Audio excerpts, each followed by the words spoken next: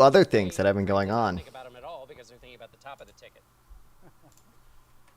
Well, of course they're thinking a little bit about That we'll go over after the debate, like the fucking port workers going on strike, dude. That's interesting. It's not great. And many people think that Pennsylvania is really just Philadelphia. This part of the state thinks of themselves as East Coasters. But my part of the world, the western part of the state, we're just over the line from Ohio. And so we're Midwesterners, and the two candidates for vice president are both Midwesterners. That holds some appeal. Which one holds greater appeal? We'll find out, but they're spending a lot of time. Is my Wi-Fi breaking again, dude? Fayette I don't County know. all We'll the way fucking up to see. Erie County, Oh, my Wi-Fi better not by the sabotage way, me again. determined the Again. winner in the last two presidential elections. So Western Pennsylvania is just as important as the eastern part of the state, but you really need a different kind of campaign in Pennsylvania, depending on where you are geographically. Cecilia? All right, John, thank you so much. I want to bring Bob back in because I know you have been to Pennsylvania. You have been all over the campaign trail. I want you to help us understand some of the messaging that is coming out of the Trump team right now. The former president seems to have gotten a lot darker in his messaging from the campaign trail in recent days. We often try to dissect this and ask whether this is a strategy or whether this is instinctive on the part of Donald Trump. So is it? Which of those is it? And on the bright is this side, helping or hurting at this point? The Stream Deck does work President again. Donald Trump in recent weeks, and this is someone who has always had his complaints about the political establishment, had his grievances. It's nothing new. This is Donald Trump, who's been on the political so there is that now since 2015, nearly a decade since he came down that escalator in New York in the summer of 2015. And his campaign, and he believed that his grievances, his lashing out about border security, about economic pain people are feeling with inflation, it's going to work in places like Western Pennsylvania. I'm still a little hot with John Delano. I was with him in Pittsburgh the other day. Dude, I saw Jerome Powell. Apparently, I didn't read into what he. I didn't read the article. I saw the headline. I didn't read into exactly what he said.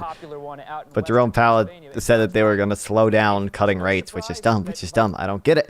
I don't get it. I don't get it. It doesn't make sense. Doesn't make sense. Jerome Powell slow down rates. Doesn't make sense. Timberlake totaling 50 basis points if the economy performs as expected. Goddamn. Goddamn.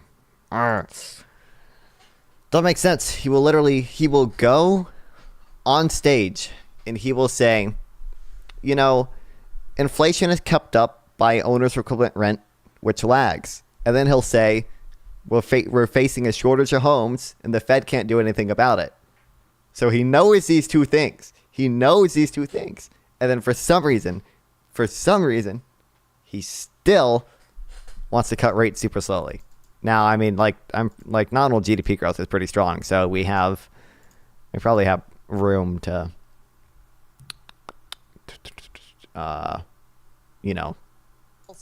cut rates slowly. But and he's been parked in Michigan for the last several days doing debate prep there. That is no accident. We've been seeing him at football games. He was at the Minnesota-Michigan game. We've been seeing him at farms and fall fests. I think I saw him buying a pumpkin the other day.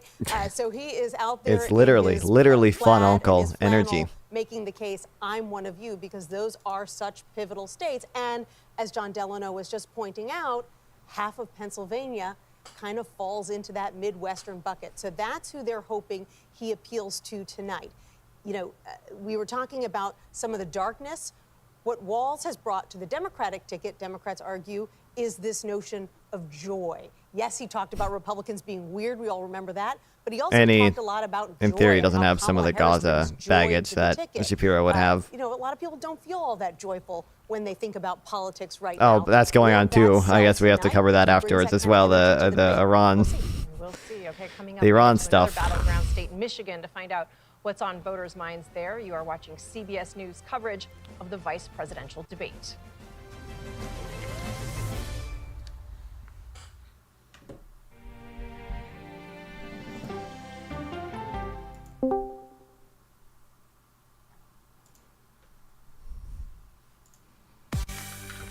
On our plate, faces, bright shiny faces. When you wake What up the in hell is morning, this? We want to be your go-to Oh. team. Nate has one of the quickest minds I've ever seen. Tony has a way of making people feel comfortable. Gail has this unbelievable knack to ask the The question that Rock, you're asked. Dwayne the Rock. Okay, I don't know if I care about this stuff. What's up? What's up? Not much. Wait, I cannot hear you. What? Oh my god. Wait, give me 1 second. Okay, what's up? What's up? I'm good, I'm good. What's your predictions? Give me your predictions for the debate.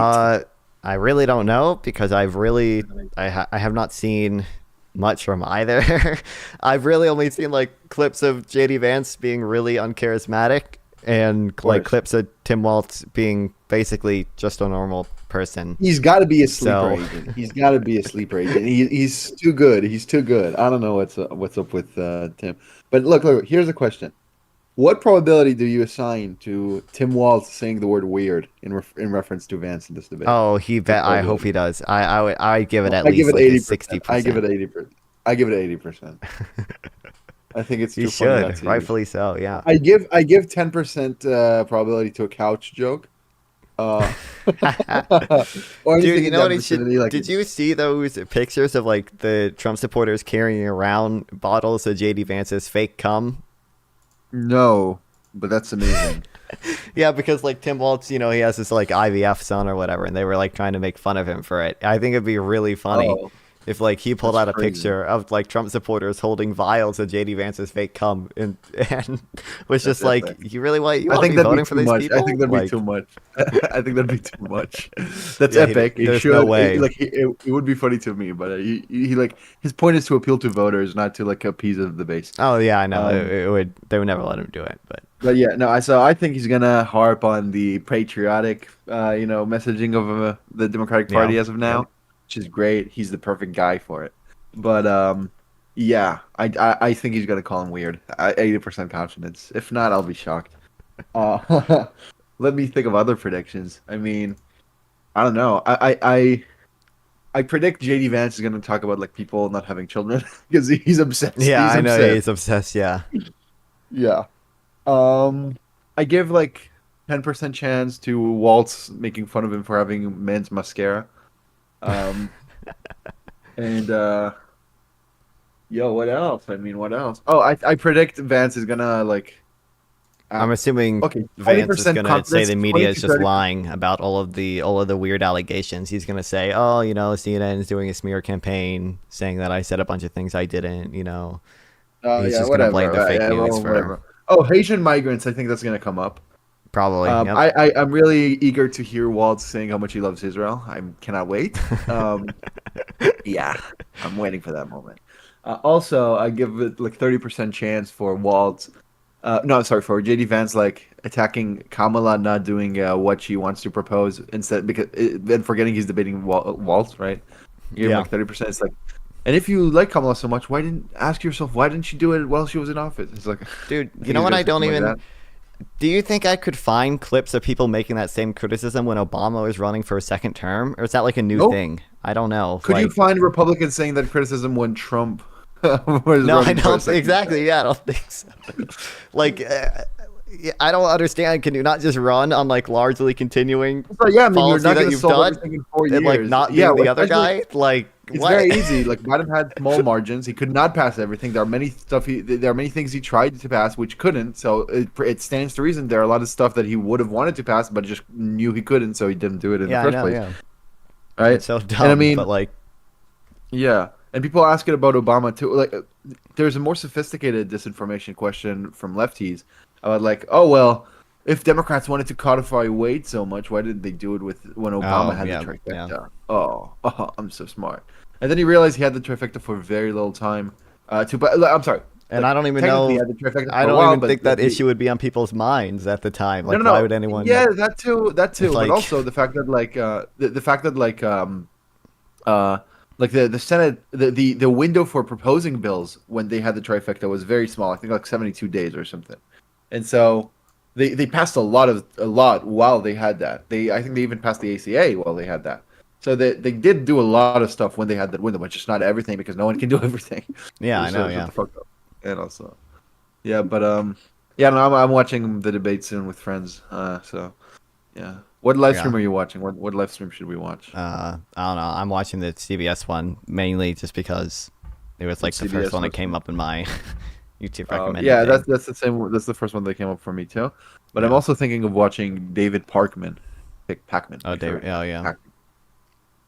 David Parkman when he wants to portray like an audience member who's like retarded. But yeah. So yeah, I don't know. I think I'll watch CBS. But yeah, so my friends are tagging me, so I'm gonna go there. But I don't know. Any predictions of your own you want to make? Again, not really. I'm assuming JD trans Vance issues. probably 90% he mentions trans people. In I do. In the first 30 minutes, he mentions the word trans. I'm guessing JD Vance will focus like almost entirely like on culture war shit and like the only economic policy he has is tariffs. Like, but yeah, and an axiom of the MAGA movement. Did you watch the John Doyle debate? No, not yet. I will tonight. You should, because it perfectly demonstrates like the idea of populism being completely, almost entirely built off of the idea that like everything has to be wrong. Like it's just the truth of the universe. It's just a universal truth. The things suck right now, right? And to me, one of my great goals with like a liberal narrative to create is to create a narrative that says like actually the world is pretty awesome, pretty based actually. And not everything sucks. Some things suck, and not everything sucks. Especially not under Biden. So yeah, I mean, so if you watch the John Doyle debate, by the way, what an awful job John Doyle did. He got obliterated, and 70% of the reason he got obliterated is destiny. The other 30% is himself. He got obliterated. You'll see in the questions. Can I spoil it a little bit? Yeah, you can spoil it. Yeah. Yeah, in one of the questions, someone asks him like about the character of immigrants or something. I forget. And Destiny said after Doyle answered the question, Destiny said something like, "Oh, by the way, audience member, if you're black, just so you know." Yeah, no, I've seen the clip. Yeah, I know. Yeah. And then he's like, I'm just talking about Indians and Chinese. Yeah, I was not talking about black people. No. I was more talking about the Chinese and Indians and these types of people. Like, dude, what are you doing? What are you doing? That's so racist. That was so gross. That was so funny. So yeah, I don't know. So I give you my predictions. I think 90% he mentions trans people in the first 30 minutes. 100%. No, 30. Yeah. 90%. My bad. So yeah, I don't know. We'll see. I should have made a bingo. But yeah, well, see you later. I definitely think they'll probably have a back and forth on tariffs, and JD Vance is going to say dumb shit on tariffs. That's my only prediction. Let me open a Twitter tab and set it to following, and then refresh it constantly to see what people think in real time. But yeah, okay. Well, I'm gonna go. I'm gonna watch it with friends now. So bye. Talk to you later. Talk to you after it. I'll talk to you after it if you want. Yeah. See ya. Yep. Thanks. Bye. Bye. See you. Out of Detroit and Dearborn, they have not been happy with many administrations, not just the Biden administration, but what are some very easy comparative points to leave both sides? Bad family members to make NC blue. I don't like. I would do the tariff thing. And so Trump wants to do tariffs, which are just tariffs are taxes on imports. He wants to do at least 10% on every good that we import, and since like almost everything that we buy in the United States either is an import because we don't make that much shit here anymore, or uses imports to make it. They use imports as inputs, like they import steel to make whatever a fucking keyboard that might be made in America. That's basically gonna make everything way more fucking expensive. I'd say like that's a kind of easy thing to hammer down on. It's just it's a regressive sales tax essentially, just only on imports. Whereas Kamala Harris wants to do a lot of things that are the exact opposite. So she wants to do like the expanded child tax credit, which gives like families like $6,000 for the first year of their child as a tax credit. I think it might be refundable. And she wants to do things like expand the earned income tax credit. So families who, if you are below like $40,000 in income, you get a little bit of money from the government in the form of a tax credit, and it decreases with income, so it doesn't really have like a welfare cliff or anything. I'd say like that's an easy thing to hammer down on. You could hammer down on some of the weird comments that Shady Vance has made about childless cat ladies, and about a lot of stuff about women being childless. He really does not like women who don't have children. He really is just like weirded out by them. And then I don't know, like the Jan 6 stuff is just like too, like it's too toxic to go down, but that should be disqualifying. What do you say to economy was better under Trump? Well, it doesn't really matter. I mean, we had COVID. Number one, like there are so many metrics that we can look at that are better now post-COVID than they were in 2020. Obviously, we did have like a spike where things got worse, like inflation in 2021 and 2022. But things, for the most part, things right now are basically better than they were under Trump. But like the bigger thing is that like it's not really about being better or worse. Just that it's doing the best we could. Valley Glaze said Ships and Science Act for real. True. It's about like doing the best we could given the circumstances. Like, just ask them like what country is better off than it was 4 years ago. Like, it's not like it's not really any of them. The U.S. has had the best COVID recovery by far. Our GDP growth has been higher than every other country, every other developed country. But I mean, also higher than like most other non-developed countries. It's just that like some countries like Ghana got lucky and like found an oil field, which made their GDP sort of artificially high. Like we have the highest GDP growth of the developed countries. And also we beat inflation faster than all those other countries. Like, yeah, there's a whole ton of like graphs you can look at. This is real GDP growth. We're way higher. This is real household consumption. You can see the US got right back on trend, whereas like, the EU and UK have basically flatlined since COVID. Real GDP is now higher than it was projected to be before COVID happened. You can see we're an outlier in GDP growth. We have like almost 9% GDP growth here, but our inflation is like still lower than Sweden, the UK, Austria.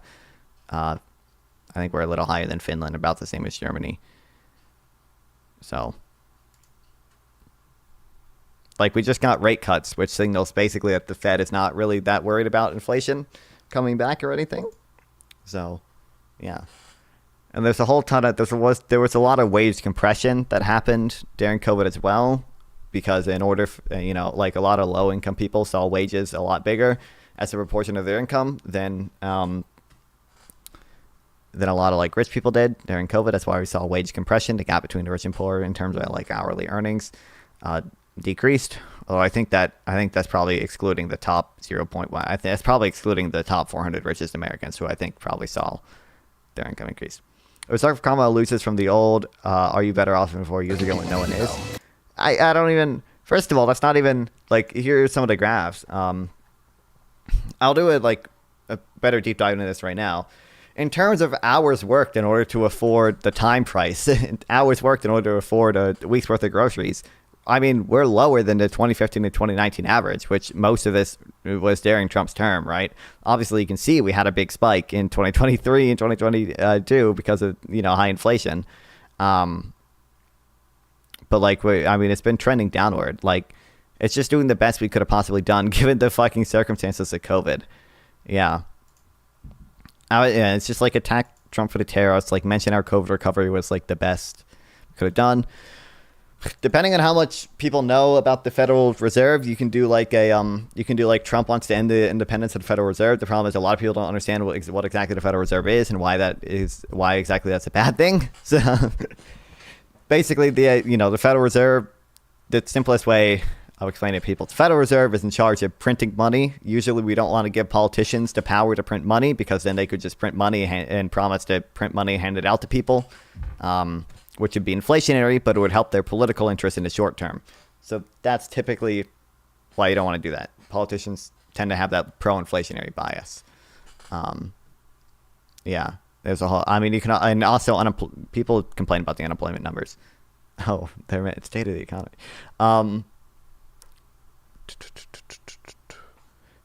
People mentioned unemployment. How much do you think the debate will move the needle? Probably not that much. I doubt it will that much unless something really unhinged happens. I don't think we'll see any bump in the polls unless something insane happens. This is probably going to be the last debate, though, right? Because I don't think Harris and Trump are going to have another one. But, like, typically, sometimes, sort of, it's controversial, okay? There's a trade-off between inflation and unemployment. So the higher inflation is, the lower unemployment is going to be. That's what we saw during COVID. Inflation was relatively high, but unemployment was really, really low, down to like 3.5%. And something really good that we did, we were able to bring down inflation back down to 2% without bringing up employment that much. Unemployment is still at like 4.2%. That's a really healthy number. Like, yeah.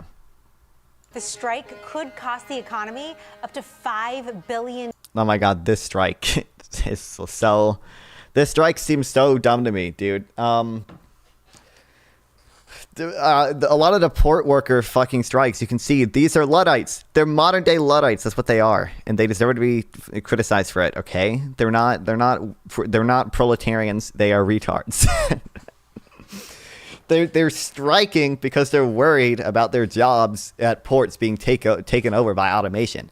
In other words, they want to make everybody else worse off. They want to make shipping more expensive for everybody. They want to make stuff more expensive for businesses because businesses need to ship stuff to you and for inputs that they use to make their products.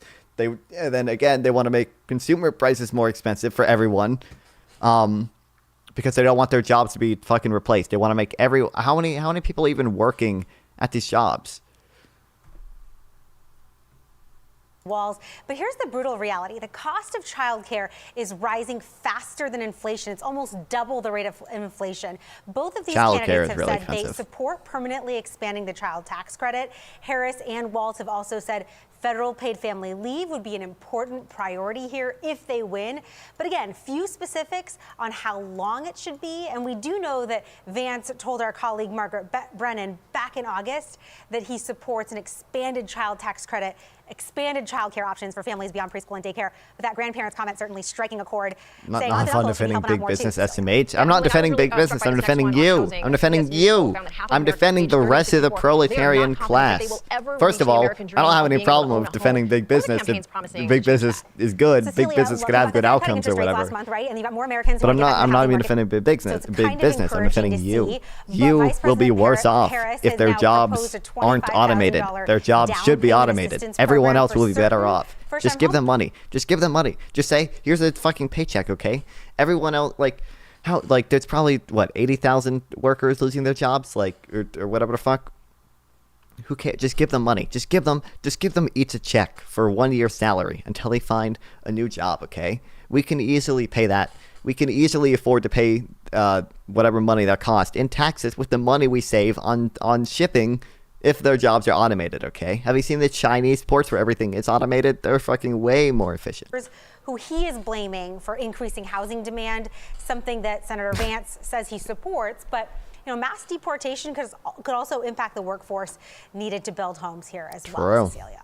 Yeah, and so many questions on how they and if they will actually. Just happens to be an interest in big business. Exactly. Who do you think you buy stuff from? The economy, compared to where the country was during the pandemic, and compared to how that has wrecked economies all over the world, the U.S. economy has bounced back. The recession never came. Inflation is coming down. The jobs numbers are good. True. Soft landing, baby. Say any of that without looking out of touch? And are they in the same bind that Joe Biden was in when he was running? I think Harris approaches it a little differently than Biden did. Biden really tried. The best world out there.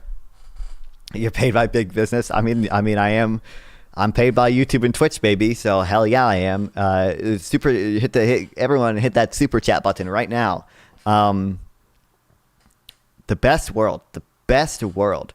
Kamala is debating JG. Yeah, the best world is where Tim Walz goes up there and says, I know you guys think inflation is high, but actually, owner's equivalent rent is keeping inflation artificially high, and you guys just don't understand. It's keeping inflation artificially high. It's a lagging indicator. Inflation is actually at 1.3% via the Harmonized Index. The Harmonized Index is what all the European countries use for their central bank uses.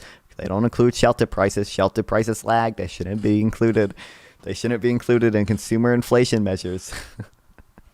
That's the best universe. Thank you, guys. We are just minutes away from the vice presidential debate. You are watching CBS News. Stay with us. Tim won't bait him into saying a slur. That is true. That is true. That would be awesome.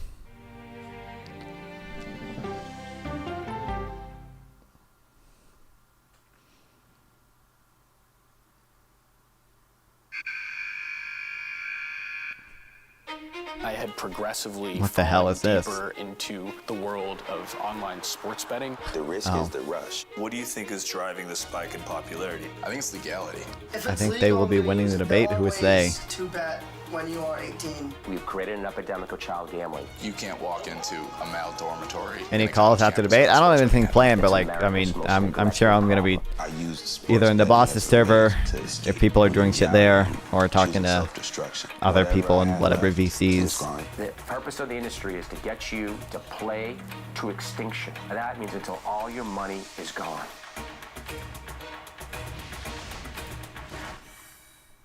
When you wake up in the morning, we want to be your go-to team. On our places. JD, because the other guy looks like a Muppet.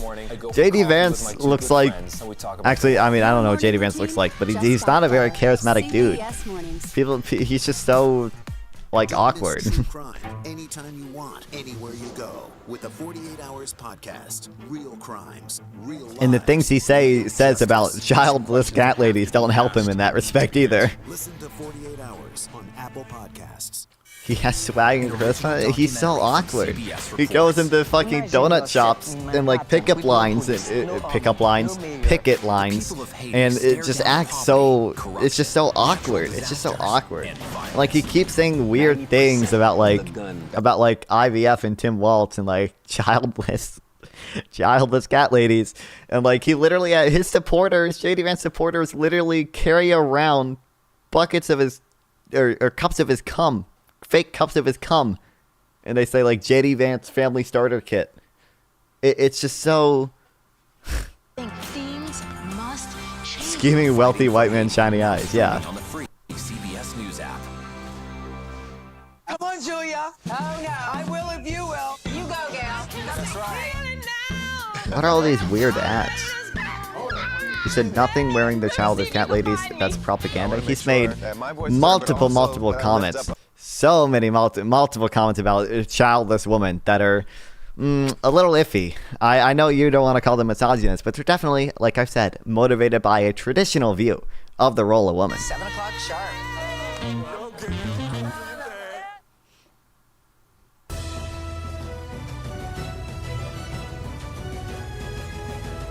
Welcome back to the vice presidential debate coverage. Never said anything about childless women. We can just go through all the clips colleagues in the press corps over there in the room after the debate. The aisle from the actual debate location. Ed, we've seen major news the day of a debate before. Dude, he's he's defended the clip before. Where he's like, I think he said he phrased it in a bad way, but he's like said, the actual point there is making, people without children have no. I'm pretty sure he said, JD Vance, people without children have no physical connection to country. People without children, no connection to the country.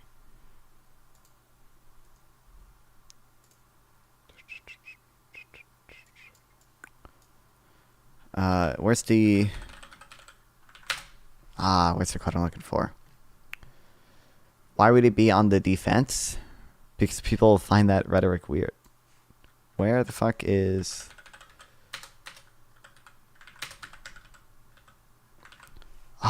there's a clip of Pete Buttigieg going over it really well.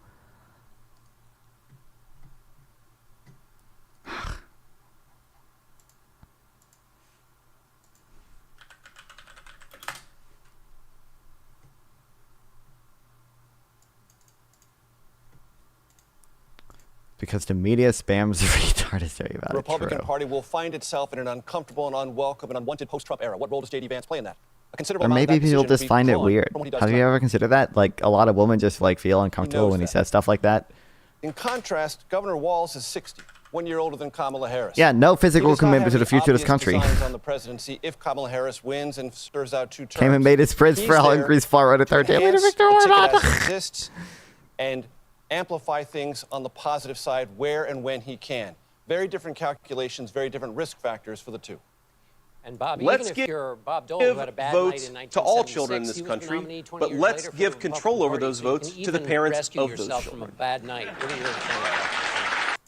Everybody in when the you press, go to the when we're in the polls press in this galleries, country, on the campaign planes, they talk about these vice presidential debates as low impact, but they really are high stakes. Everybody watching tonight They're not that knows high stakes. one of these two men could become president of the United States. The country's Radical childless leaders in this country. Oh yeah, the weird comments he's made about like AOC. I forgot about that. Lead the country. One of them might be. I think he called AOC a Should a childless. crisis happen, The fact that so many people, especially in America's leadership class, don't have children. Assassination attempts on the Republican nominee, of political violence, and of aging politicians. Oh, this is the full it's thing. no It's going to be hard to find. question that one day one of these people could be president. We hope all people live healthy lives and serve full terms, but you never know in American history. That's what the history always tells us. Nancy, other big event is these incredible floods in North Carolina, which also is a platform for presidents. It is, because handling of natural disasters is often a proxy for voters of confidence. Everyone who's governor should They at least look think at how you kids. handle something like that, and they say this person is capable of handling big, important things. And that's why Oh, they're out. President Biden Oh, they're shaking tomorrow is hands. heading to North Carolina and South Carolina and Florida and Georgia the next day. And here we see the vice presidential candidates there. Tim Walz standing a lone man behind his lectern. Ed, give us your last thoughts as we watch here as J.D. Why do you Vance leave? is off in the wings for the moment. Oh, there he we is. go. It's performance. That seems obvious, but no faux pas. And they're looking for a viral moment. That's what they'll be looking for tonight. No handshake. No handshake, and there you have Governor Walz. They didn't do a handshake? I thought they did a handshake. Notes, J.D. Vance doing the same as our colleagues. And they were shaking hands before the cameras came. That's right. Oh, okay. Well, we have the vice presidential debate coming up in a moment. It will be moderated by our own Nora O'Donnell and Margaret Brennan.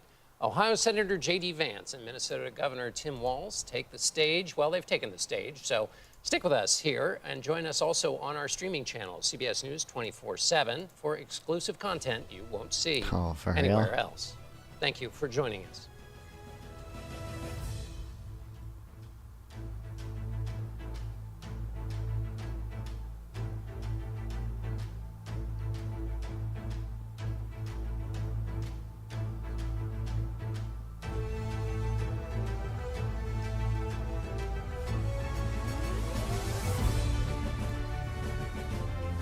Gotta make sure YouTube is not gonna copy strike me. I don't think they will. Tonight, with just over a month to go until Election Day, the first and only meeting between the two men who hope to become Vice President of the United States. Democratic Governor Tim Walz of Minnesota and Republican Senator J.D. Vance of Ohio. Who do you think wins? I really don't know. I haven't seen like enough from all the candidates, but I don't expect J.D. Vance will do particularly well. I expect J.D. Vance will come off as awkward to a lot of people, and I expect he'll say a lot of dumb things on tariffs. Fight for every single vote, and we're going to take this country back. And we are ready to continue to build the future together. We're going to turn this whole country red. Walz is going to get his butt handed to him? Really? Trump's leadership. You know what's at the end of this little journey? Kamala Harris as the next president of the United States. This is a CBS News special, live from CBS News headquarters in New York. America Decides, the vice presidential debate. Good evening, I'm Nora O'Donnell, and thank you for joining us for tonight's CBS News Vice Presidential Debate. We want to welcome our viewers on CBS, on other networks here in the U.S. and around the world. We have a consequential night ahead, and our focus is the issues that matter to you, the voter. Let's introduce the candidates. Minnesota's Democratic Governor Tim Walz and Ohio's Republican Senator J.D. Vance, tonight meeting for the first time. Soda. I'm Margaret Brennan. Oh, they shook hands. There we go. Thoughtful and civil debate. These are the rules that both campaigns have agreed to. Questions will be directed at one candidate who will have 2 minutes to respond. The other candidate will be allowed 2 minutes for rebuttal. Then each candidate will get another minute to make further points, with an additional 1 minute each at the discretion of the moderator. The primary role of the moderators is to facilitate the debate between the candidates, enforce the rules, and provide the candidates with the opportunity to fact-check claims made by each other. CBS News reserves the right They to kissed mute before the candidates' debate. Yeah, they've microphones to explored each other's maintain bodies. decorum. We have not shared the questions or topics with the campaigns. The stage is set. Governor, Senator, thank you just lost for my joining sub. us. What happened? Let's get started. Tonight, our country Immediate is ad, facing L. several unfolding crises. The Middle East is on the brink of war. Americans are suffering from the catastrophic impact Wait, of did you Hurricane resub and Helene. it just didn't And play? now I a don't know labor why. strike as 25,000 dock workers from Maine to Texas are picketing. We're going to begin tonight with the Middle East. Margaret. Thank you, Nora. Okay, Earlier relevant topic. today, Oh boy. Iran launched its largest attack yet on Israel. Now they but that both get to attack talk about how they failed love Israel. Thanks for to restuffing, joint Kyle. U.S. and Israeli 6 defensive months. action. Goddamn. President Biden has deployed more than 40,000 U.S. military personnel and assets to that region over the past year to try to prevent a regional war. Under Trump, Iran there were is no weakened. new wars. But the U.S. still considers it the largest state sponsor of terrorism in the world, and it has drastically reduced the time it would take to develop a nuclear weapon. It is down now to 1 or 2 weeks' time. Governor Walz, if you were the final voice in the Situation Room, would you support or oppose a preemptive strike by Israel on Iran? You have 2 minutes. Well, thank you, and thank you for those joining at home tonight. Let's keep in mind where this started. October 7th, Hamas terrorists How they are both doing it. massacred over 1,400 Israelis and took prisoners. Israel's ability to be able to defend itself is absolutely fundamental. Getting its hostages back, fundamental, and ending the humanitarian crisis in Gaza. But the expansion of Israel and its proxies is an absolute fundamental necessity for the United States to have the steady leadership there. You saw it experienced today, where along with our Israeli partners and our coalition, able to stop the incoming Do you think J.D. Vance attack. has been working But on what's the fundamental on the here Kamala is Harris that style steady facial leadership expressions? is going to matter. It's clear, and the world saw it on that debate stage a few weeks He ago. looks so angry. A nearly 80-year-old Donald Trump talking about crowd sizes is not what we need in this moment. But it's not just that. It's those that were closest to Donald Trump that understand how dangerous he is when the world is this dangerous. His chief of staff, John Kelly, said that he was the most flawed human being he'd ever met. And both of his secretaries of defense and his national security advisors said he should be nowhere near the White House. Now, the person closest to them, Donald Trump, said he's unfit for the highest office. That was Senator Vance. What we've seen out of Vice President Harris is we've seen steady leadership. We've seen a calmness that is able to draw on the coalitions to bring them together. Understanding that our allies matter. When our allies see Donald Trump turn towards Vladimir Putin, turn towards North Korea, when we start to see that type of fickleness around holding the coalitions together, we will stay committed. And as the Vice President said today we will protect our forces and our allied forces, and there will be consequences. Governor, your time is up. Senator Vance, the same question. Would you support? I mean, he didn't really or answer the oppose question. He a just said there will be preemptive strike consequences. by Israel on Iran. You have 2 minutes. So, Margaret, I want to answer the question. First of all, thanks, Governor. Thanks to CBS for hosting the debate. And thanks, most importantly, to the American people who are watching this evening and caring enough about this country to pay attention to this vice presidential debate. I want to answer the question, but I want to actually give an introduction to myself a little bit because I recognize a lot of Americans don't know who either one of us are. I was raised in a working-class family. My mother required food assistance for periods of her life. My grandmother required Social Security help to raise me. And she raised me in part because my own mother struggled with addiction for a big chunk of my early life. Wow, I he's went so to nice, Drew. college on the Isn't he GI literally, Bill he's after I doing enlisted in the Marine same Corps exact and thing served Kamala in Harris Iraq. did on And so the I stand economy here question. asking to be your vice president with extraordinary gratitude. I guess not the for this exact same country, thing, for the but American dream that made it possible. he literally for me used to the same live my line. dreams. And most importantly, I know that a lot of you are worried about the chaos in the world and the feeling that the American dream is unattainable. I want to try to convince you tonight over the next 90 minutes that if we get better leadership in the White House, if we get Donald If we Trump deport back in the all White those House, immigrants. the American dream is going to be attainable once again. Now, to answer this particular question, we have to remember that as much as Governor Walz just accused Donald Trump of being an agent of chaos, Donald Trump actually delivered stability in the world, and he did it by establishing effective deterrence. People were afraid of stepping out of line. Iran, which launched this attack, Iran still attacks Saudi Arabia under him. $100 billion in unfrozen assets thanks to the Kamala Harris administration. What do they use What that did we money get in for? exchange? They use it to buy weapons that they're now launching against our allies. It was for and prisoners God forbid, and it was for potentially nuclear launching against the non-proliferation. United States as well. Donald Trump recognized that for people to fear the United States, you needed peace through strength. They needed to recognize that if they got out of line, the United That's why States he wanted to global withdraw from leadership NATO. would put And that's why stability all and the peace military back generals in have the endorsed world. Kamala Harris. Now, you asked about a preemptive strike, Margaret, and I want to answer the question. Look, it is up to Israel what they think they need to do to keep their country safe, and we should support our allies wherever they are when they're fighting the bad guys. I think that's the right approach to take with the Israel question. Thank you, Senator. Governor Walz, do you care to respond to any of the allegations? Well, look, Donald Trump was in office. We'll sometimes hear a revisionist history, but when Donald Trump was in office, it was Donald Trump who we had a coalition of nations that had boxed Iran's nuclear program in, the inability to advance it. Donald Trump pulled that program and put nothing else in its place. Mad? So Iran is closer Am to I a mad? nuclear I mean, I weapon think than he's they were dumb. before I don't know if because I'm of Donald mad, Trump's fickle leadership. And when Iran shot down an American aircraft in international airspace, Donald Trump tweeted, because that's the standard diplomacy of Donald Trump. And when Iranian missiles did fall near U.S. troops and they received traumatic brain injuries, Donald Trump that as well. wrote Yep. it off as headaches. Look, our allies understand that Donald Trump is fickle. He will go to whoever has the most flattery or where it makes sense to him. Steady leadership like you witnessed today, like you witnessed in April. Both Iranian attacks were repelled. Our coalition is strong, and we need the steady leadership that Kamala Harris is providing. Senator Vance, the U.S. did have a diplomatic deal with Iran to temporarily pause parts of its nuclear program, and President Trump did Is he just going to exit say it wasn't that working? deal.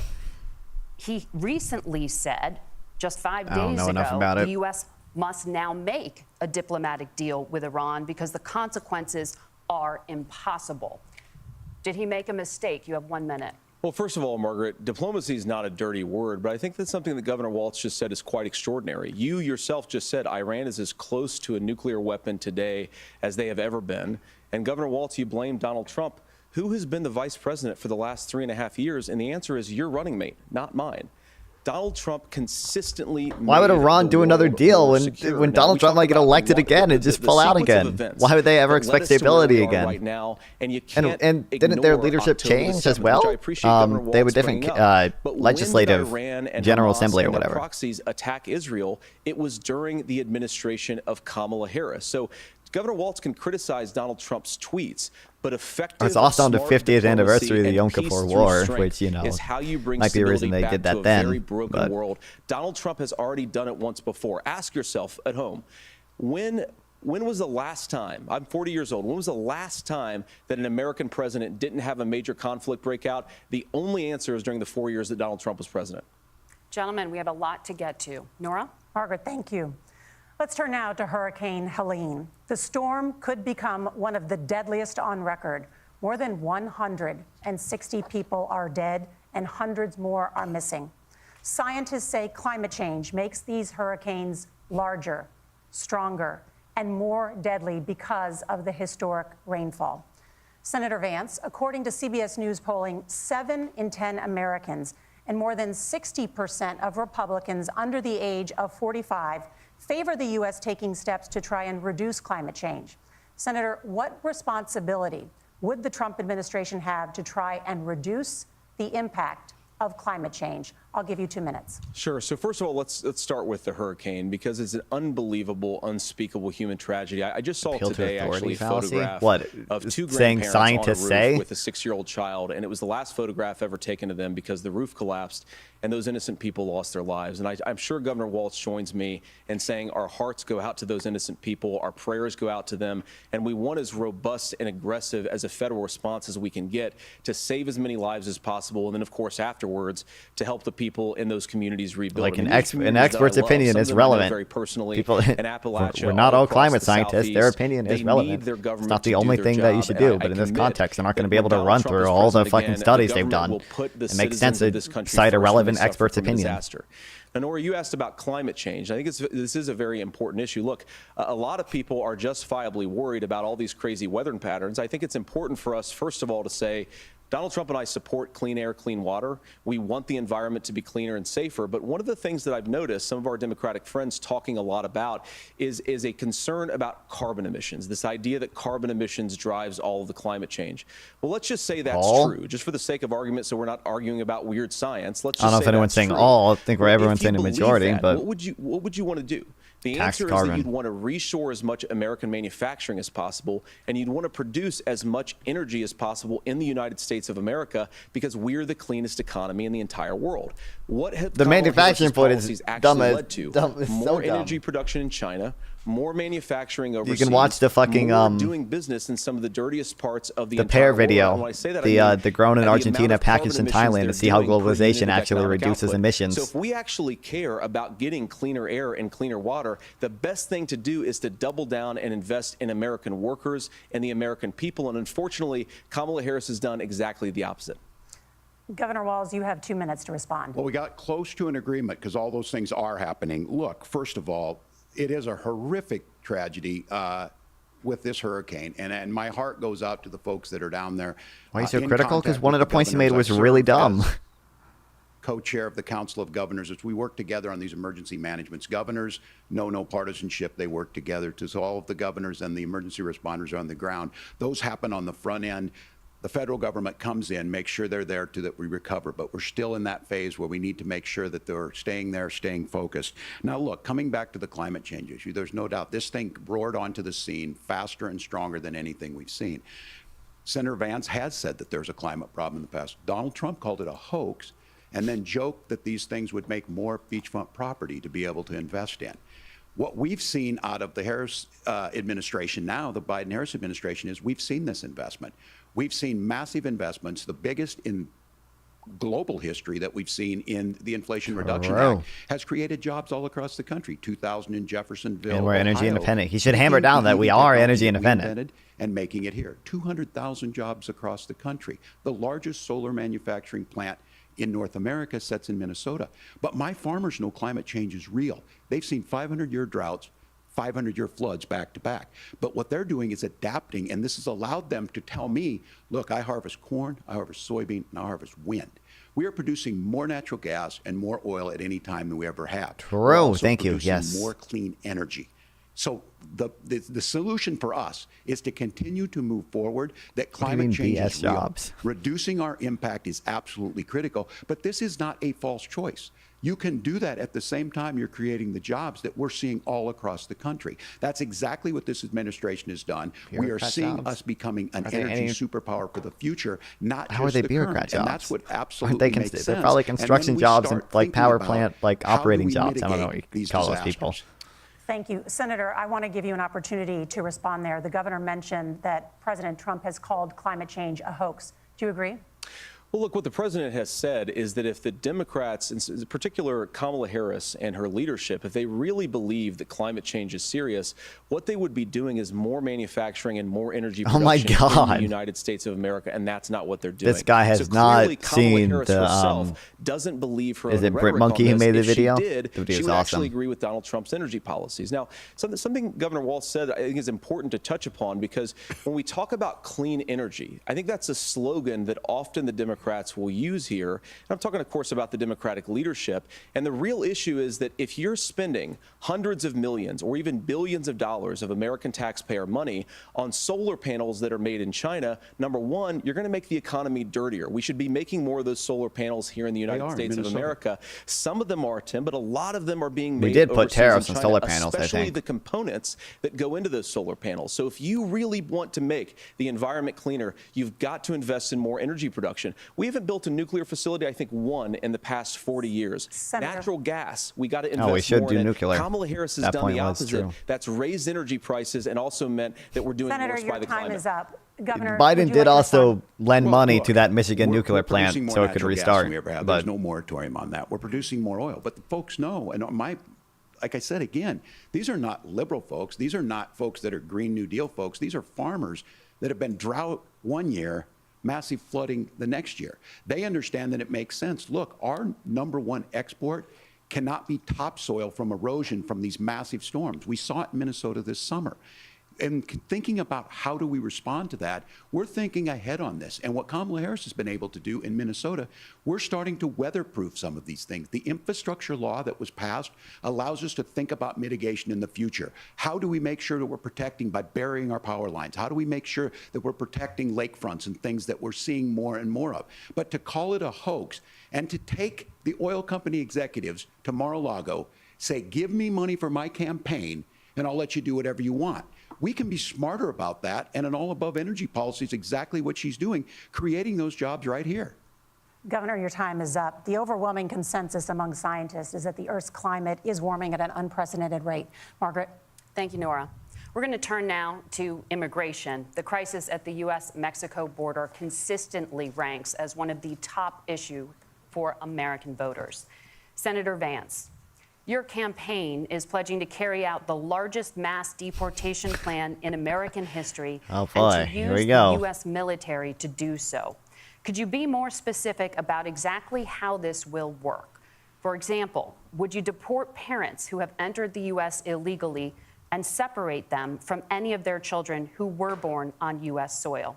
You have 2 minutes. So first of all, Margaret, before we talk about deportations, we have to stop the bleeding. We have to talk about the open border. The Kamala Harris borders are open border. And said that she wanted to undo all of Donald Trump's border policies. 94 executive orders suspending deportations, decriminalizing illegal aliens, massively increasing the asylum fraud that exists in our system. That has opened the floodgates. And what it's meant is that a lot of fentanyl is coming into our country. I had a mother who struggled with opioid addiction and has gotten clean.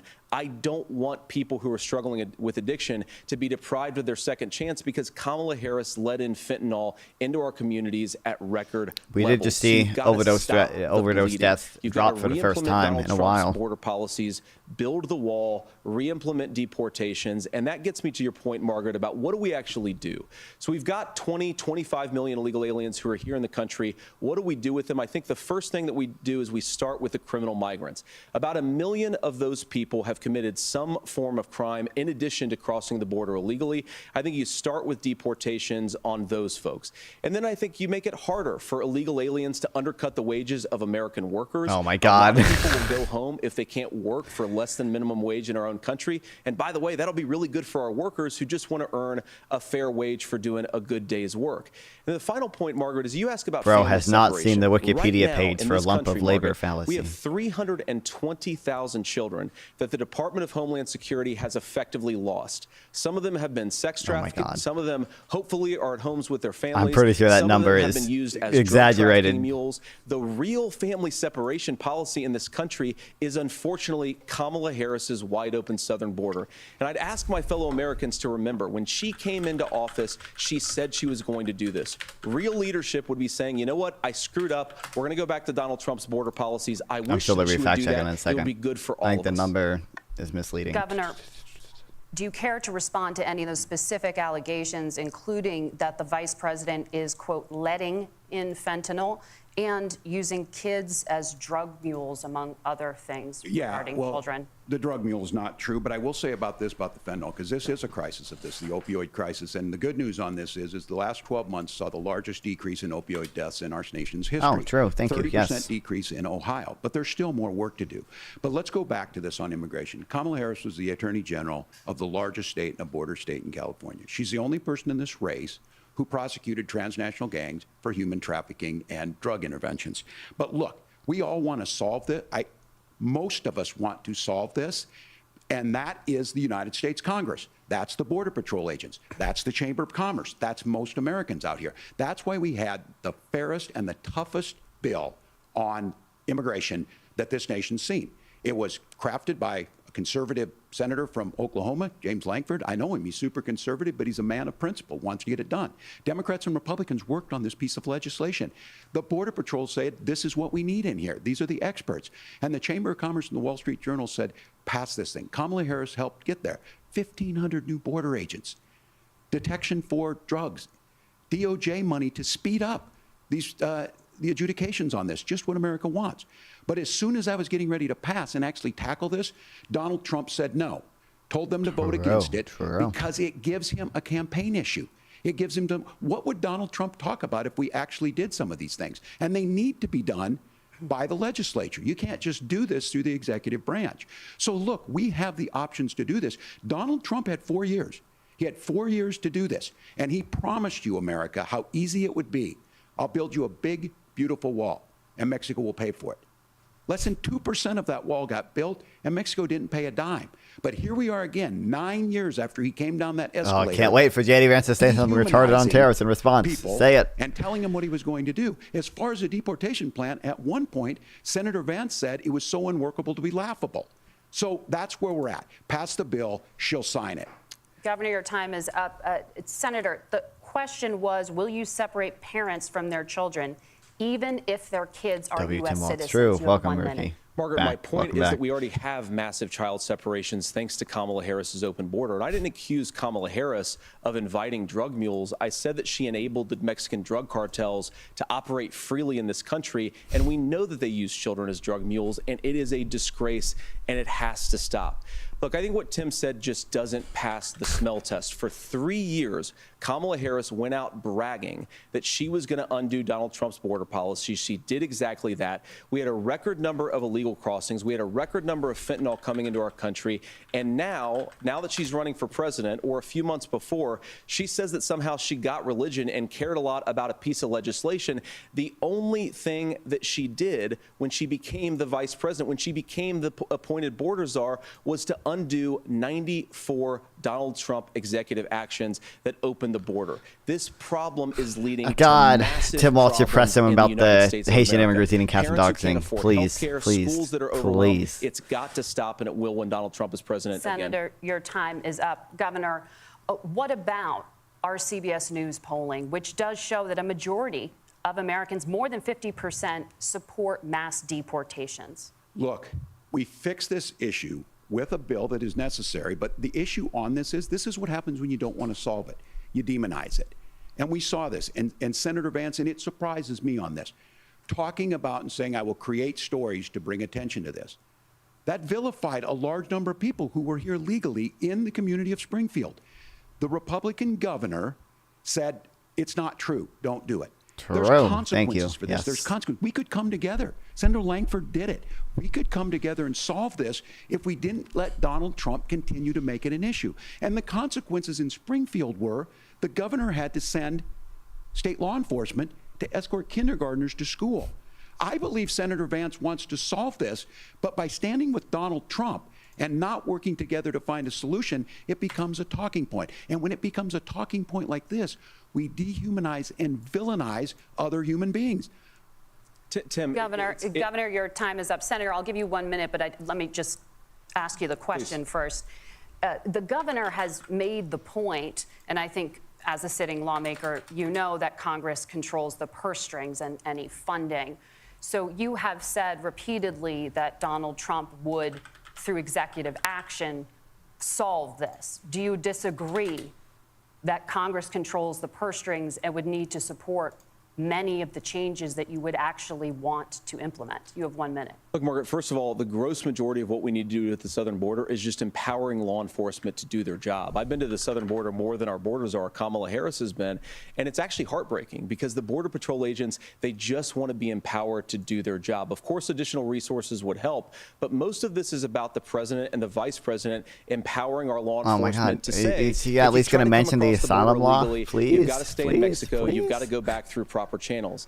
Now, Governor Walz brought up the community of Springfield, and he's very worried about the things that I've said in Springfield. Look, in Springfield, Ohio, and in communities all across this country, you've got schools that are overwhelmed. You've got hospitals that are overwhelmed. You have got housing that is totally businesses with added labor supply, which lets them not go bankrupt. Immigrants to compete with Americans for scarce homes. The people that I'm most worried about in Springfield, Ohio, are the American citizens who have had their lives destroyed by Kamala Harris's open border. It is a disgrace. The data shows these type of immigrants usually increase wages for domestic workers. Deporting them would probably hurt the wages of domestic workers. You have 1 minute to respond. Yeah, well, Because it means businesses have to close and demand goes down because immigrants leave and their demand leaves with them.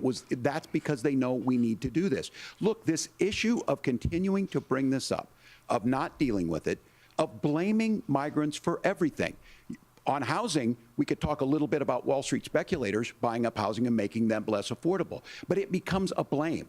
Look, this bill also gives the money necessary to adjudicate.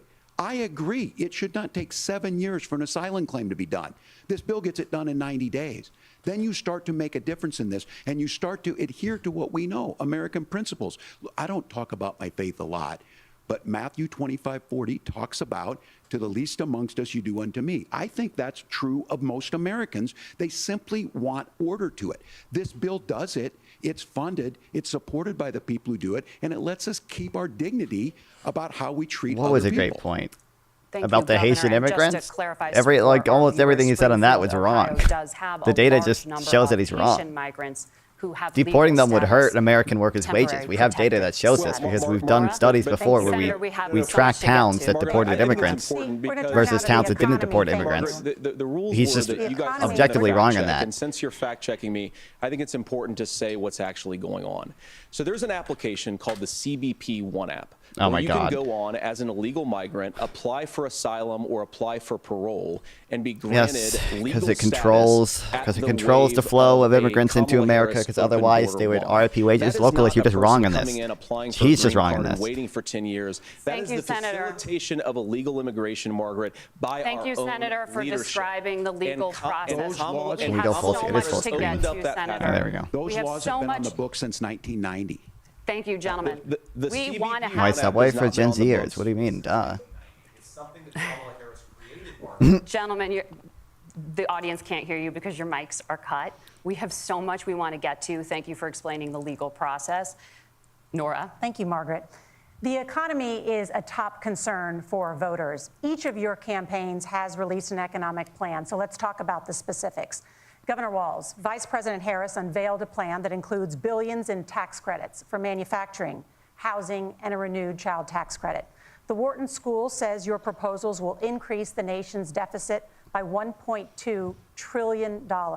How would you pay for that without ballooning the deficit? Governor, I'll give you 2 minutes. Yeah, thank you. And Kamala You Harris just mentioned and I that do they're gonna believe raise in the middle deficit class, more. because that's where we come from. We both grew up in that. We understand. So those of you out there listening tonight, you're hearing a lot of stuff back and forth, and it's good. It's healthy. That's what this is supposed to happen. You should be listening. How's this going to impact me? The bold forward plan that Kamala Harris put out there is talking about this housing issue.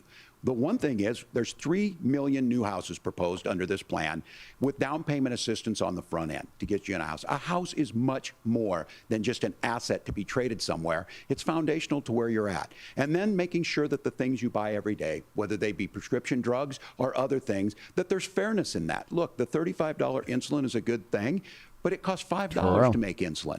They were charging $800 before this law went into effect. As far as the housing goes, I've seen it in Minnesota. 12% more houses in Minneapolis. True. Prices went Yes. down Thank on you. rent Yes. 4%. True. It's Base yimbyism. Oh my and God. then making sure Holy tax based. cuts go to the middle class. $6,000 child tax credit. We have one in Minnesota. Reduces childhood poverty by 1/3. We save money in the long run, and we do the right thing for families. And then getting businesses off the ground. The law as it stands right now is $5,000 tax credit for small business, increasing that to $50,000. Now, this is a philosophical difference between us. Donald Trump made a promise, and I'll give you this. He kept it.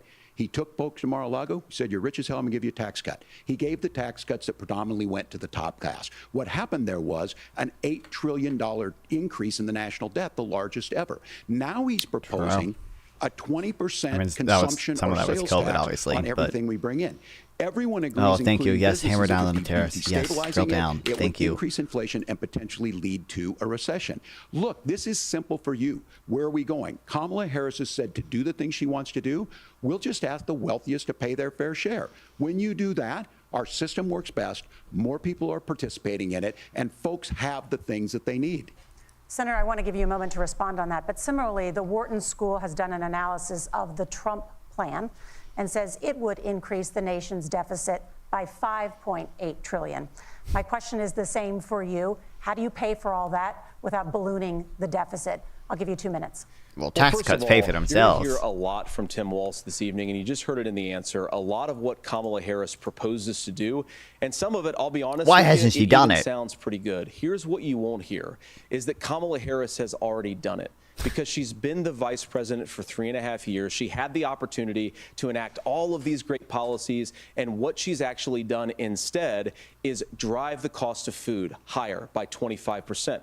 Drive the cost of price of groceries has only really gone down past few years. Open the American southern border. Wages have also gone up. We saw a lot of wage compression. We've decreased inflation without bringing up unemployment. Grocery price inflation has basically been flat since November last year. Now, not the U.S. had the best COVID recovery in the world. The job the American people gave her 3.5 years ago, and the fact that she isn't tells you a lot about how much you can trust her actual plans.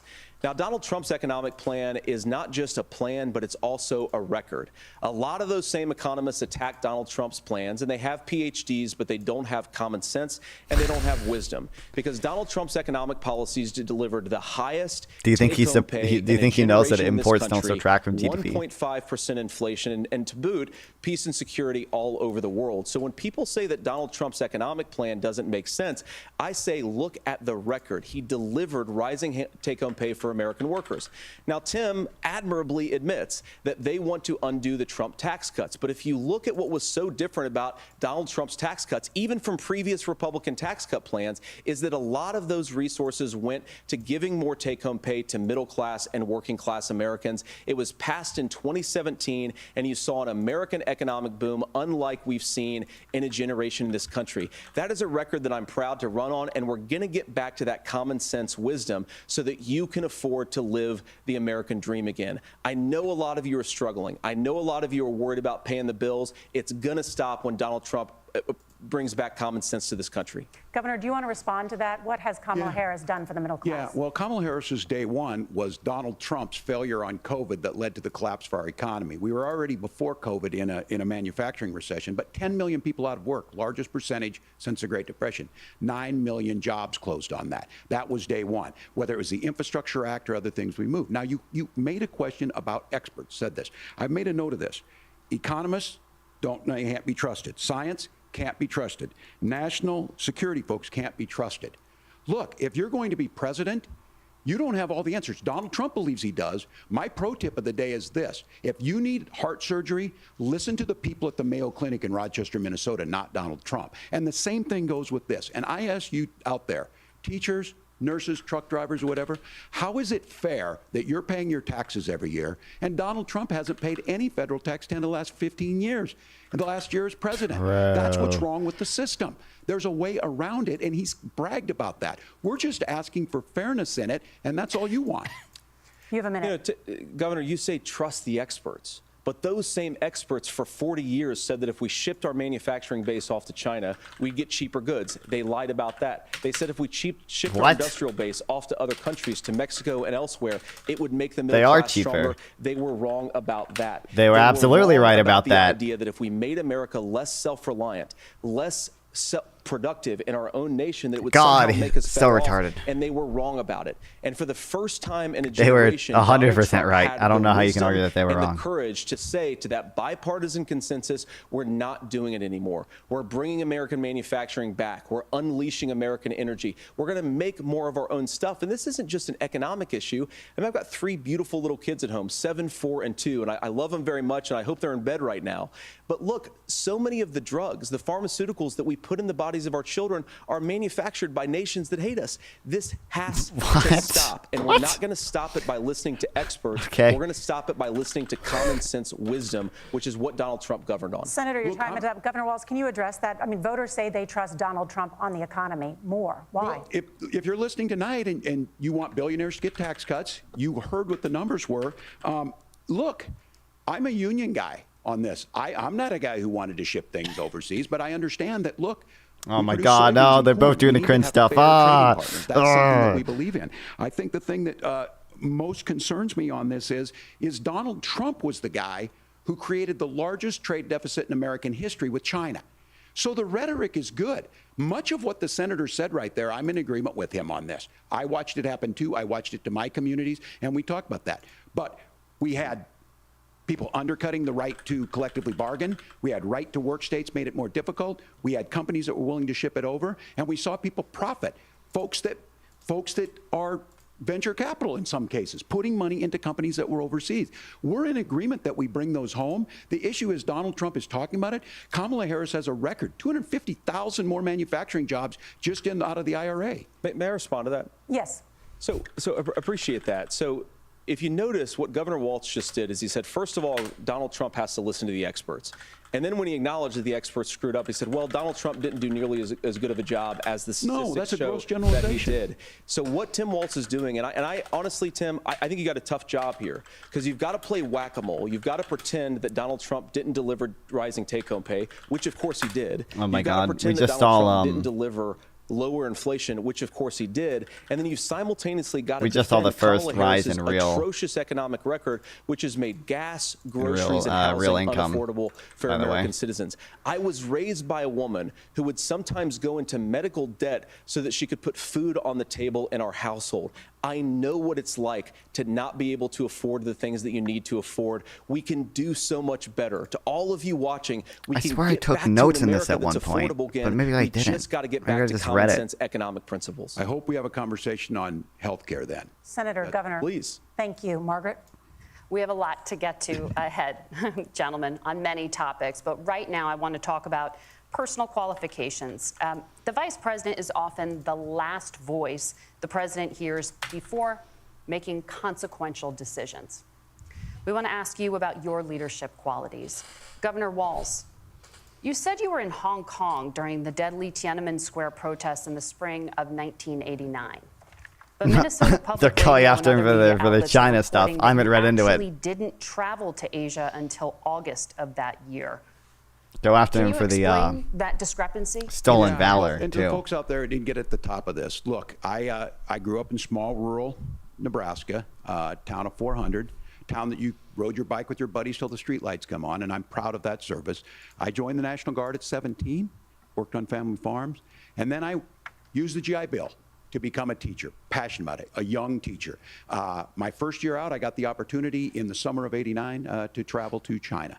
35 years ago, be able to do that. I came back home and then started a program to take young people there. We would take basketball teams, we would take baseball teams, we would take dancers, and we would go back and forth to China. The issue for that was to try and learn. Now look, my community knows who I am. They saw where I was at. Look, I will be the first to tell you, I have poured my heart into my community. I've tried to do the best I can, but I've not been perfect. And I'm a knucklehead at times, but it's always been about that. Those same people elected me to Congress for 12 years. And in Congress, I was one of the most bipartisan people, working on things like farm bills that we got done, working on veterans benefits. And then the people of Minnesota were able to elect me to governor twice. So look, my commitment has been from the beginning to make sure that I'm there for the people, to make sure that I get this right. I will say more than anything, many times I will talk a lot, I will get caught up in the rhetoric, but being there, the impact it made, the difference it made in my life, I learned a lot about China. I hear the critiques of this. I would make the case that Donald Trump should have come on one of those trips with us. I guarantee you he wouldn't be praising Xi Jinping about COVID, and I guarantee you he wouldn't start a trade war that he ends up losing. So this is about trying to understand the world. Great pivot. It's about trying to do Unironically. the best you can for your community, and then it's putting yourself out there and letting your folks understand what it is. My commitment, whether it be through teaching, which I was good at, or whether it was being a good soldier or was being a good member of Congress, those are the things that I think are the values that people care about. Governor, just to follow up on that, the question was, can you explain the discrepancy? Just all I said on this one.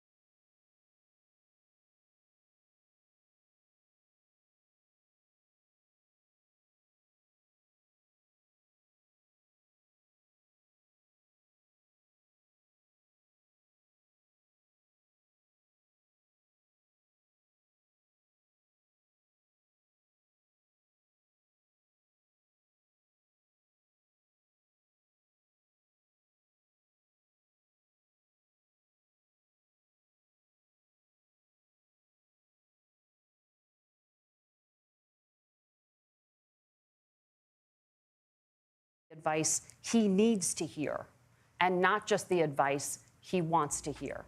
You have 2 minutes. Well, first of all, Margaret, because I've always been open. And sometimes, of course, I've disagreed with the president, but I've also been extremely open about the fact that I was wrong about Donald Trump. I was wrong, first of all, because I believed some of the media stories that turned out to be dishonest fabrications of his record. But most importantly, Donald Trump delivered for the American people.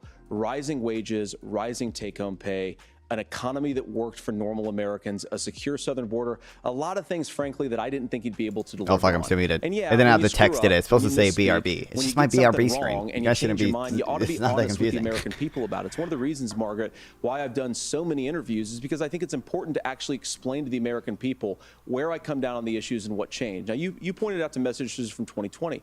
Margaret, I've been extremely consistent that I think there were a lot of things that we could have done better in the Trump administration the first round if Congress was doing its job. I strongly believe, and I've been a United States senator, that Congress is not just a high-class debating society. It's not just a forum for senators and congressmen to whine about problems. It's a forum to govern. So there were a lot of things on the border, on tariffs, for example, where I think that we could have done so much yeah, more we're if the censoring him. He Republican was sounding Congress too and good. the Democrats in Congress had been Had a to get rid of little him. bit better about how they govern the country. They were so obsessed with impeaching Donald Trump, they couldn't actually govern. And I want to talk about this tariff issue in particular, that's the Margaret, reason. because Or maybe Trump was just Tim bad at accused negotiating. this of being a national sales tax.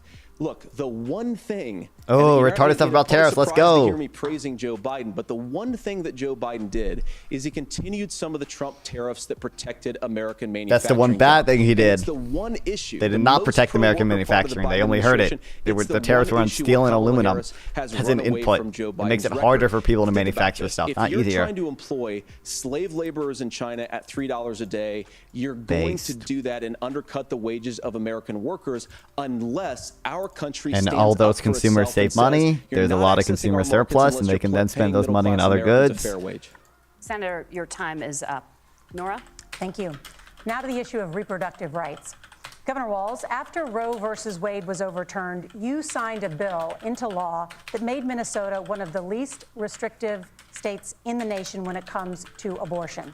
Former President Trump said in the last debate that you believe abortion, quote, in the 9th month is absolutely fine. Oh, boy. Yes Okay, or no? here we go. Is that what you support? I'll give you 2 minutes. That's not what the bill says, but look, this issue is what's on everyone's mind. Donald Trump put this all into motion. He brags about how great it was that he put the judges in and overturned Roe versus Wade, 52 years of personal autonomy. And then he tells us, oh, we send it to the states. It's a beautiful thing. Amanda Zaworski would disagree with you on it's a beautiful thing. A young bride in Texas waiting for their child at 18 weeks. She has a complication, a tear in the membrane. She needs to go in. The medical care at that point needs to be decided by the doctor. And that would have been an abortion. But in Texas, that would have put them in legal jeopardy. She went home, got sepsis, nearly dies, and now she may have difficulty having children. Or in Kentucky, Hadley Duvall, a 12-year-old child raped and impregnated by her stepfather. Those are horrific. Now, when God asked about that, Senator Vance said 2 wrongs don't make a right. There is no right in this. So in Minnesota, what we did was restore Roe versus Wade. We made sure that we put women in charge of their health care. But look, this is not where, if you don't know Amanda or a Hadley, you soon will.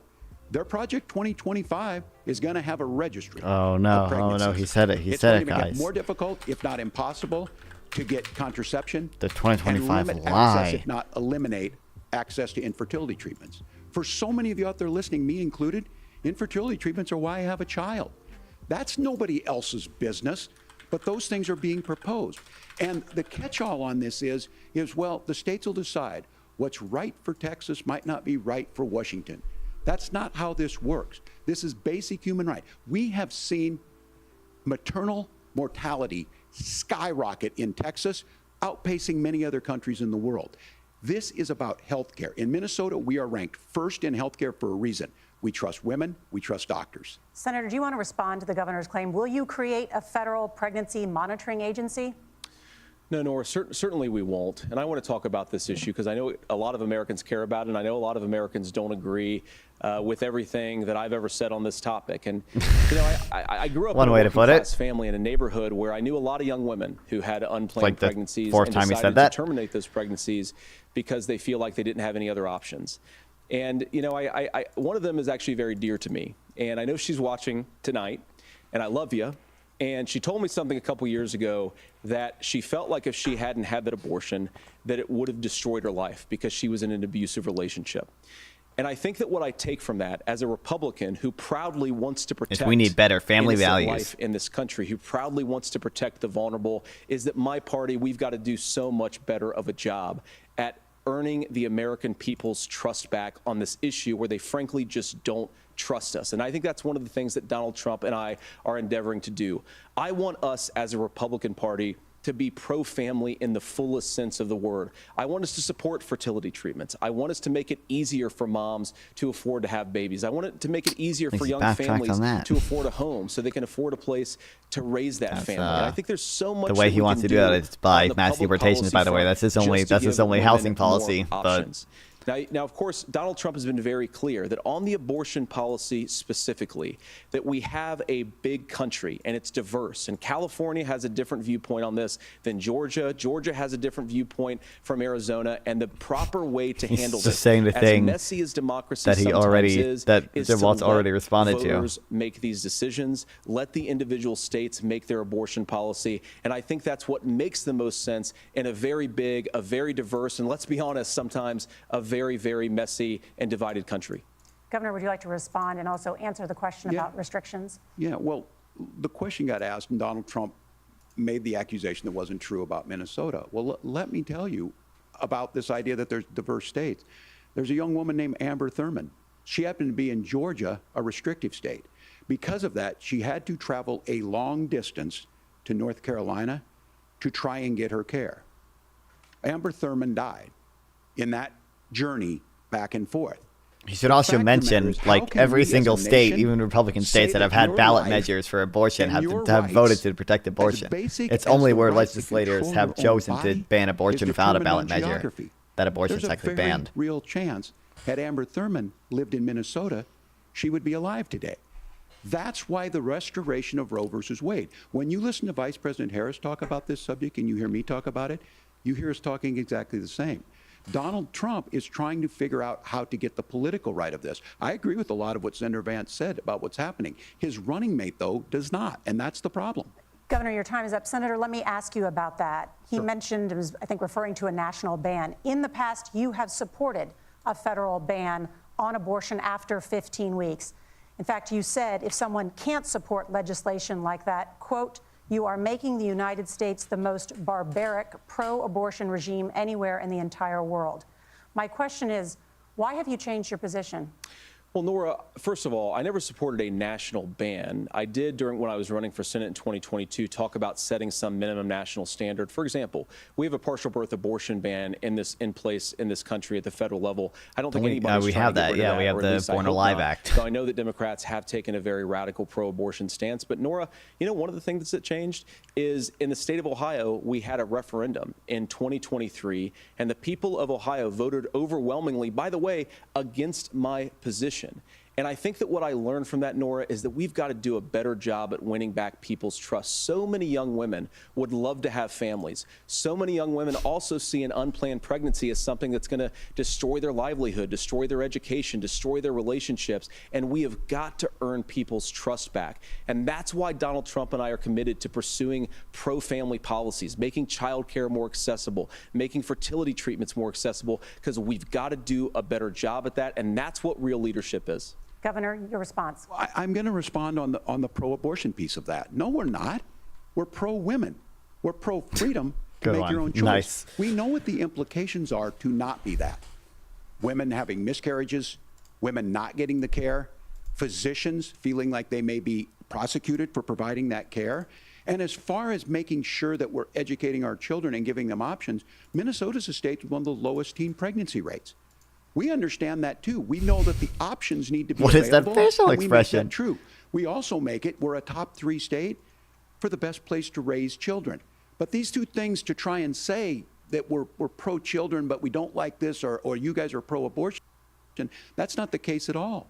We are pro-freedoms for women to make their choices, and we're going, and Kamala Harris is making the case, to make options for children more affordable, a $6,000 child tax credit, but we're not going to base that on the backs of making someone like Amber Thurman drive 600 miles to try and get health care. Senator? May I respond to that? First of all, Governor, I agree with you. Amber Thurman should still be alive, and there are a lot of people who should still be alive, and I certainly wish that she was.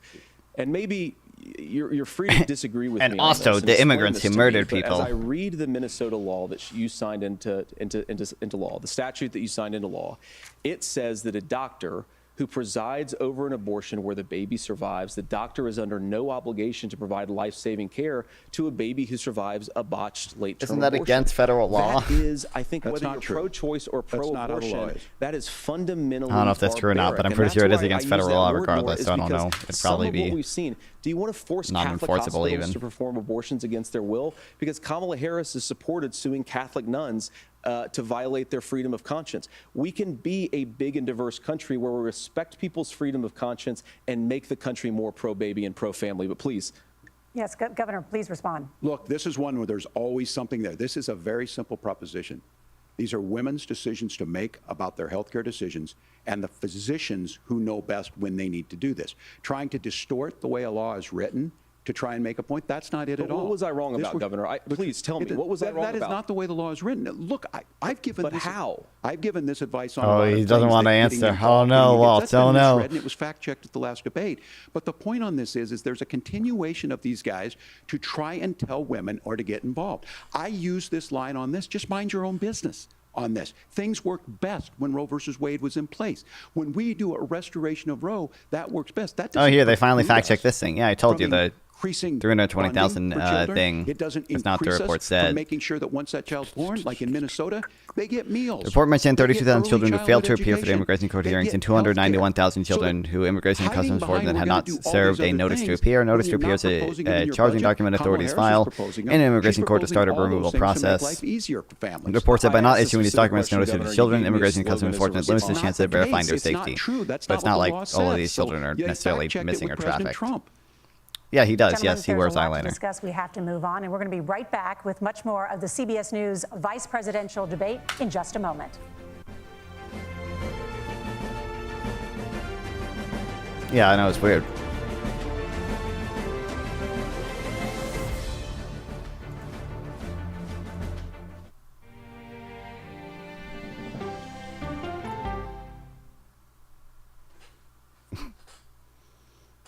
I could have just waited till the break to read this, but yeah.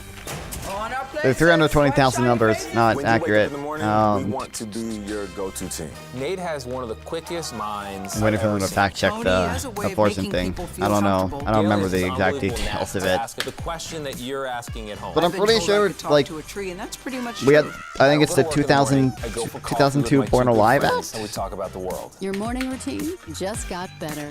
CBS Mornings. So I'm pretty weekdays at 7. Sure this law would make It didn't the seem like Minnesota anything law, could if it's written like happen. J.D. Vance says is written, Nothing unenforceable ever happens anyway. in East Palestine. But really, But it did.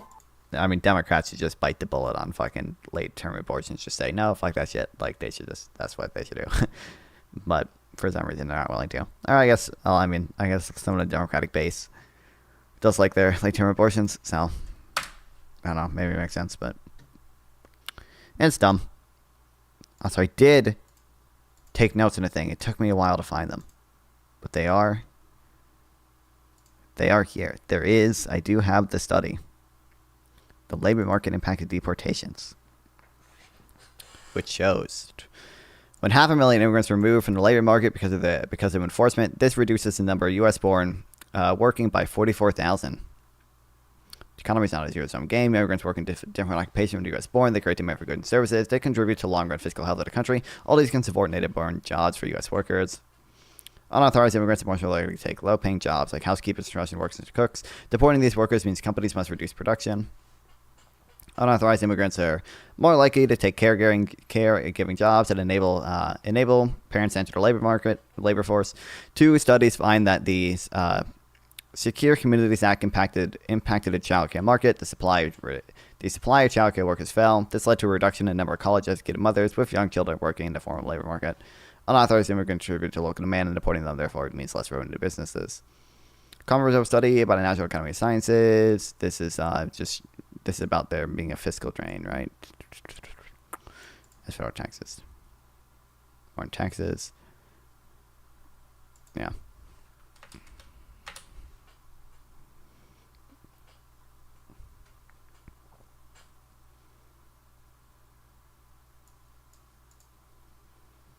Fiscal deficits are good. Those are our savings. Well, yeah,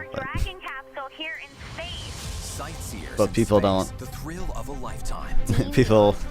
people really care about if immigrants are a fiscal drain. Although, to be fair, immigrants can be a fiscal drain on state services as well. And states are obviously a user, not an issuer. What the fuck is this? Why are they not doing like commentary? They're like promoting random shit. Superstar approaching. Just get your popcorn and get ready. Come on, Julia. Vance, Walz ended protections for Minnesota for babies born alive. This claim is false. Infanticide, the crime of killing a child within a year of birth, is illegal in all U.S. states. In May 2023, Walz's governor signed legislation updating the law for infants who are born alive. This change did not alter the fact that under state law, all these babies are protected. Previously, state law said all reasonable measures consistent with good medical practice, including the complication or appropriate medical records, shall be taken by the responsible medical personnel to preserve the life of the born alive and the infant. Hey, what's up? Hey, what's up? Not much. I'm What do you surprised. think's JD winning so Vance. far? I think Walz is doing better, but I do think JD Vance is more disciplined on the woman hatred stuff. So I agree. Yeah. He's way more disciplined than I expected. He didn't mention trans people in the first 30 minutes. I was wrong. At all, actually. Yeah. And, yeah, I mean, I think he's doing way better than I expected.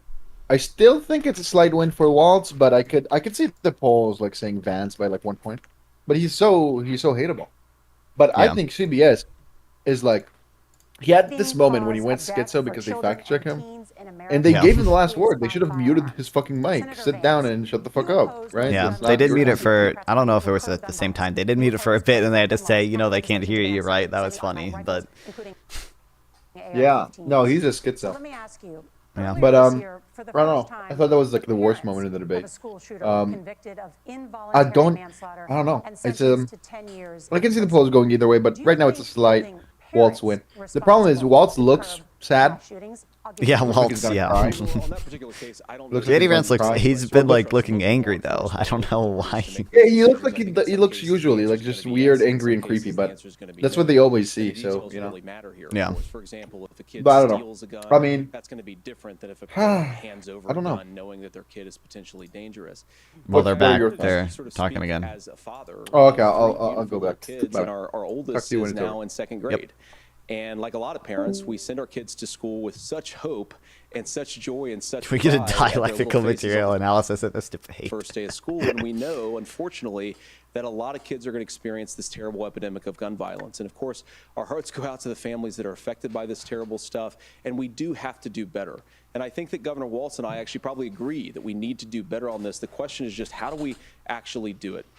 Now, here's something that really bothers me and worries me about this epidemic of violence.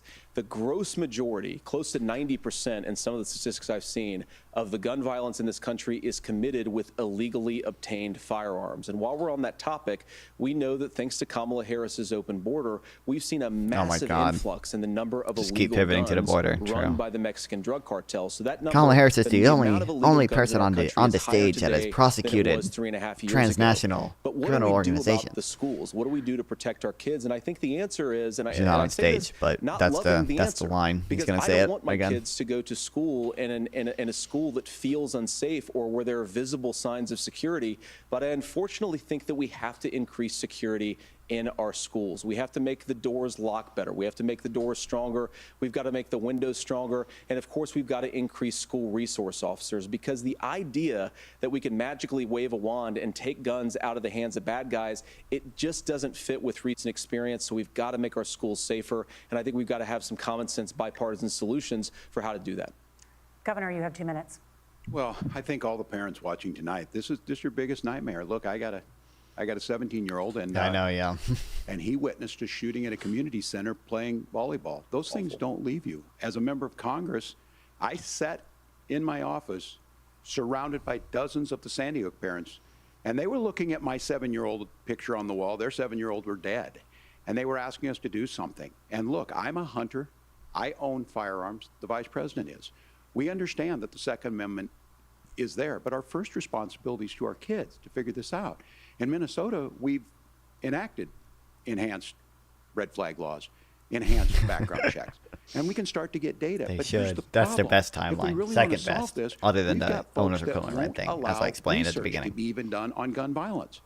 And this idea that we should just live with it, and I Can't believe here's it, what I do localist. think, Wow, that crazy. This is a good start to the conversation. I 100% believe that Senator Vance hates it when these kids, it's abhorrent and it breaks your heart. I agree with that. But that's not far enough when we know there are things that work. I've spent time in Finland and seen some Finnish schools. They don't have this happen, even though they have a high gun ownership rate in the country. There are reasonable things that we can do to make a difference. It's not infringing on your Second Amendment. And the idea to have some of these weapons out there, it just doesn't make any sense. Kamala Harris, as an attorney general, worked on this issue. She knows that it's there. No one's trying to scaremonger and say we're taking your guns, but I ask all of you out there, do you want your schools hardened to look like a fort? Is that what we have to go? When we know there's countries around the world that their children aren't practicing these types of drills. They're being kids. We owe it to them to get a fix. These are things that shouldn't be that difficult. You can What is still this keep your facial firearms, expression, and dude? we can make a difference. We have to. If you're listening tonight, this breaks your heart. Senator. Tim, first of all, I didn't know that your 17-year-old witnessed a shooting. And I'm sorry about that, and I hope that he's doing okay. Christ have mercy. It is awful. And I appreciate what Tim said, actually, about Finland, because I do think it illustrates some of the frankly, weird differences between our own country's gun violence problem and Finland. Is okay, first of all, because they have family values in way Finland, higher right? rates of mental health abuse, or mental health substance abuse. We have way higher rates of depression, way higher rates of anxiety. We unfortunately have a mental health crisis in this country that I really do think that we need to get to the root causes of, because I don't think it's the whole reason why we have such a bad gun violence problem, but I do think it's a big piece of it. Another driver of the gun violence epidemic, especially that affecting our kids, it doesn't earn as many headlines, but is the terrible gun violence problem in a lot of our big cities. And this is why we have to empower law enforcement to arrest the bad guys, put them away, and take gun offenders off the streets. I think there's a whole host of things that we can do here, but I do think at our schools we've got to talk about more security. Senator, thank you. Governor, you previously opposed an assault weapons ban, but it only later in your political career did you change your position. Why? Yeah, I sat in that office with those Sandy Hook. Right, did he? I didn't know that. I didn't know Reagan did that. Look, the NRA, I was the NRA guy for a long time. They used to teach gun safety. I'm of an age where my shotgun was in my car so I could pheasant hunt after football practice. That's not where we live today. And several things I want to mention on this is, talking about cities and where it's at, the number one where the most firearm deaths happen in Minnesota are rural suicides. And we have an epidemic of children getting guns and shooting themselves. And so we have, and we should look at all of the issues. I don't have any strong opinion on the gun stuff. I want to be very careful. I don't really care that much this about idea it. of stigmatizing mental health, just because you have a mental health issue doesn't mean you're violent. And I think what we end up doing is we start looking for a scapegoat. Sometimes it just is the guns. It's just the guns, and there are things that you can do about it. But I do think that this is one, and I think this is a healthy conversation. I think there's a capacity to find solutions on this that work, protect the Second Amendment, protect our children. That's our priority. Gentlemen, thank you. Margaret? Thank you, Nora. Let's turn now to the top contributor to inflation, the high cost of housing and rent. There's a shortage of more than 4 million homes I'm glad in the United States, I'm glad they acknowledge that. It's contributes please to just the mention high it housing lags. crisis. Please just Governor mention that the Walz, new tenant rent index is down. Please, it'd be so goated. Assistance for first-time home buyers and a $10,000 tax credit. They also promise to build 3 million new homes. Where are you building these homes, and won't handing out that kind of money just drive up prices higher? No, it's not handing out. We have, first, let me say this issue of housing, and I think those of you listening on this, the problem we've had is that we've got a lot of folks that see housing as another commodity. It can be bought up. It can be shifted. It can be moved around. Those are Just not do folks the- living in those houses. just do the Those of you NIMBYism, listening bro. tonight, Just that do house the is a big deal. I NIMBYism. bought and owned one house in my life. My mom still lives in the house where I was. And when I think of a house, I'm thinking of Christmas services after midnight mass where you go with your family. We need to make it more affordable. And one of the things, as I said, this program that the Vice President is pushing forward and bringing a new way of approaching this is something we're doing in Minnesota from that lead. We in the state invested in making Thank sure you. our housing Yes. was the biggest investment that we'd ever made in housing. It starts to make it easier. We cut some of the red tape. Local folks, look, we can't do it at the federal level, but local folks make it easier to build those homes. And then that Thank down you. payment assistance. I can tell all of you out there, one of the, certainly for me, using the GI Bill was one thing, but a veteran's home loan, the big thing about a veteran's home loan is you don't have to pay the down payment. Those are things that make it there. Now, look, you're going to pay it back, and you're going to pay your mortgage. Those are things that we know in the long run, the appreciated value, the generational wealth that's created from it. And I will give Minneapolis an example. Minneapolis is the one city where we've seen the lowest inflation rates. We've seen a 12% increase in stock because we've put some of these things in, and we're implementing a state program to make sure we give some of that down payment assistance. We get it back from people because here's what we know. People with stable housing end up with stable jobs. People with stable housing have their kids able to get to school.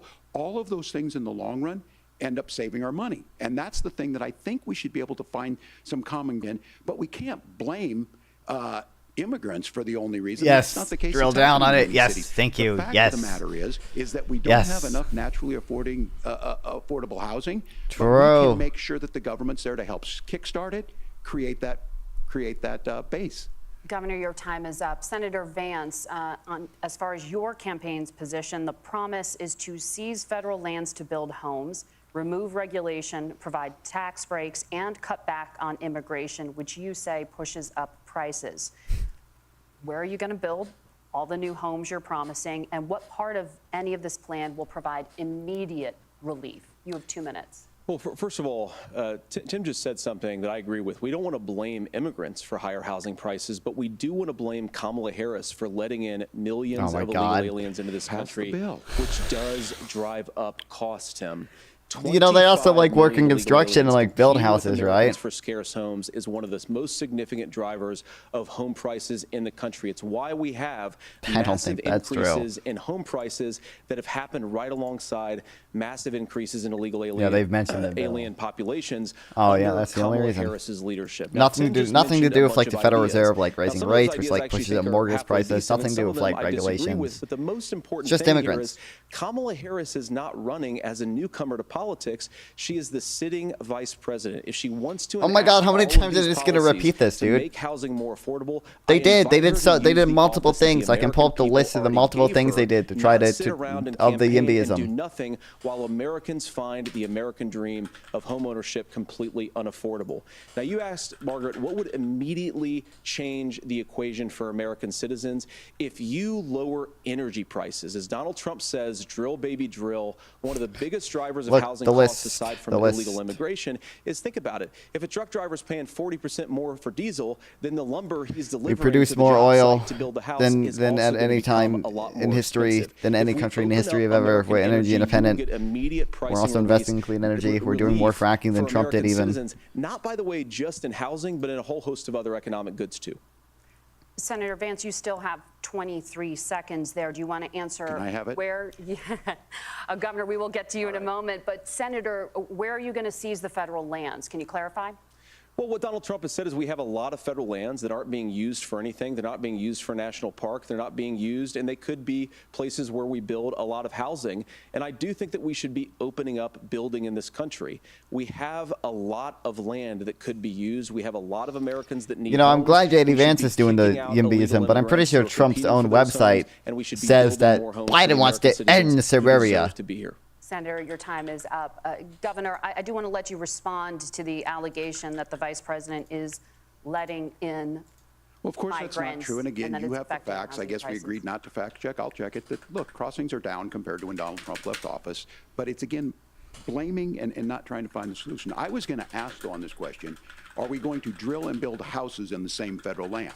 And I think when people hear federal lands, these are really important pieces of land. Now, Minnesota doesn't have a lot of federal lands. I'm trying to find where it is. Part of the countries we do. There's not a lot of federal lands. They want to put low-cost housing in the suburbs, and that would mean abolishing the suburbs. It's already gone. It's been going. Yeah, Trump is like very explicitly like anti-YIMBY. Cares deeply about our national parks and our federal lands. Look, Minnesota, we protect these things. We've got about 20% of the world's fresh water. These lands protect. They're there for a reason. They belong to all of us. But again, this is when you view housing and you view these things as commodities. Like, there's a chance to make money here. Let's take this federal land and let's sell it to people for that. I think there's better ways to do this. We've seen it in Minnesota. We're able to refurbish some of these houses. We're able to make some investments. That gets people in. And I'm still on the fact on this. Economists, Senator Vance, you said you don't like the economists. Which economists? Yeah, here we go. Agenda 47. Immigrants that's adding to the cost? Ending Biden's war on the suburbs that pushes the American dream further from reach. I'd like for you to clarify Biden is very many anti-YIMBY. contributing factors to high housing Or costs. sorry, not What Biden. evidence Trump do is you very have that anti-YIMBY. migrants are part of this problem? Well, there's a Federal Reserve study that we're happy to share after the debate. We'll put it up on social media, actually, that really drills down on the connection between increased levels of migration, especially illegal immigration, and higher housing prices. Now, of course, Margaret, that's not the entire driver of higher housing prices. It's also the regulatory regime of Kamala Harris. Look, there's a housing shortage. Maybe people could actually build homes. Then there'd be enough homes. It makes it harder to develop our resources, makes it harder to build things, and wants to throw people in jail the Federal for not doing everything exactly as Kamala Harris says they have to do. And what that means is that you have a lot of people who would love to build homes who aren't able to build homes. I actually agree with Tim Walz. We should get out of this idea of housing as a commodity. But the thing that has most turned housing into a commodity is giving it away to millions upon millions of people who have no legal right to be here. What are the federal regulations? I deal with this as a governor. You can very quickly reply. I'm sorry. I get this as a governor, and I don't necessarily disagree with that in some cases, many of those are local. Many of them are state. I don't know which ones are federal. We'll see when he puts up a study. I'm on his Twitter. Talk regulations, people think they can get rid of them. I think you want to be able to get out of your house in a fire. I think you want to make sure that it's fireproof and those types of things. So which are the regulations? Because the vice president's not responsible for those. Congress writes those. Governor, thank you. Gentlemen, we have a lot to get to. You're passionate about the housing crisis, I can tell. But Nora? Thank you. One of the top problems facing Americans is the high cost of health care. Senator Vance, at the last presidential debate, former President Trump was asked about replacing the Affordable Care Act. In response, he said, "I have concepts of a plan." Since then, Senator, you've talked about changing the moderator for biased health insurance. Can you explain how that would work? And can you guarantee that Americans with pre-existing conditions won't pay more? I'll give you 2 minutes. Well, of course, we're going to cover Americans with pre-existing conditions. In fact, a lot of my family members have gotten health care. I believe, members of my family actually got private health insurance, at least for the first time, switched off of Medicaid onto private insurance for the first time under Donald Trump's leadership. And I think that, a lot of people have criticized this factory correct information. I know, can't believe it. It's very simple common sense. I think as Tim Walz knows from 12 years in Congress, you're not going to propose a 900-page bill standing on a debate stage. It would bore everybody to tears, and it wouldn't actually mean anything because part of this is the give and take of bipartisan negotiation. Now, when Donald Trump was actually president, and again, he has a record to be proud of, prescription drugs fell in 2018 for the first time in a very long time. Under Kamala Harris's leadership, prescription drugs are up about 7%. Under Donald Trump's entire 4 years, they were up about 1.5%. I don't know where he's getting these numbers from, but I know there's a lot of drugs like insulin that the Biden administration health capped, and they gave Medicare the ability to negotiate drug prices. That price transparency will actually give American consumers a little bit more choice and will also drive down I don't even know if the costs. Democrats are against price transparency. The reinsurance regulations is what I was talking about. Look, Donald Trump has said that if we allow states to experiment a little bit on how to cover both the chronically ill but the non-chronically ill, it's not just a plan. He actually implemented some of these regulations when he was president of the United States. And I think you can make a really good argument that it salvaged Obamacare, which was doing disastrously until Donald Trump came along. I don't know if that part is real. President Trump, of course, you don't have to agree with every everything that President Trump has ever said or ever done.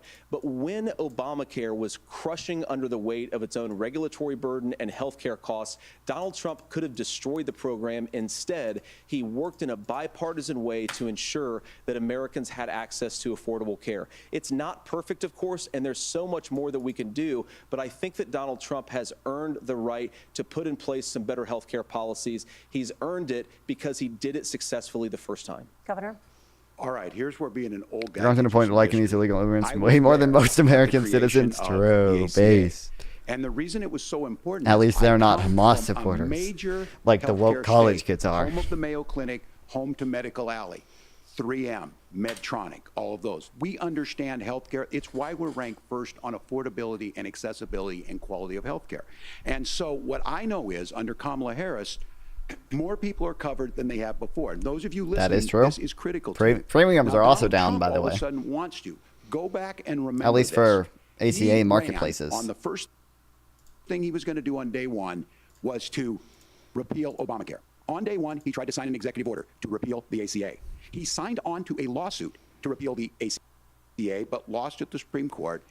And he would have repealed the ACA had it not been for the courage of so John good, people don't even McCain know. to save I don't that even bill. know a ton about it. I know the Fast pre-existing forward, what that conditions means thing. to you is you lose your pre-existing conditions. If you're sitting at home and you got asthma, too bad. If you're a woman, probably not. Broke your foot during football, might kick you out. Your kids get kicked out when they're 26. Kamala Harris negotiated drug prices for the first time with Medicare. Yes, thank we you. have 10 drugs that will come online, the most common ones that'll be there. But look, this issue, and when Donald Trump said, I've got a concept of a plan, it cracked me up as a fourth grade teacher because my kids would have never given me that. But what Senator Vance just explained might be worse than a concept, because what he explained is pre-Obamacare. And I'll make this as simple as possible because I have done this for a long time. What they're saying is, if you're healthy, why should you be paying more? So what they're going to do is let insurance companies pick who they insure, because guess what happens? Thanks for the follow. You pay your premium, it's not much. Oh, he's a They're bot. figuring they're Damn. not going to have to pay out to you. But those of you a little older, gray, got cancer, you're going to get kicked out of it. That's why the system didn't work. Kamala Harris will protect and enhance the ACA. Governor, thank you. Senator, you have not yet explained how you would protect people with pre-existing conditions or laid out that plan. Well, look, we currently have laws and regulations in place right now that protect people with pre-existing conditions. We want to keep those regulations in place, but we also want to make the health insurance marketplace function a little bit better. Now, what Governor Walz just said is actually not true. A lot of what happened, and the reason that Obamacare was crushing under its own weight, is that a lot of young and healthy people were leaving the exchanges. Donald Trump actually helped address that problem, and he did so in a way Pretty sure the percentage of that insured preserved Americans people's is access really to coverage who had pre-existing conditions. only But gone again, up since Something Obamacare. that these guys do is they make a lot of claims about if Donald Trump becomes president, all of these terrible consequences are going to ensue. But in reality, Donald Trump was president. Inflation was low. Didn't it Take-home mandate it? pay was Oh, higher, inflation was and low. he Inflation was saved low. Inflation the was very low. program from a Democratic administration that was collapsing and would have collapsed. Seems like it absent really his only leadership. this only goes to He did 2016. his job, which Did is they govern increase? in a bipartisan way and get results, not just complain basically about flat. problems, but actually solve them. Governor, did enrollment under the Affordable Care Act go up under the Trump administration?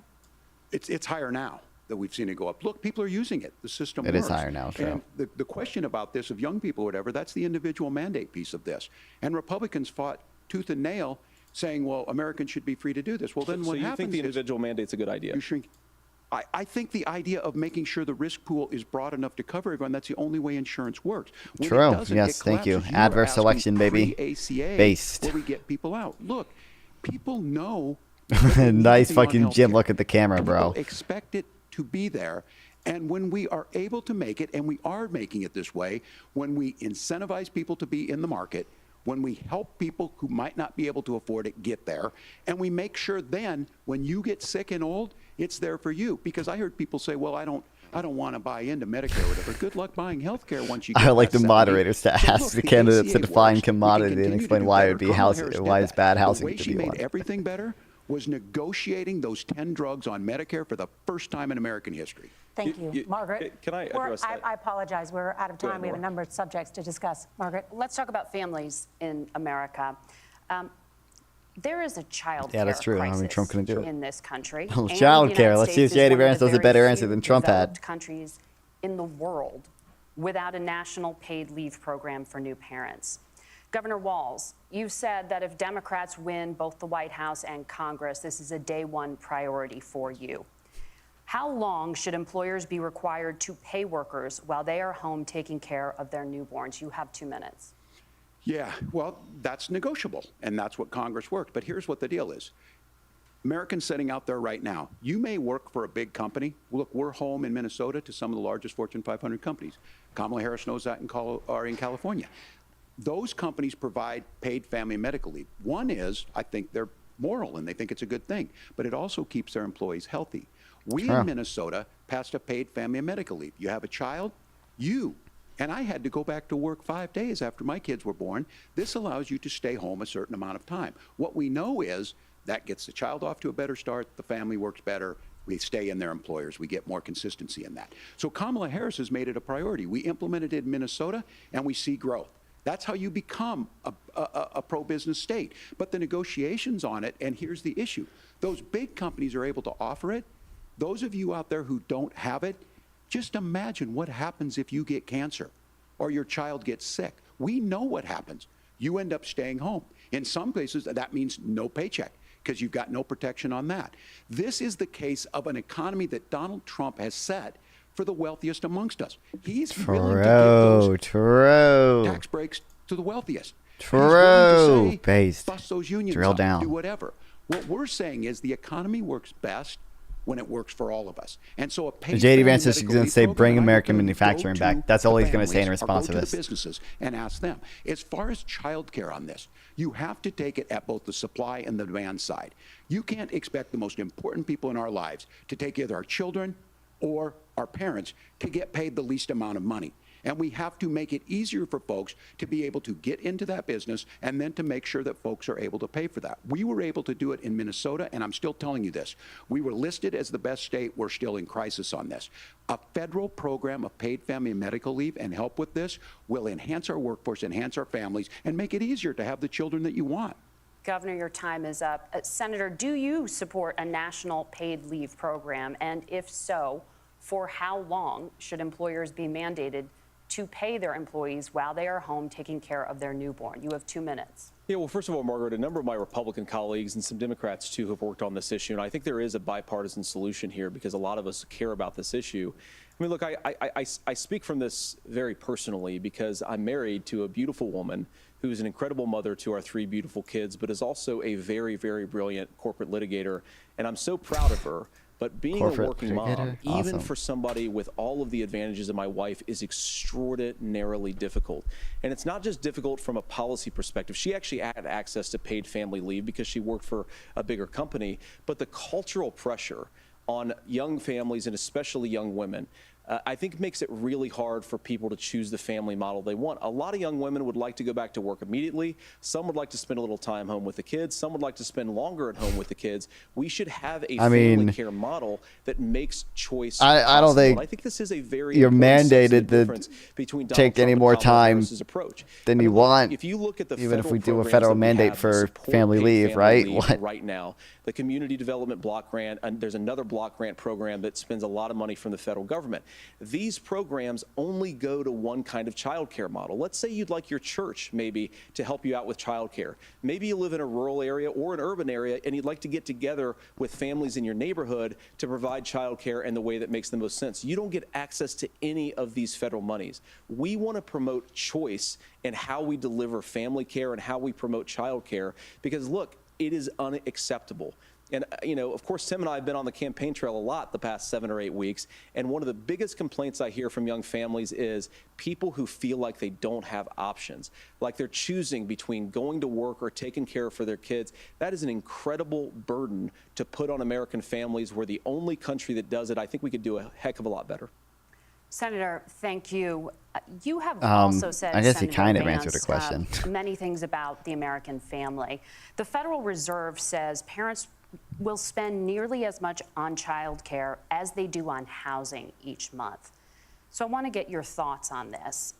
President Trump recently said, As much as childcare is talked about as being expensive, it's relatively speaking not very expensive compared to the kinds of numbers we'll be taking quote it. in. Thank you.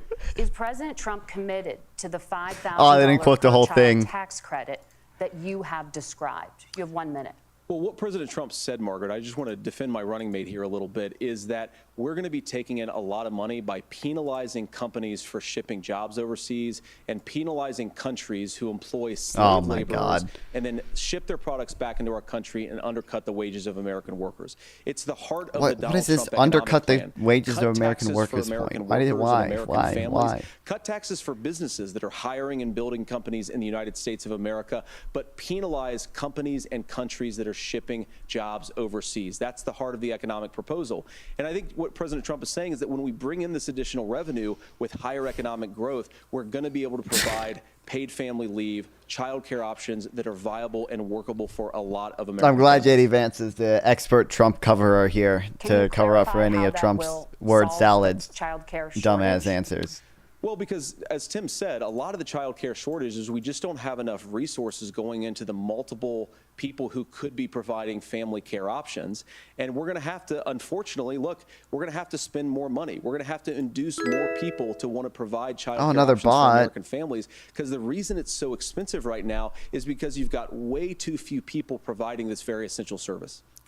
Does he know immigrants are Walz, work in childcare more than native-born workers? Like immigrants work in childcare like way disproportionately. Will agree to the $6,000 credit for newborns and $3,000 credit for children over the age of 6, as your campaign has promised? Is that realistic? Well, if these members of Congress are listening to anybody, I can tell you, and this is the biggest issue. Everybody listening tonight knows. I mean, I'm sure they were shocked to hear it's not that expensive. And let's be clear, whether it's $5,000 or $6,000, that pays you about 3 or 4 months.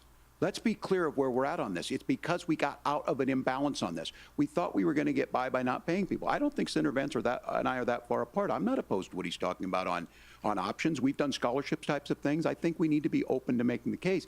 But the issue here is, the question you asked is, you're not going to pay for it with these tariffs. That's just adding another $4,000 on the family and taking less. So not only do they not get the money to pay for that, they're $4,000 in the hole. That's Wharton School. That's his alma mater. And so I think the issue here is, those members of Congress, I can't believe they're not. When I go to businesses, sure, they'll talk about taxes sometime, but they will lead with childcare and they will lead with housing, because we know the problem is, especially in a state like Minnesota, we need more workers because our economy's growing, but we need the workforce. Governor, thank you. We need to move on. Nora? Let's talk about the state of democracy, the top issue for Americans after the economy and inflation. After the 2020 election, President Trump's campaign and others filed 62 lawsuits contesting the results. Judges, including those appointed by let's see how JD Vance defends this one. Looked at the evidence and said there was no widespread Well, they were fraud. dismissed on standing. The governors of every state in the nation, Republicans and Democrats, certified the 2020 election results and sent a legal slate of electors to Congress for January 6th. Senator Vance, you have said you would not have certified the last presidential election and would have asked the states to submit alternative electors. That has been called unconstitutional and illegal. Would you again? Well, don't you know, in seek to challenge 1960, this John year's Kennedy election results, did the same even thing. if every Say governor it. Say it. certifies the results? I'll give you 2 minutes. Well, Nora, first of all, I think that we're focused on the future. We need to figure out how to solve the inflation crisis caused by Kamala Harris's policies. It's solved. We did it. We're back down to 2%. It's done. And that's what we're focused on. But I want to answer your question because you did ask it. Look, what President Trump has said is that there were problems in 2020, and my own belief is that we should fight about. I think Trump did a little more than that. Debate those issues peacefully in the public square, and that's all I Peacefully said, and that's in the all public that Donald square. Trump has said. Remember, Which is why after he lost all those lawsuits, he still continued to try to pressure people like Mike Pence and Jeffrey Rosen to overturn the election. Trump left the White House, and now, of course, unfortunately, we have all of the negative policies that have come from the Harris-Biden administration. I believe that we actually do have a threat to democracy in this country, but unfortunately, it's not the threat to democracy that Kamala Harris and Tim Walz want to talk about. It is the threat of censorship. It's Americans casting aside lifelong friendships because of disagreements over politics. It's big technology companies silencing their fellow citizens, and it's Kamala Harris Republicans saying want to get rid of Section 230 of, persuade her but fellow all right. Americans she'd like to censor people who engage in misinformation. I think that is a much bigger threat to democracy than anything that we've seen in this country in the last 4 years, in the last 40 years. Now, I'm really proud, especially given that I was raised by two lifelong blue-collar Democrats. Oh, what? Who know? What happened? Have the endorsement of Bobby Kennedy Jr. and Tulsi Gabbard, lifelong leaders in the Democratic coalition. Of course, they don't agree with me and Donald Trump on every issue. We don't have to agree on Yeah, every and issue. Democrats But have we're the united endorsement of behind Dick the basic Cheney, American so. First Amendment principle that we ought to debate our differences. We ought to argue about them. We ought to try to persuade our fellow Americans. Kamala Harris Well, is that's what Trump engaged in censorship. tried to do with his 62 lawsuits, and then after all those failed because there was no legitimate evidence of election fraud, he continued to engage in criminal conspiracy to overturn the election. When he said that protesters should peacefully protest on January the 6th. Yeah, peacefully and patriotically. All right, Tim I've Walz. enjoyed tonight's debate. Drill I think down. there was a lot of Channel commonality your here. inner I'm destiny. sympathetic to misspeaking on things, and I think I might have with the senator. But me too, man. There's one though that this one is troubling to me, and I say that because I think we need to tell the story. Donald Trump refused to acknowledge this, and the fact is that I don't think we can be the frog in the pot and let the boiling water go up. He was very clear. I mean, he lost this election, and he said he didn't. 140 police officers were beaten at the Capitol that day, some with the American flag, several later died. And it wasn't just in there. In Minnesota, a group gathered on the state capitol grounds in St. Paul and said, we're marching to the governor's residence and there may be casualties. The only person there was my son and his dog, who was rushed out crying by state police. That issue, and Mike Pence standing there as they were chanting, hang Mike Pence. Mike Pence made the right decision. So, Senator, it was adjudicated over and over and over.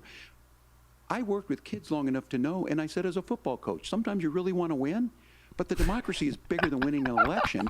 You shake hands, and then you try and do everything you can to help the other side win.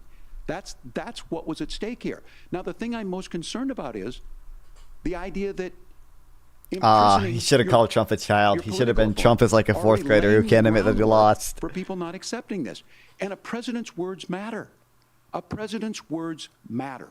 People hear that. So I think this issue of settling our differences at the ballot box, shaking hands when we lose, being honest about it, but to deny what happened on January 6th, the first time in American history that a president or anyone tried to overturn a fair election and the peaceful transfer of power.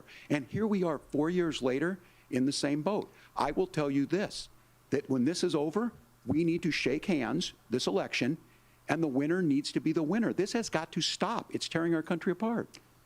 Margaret? Senator Vance, did you want to respond to that?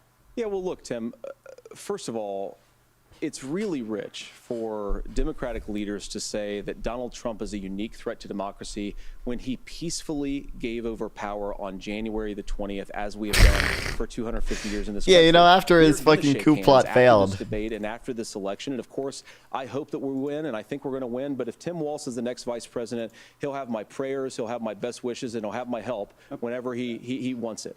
But we have to remember that for years in this country, Democrats protested the results of elections.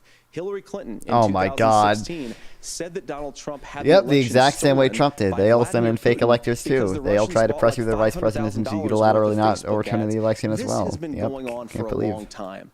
And if we want to say that we need to respect the results of the election, I'm on board. But if we want to say, as Tim Walz is saying, that this is just a problem that Republicans have had, I don't buy that. Governor. January 6th was not Facebook ads. And I think a revisionist history on this. Look, I don't understand how we got to this point. But the issue was that happened. Donald Trump can do it. And all of us say there's no place for this. It has massive repercussions. This idea that there's censorship to stop people from threatening to kill someone, threatening to do something, that's not. Oh my God, my Wi-Fi, why? What the fuck? Not censorship. Censorship is book banning. We've seen that. We've seen that brought up. I just think for everyone tonight, they've ignored culture war issues so far. Are they going to get into the book banning thing? And I think there's a lot of agreement. This is one that we are miles apart on. This was a threat to our democracy in a way that we had not seen. And it manifested itself because of Donald Trump's inability to say. He is still saying he didn't lose the election. I would just ask that. Did he lose the 2020 election? Tim, I'm focused on the future. Did Kamala Harris censor Americans from he speaking can't their answer it. He mind in can't the answer wake it. of the 2020 COVID situation? That is a damning non-answer. It's a damning non-answer for you to not talk about censorship. Obviously, Donald Trump and I think that there were problems in 2020. We've talked about it. I'm happy to talk about it further. But you guys attack us for not believing in democracy. The most sacred right under the United States democracy is the First Amendment. And Trump says he wants to fucking deport Hamas protesters, pro-Hamas protesters, and he said he wants to arrest people who fucking burn the flag. He's clearly opposed to the First Amendment as well. Silence people from speaking their minds. That is a threat to democracy that will long outlive this present political moment. I would like Democrats and Republicans to both reject censorship. Let's persuade one another. Let's argue about ideas, and then let's come together afterwards. You can't yell fire in a crowded theater. That's the test. That's the Supreme Court test. Tim, fire in a crowded theater. You guys wanted to kick people off of Facebook for saying that toddlers shouldn't wear masks. Senator, the governor does have the floor. Fire in a crowded theater. That is criticizing the policies of the government, which is the right of every American. Senator, the governor does have the floor for 1 minute to respond to you. Yeah. Well, I don't run Facebook. What I do know is I see a candidate out there who refused, and now again, and this I'm pretty shocked by this. He lost the election. This is not a debate. It's not anything anywhere other than in Donald Trump's world. Because look, when Mike Pence made that decision to certify that election, that's why Mike Pence isn't on this stage. What I'm concerned about is where is the firewall with Donald Trump? Where is the firewall if he knows? He should drill down on it harder. He should ask JD Vance directly. Why are you here instead of Mike Pence? Why? Tell him why. Not going to stand to it. That's what we're asking you, America. Will you stand up? Will you keep your oath of office, even if the president doesn't? And I think Kamala Harris would agree. She wouldn't have picked me if she didn't think I would do that. Because of course that's what we would do. So America, I think you've got a really clear choice on this election of who's going to honor that democracy and who's going to honor Donald Trump. Governor, your time is up. Thank you, gentlemen. We will be right back with both of our candidates. The CBS News vice presidential debate continues. Damn.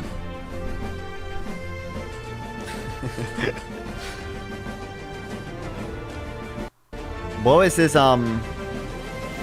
his exact answer on the thing? On the certifying the election thing?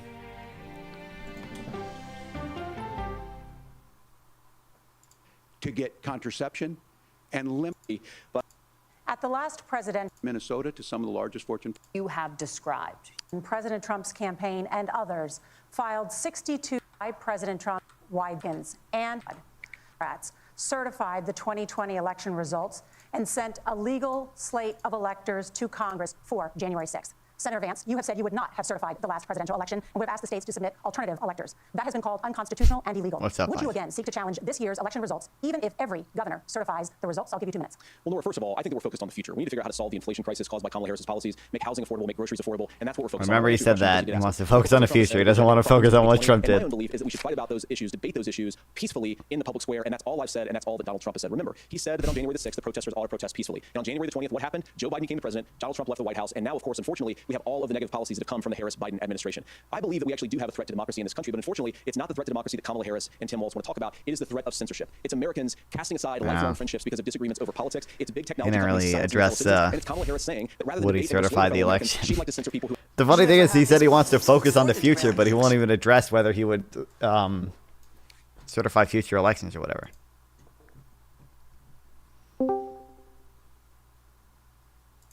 What's up? Hello? Bro. Yeah. Bro. I think Vance is kind of losing so far. I think the January 6th point was strong. But God, I mean, he should have been like, wait, oh, you agree it's the right of every American citizen to criticize the government. What candidate wants to put people in prison for burning the American flag? Yep, for burning the flag. Yeah, he should have said the burning the flag thing, and I think some of the stuff about the deporting Hamas protesters, but that might not. No. Don't even no. No, that's politically toxic, I think. I guess, yeah. I think that's politically toxic. I don't think no. No, he should have been like book banning and burning the American flag. Your guy, this is a core American freedom. Your guy wants to remove it, destroy it, put it in the trash. That's what he should have said. I think it was strong that he asked him who lost the election, and he didn't answer. That was really yep. He did not answer. I think it was really strong when he was like, "Look, America, Mike Pence is not here because he stood for democracy." That was I know, good. yeah. He should have. Dude, it would have been so awesome if he literally like asked JD Vance directly, like, "Why are you here instead of Mike Pence? Like, why isn't Mike Pence here? Like, tell me why you think Mike Pence isn't here." I think Walz is losing so far because like but also the opportunity cost with Walz is immense because he's like, he could have said something like, Vance is here. I'm sorry. If Kamala Harris thought I would do what I would not certify the election, she would not have picked me. Vance is here because he wouldn't certify the election. It's like you should have said that. And also, I mean, yeah, you should have slammed him way harder with who the fuck lost. You didn't answer. And also, I don't know. I think he looks like he's gonna cry. He's not. He doesn't look happy. He doesn't look confident. Vance is like a confident liar, gross, evil guy, openly evil. Just fucking grosses me out. Makes me mad. But I don't know. What's your take? Yeah, I mean, like 44 chance of winning the polls. Vance. Sorry, Walz is 44 chance. Oh damn. Yeah. I mean, like obviously JD Vance is more like disciplined, and I like, like I'm like I think a lot of the stuff JD Vance is saying is like stupid, but like because like voter epistemology on like the bringing American manufacturing back because it's just so bad, people are gonna think he's doing well on that. I want job here, not China. China know, bad, and I want job here. Therefore, good. I hate that. Tell me when. Yeah, I wish Tim Walz also he did it a little bit. He mentioned I think he said tariffs would increase inflation, but he should drill down more on like Trump's policies are probably going to be inflationary. Yeah, and also he had like he had like the gaffe of like I'm friends with school shooters. I don't know what that. Oh yeah. I don't know what that was about. But look, I don't know. I think Vance won this so far slightly, but we'll see in the polls. I could be wrong. Yeah. But God, fuck, Vance had worse moments. The worst moment of the debate, by far, So Governor Walz, is you guys said you won't fact check. You Well, won't fact thank you, check. Senator Vance. Just by Thank the you, way, they're CBS here legally. News. No, And no, most no, no, no. importantly, Let me scream and Thank kick you to and all of you. bitch and If come. you're still It's up like, and, oh my and the God. folks who missed All right, they're talking. I I gotta. appreciate it. But look, the support of the democracy matters. It matters that you're here. And I'm as surprised as anybody of this coalition that Kamala Harris has built, from Bernie Sanders to Dick Cheney to Taylor Swift, and a whole bunch of folks in between there. And they don't all agree. People are going to be on mad he everything, mentioned Dick but Cheney. They are truly optimistic people. They believe in a positive future of this country and one where our politics can be better than it is. And I have to tell you, that better than it is the sense of optimism that there can be an opportunity economy that works for everyone, not just to get by, but to get ahead. And the idea that freedom really means something. Not the freedom of government to be in your bedroom or exam room, but the freedom for you to make choices about yourself. Now, look, we all know who Donald Trump is. He's told us, and as Maya Angelou said, believe him when he told you that. His first inaugural address talked about American carnage, and then he spent 4 years trying to maybe do that. Senator Vance tonight made it clear he will stand with Donald Trump's agenda. He will continue to push down that road. Excuse me. Kamala Harris gives us a different option. Now, I'll have to tell you, I'm going to be careful about the quotes, but there's one that Senator Vance said that does resonate with me. He said, Donald Trump makes the people I care about afraid. A lot of America feels that way. We don't need to be afraid. Franklin Roosevelt was right. All we have to fear is fear itself. Kamala Harris is bringing us a new way forward. She's bringing us a politics of joy. She's bringing real solutions for the middle class, and she's centering you at the heart of that. All the while asking everyone, join this movement, make your voices heard. Let's look for a new day where everybody gets that opportunity and everybody gets a chance to thrive. I humbly ask for your vote on November 5th for Kamala Harris. Governor Walz, Okay, thank you. that was pretty good. Senator Vance, your Let's closing see statement. if JD Vance just Well, said thank tariffs. Governor Walz, you Let's watch folks him. at CBS, and of course the American people for tuning in this evening. And one of the issues we didn't talk about was energy. And I remember when I was being raised by my grandmother, when she didn't have enough They money did talk to about turn on the heat energy a some little nights bit. because Ohio gets pretty Tim cold Walz at even night, mentioned that we're and because making money more was oil often very than tight. any than I believe, ever. as a person who wants to be your next vice president, that we are a rich and prosperous enough country where every American, whether they're rich or poor, ought to be able to turn on their heat in the middle of a cold winter night. That's gotten more difficult thanks to Kamala Harris's energy policies. I believe that whether you're rich or poor, you ought to be able to afford a nice meal for your family. That's gotten harder because of Kamala Harris's policies.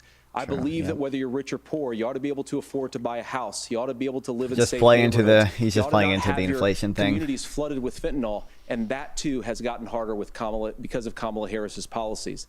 Now, I've been in politics long enough to do what Kamala Harris does when she stands before the American people and says that on day one, she's going to work on all these challenges I just listed. She's been the vice president for 3.5 years. Day one was 1,400 days ago, and her policies have made these problems worse. Now, I believe that we have the most beautiful country in the world. I meet people on the campaign trail who can't afford food, but have the grace and generosity to ask me how I'm doing and to tell me they're praying for my family. What that has taught me is that we have the greatest country, the most beautiful country, the most incredible people anywhere in the world. But they're not going to be able to achieve their full dreams with the broken leadership that we have in Washington. They're not going to be able to live their American dream if we do the same thing that we've been doing for the last 3.5 years. We need change. We need a new direction. We need a president who has already done this once before and did it well. Please vote for Donald Trump. And whether you vote for me or vote for Tim Walz, I just want to say I'm so proud to be doing this, and I'm rooting for you. God bless you, and good night. Senator Vance, thank you. And thank you both for participating in the only vice presidential debate of this election cycle. I'm Margaret Brennan. And I'm Nora O'Donnell. And a reminder, there are just 35 days until Election Day. Please get out and vote. And for all of us here at CBS It'll be interesting News, to see. Thank you. And JD Vance appearing likable. I know he was pretty disciplined. He didn't go off and trans people. He didn't go off on childish cat ladies. He had prepared speeches and talking points. He did not come off as totally unhinged. Impressive. The first and only vice presidential debate. This election is now complete. It was a cordial debate of the kind that people mostly say they want. You notice here the two candidates lingering on the stage. That's quite a difference from Vance overworks improvement in take-home pays. Vance said Donald Trump's economic policies delivered the highest take-home pay in a generation in the country. This is partially accurate. A standard measure take-home pay is inflation-adjusted personal disposable income per capita. Looking at Trump term has risen consistently in recent decades and benefited from upward drift. Before the pandemic, when Trump was president, this figure was 47,000, which was a record for the time. For a while, the pandemic-era stimulus payments played havoc with the statistic, but once the pandemic was over and economic situation stabilized, the figure started rising again. In June 2022, the figure was 48,000, and since then it was risen to 52,000. That's a post-pandemic increase of 8.8%. In the last 2.5 years under Biden, it's also 9.1% higher now than it was under Trump immediately before the pandemic. Oh, I didn't know it's that higher. That much higher. On the economy, I'll make a political point, which is that what Vance did was something Donald Trump was incapable of doing during his presidential debate, which is repeatedly saying, if Kamala Harris was going to do these things, why didn't she in office? Now, whether voters buy that or not, Tim Walz mentioned the Inflation Reduction Act and a variety of other items under Biden. But returning to that political point has worked in the past for Donald Trump against Hillary Clinton. We'll see if it works this time. I'd like to make a final point on tone. The J.D. Vance on that stage was very different than what people may have seen in podcasts. But then there was an air of unreality about it. On the BFA debate, Vance did better. He did a better job doing majority time strikes and opinion persuasively. Tim did just fine, far from perfect, but I give him a 5 out of 10 average performance. This had literally zero impact on the election. Yeah, I don't have any big impact. We're so divided that unless something is like catastrophically bad for one candidate, it's not going to have any big impact. Even like the Kamala Harris Trump debate did not have that big of an impact. So doubt this will have like any impact. Using confidential U.S. sensors microdata refined through results. First, there was no evidence that Chinese import competition generated net job losses. Oh wow, awesome, dude.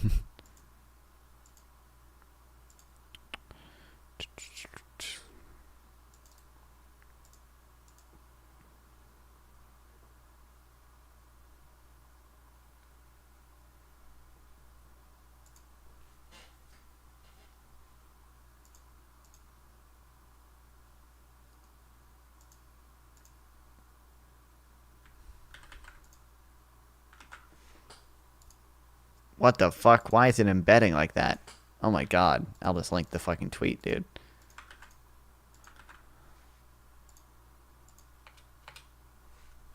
How do I delete the Dropbox thing?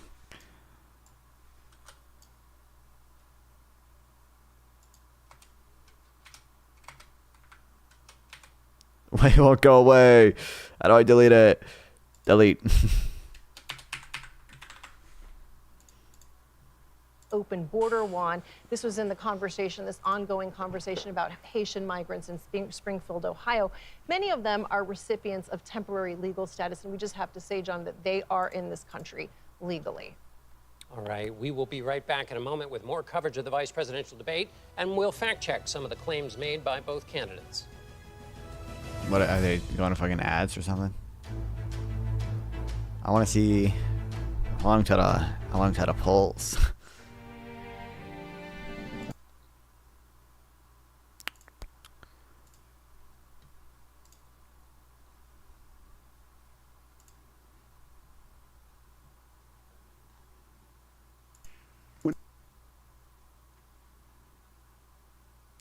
Tim wants the Vance official report. Hey, folks. We have Econo Boy requesting. We're trying to get the 4 wonks on here, and by 4 wonks I mean the Live and Learn hosts. Econo Boy, you there? Hello, Pisco Esquire. Wow, I can't believe the politics of joy. Oh, no way. Absolutely dominated that debate. How you doing? I am doing all right. I'm doing A-OK.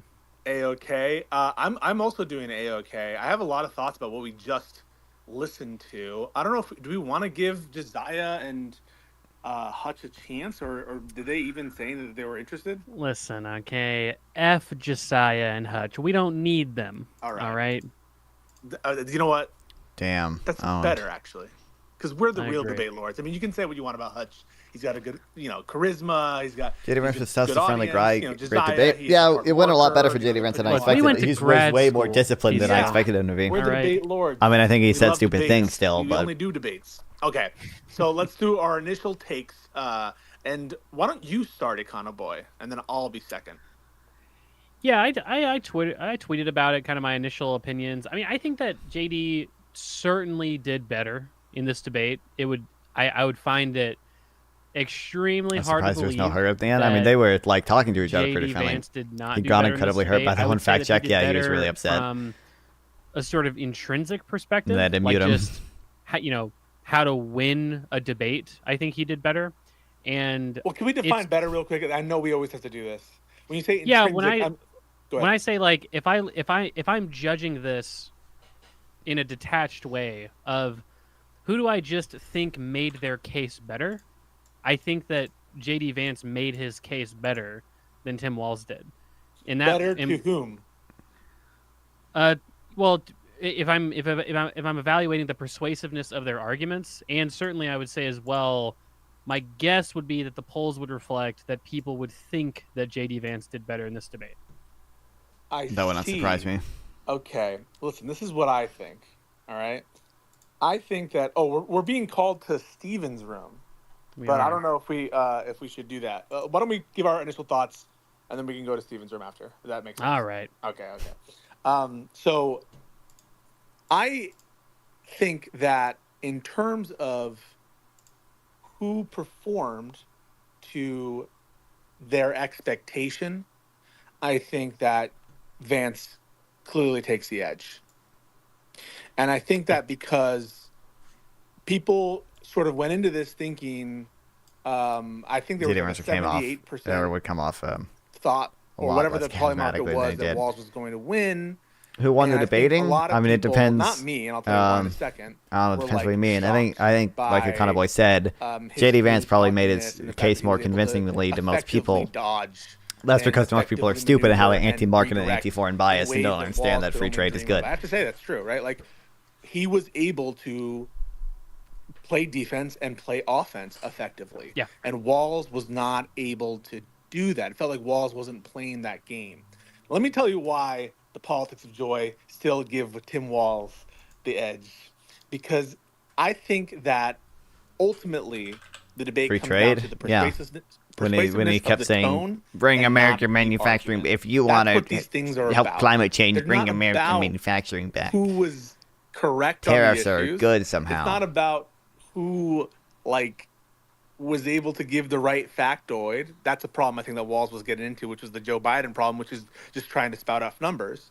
But he got over that and started telling stories. And I think that in the context of what the debate means to Should have mentioned owners equivalent rent. to people, One day, you have one to day look we'll at get it. tone and not always rhetoric and argument. I think it's a Tariff on marginal slave win, labor is good. but I do think it's a win. I don't know. I don't And think those y'all countries can are cope, going those to of you get developed past MAGA slave people in the labor chat, but unless I do think that there are a lot of unless they engage in free trade to I be don't able to call them develop. debate I mean, we used to pedophiles, have some people do, like who child are labor until we became a developed overselling economy, right? The extent to which J.D. Vance performed. I'm gonna let Joanna. But also, it's not. in He because I just know kept Joanna using. has Just some thoughts using a about slave before labor we- point to before we emotionally go over load to, it. He's even if there wasn't slave labor, he'd Joanna, still be in you're on favor the of tariffs. show. He still thinks what is tariffs your are impression of the debate you good. just watched? You have to unmute yourself, Joanna. I want to say the opposite of what you said about tone, which is anyone who thinks that JD Vance won is being beguiled by his smooth talk. The fact that he can lie and he can sell anything What as the reasonable. fuck?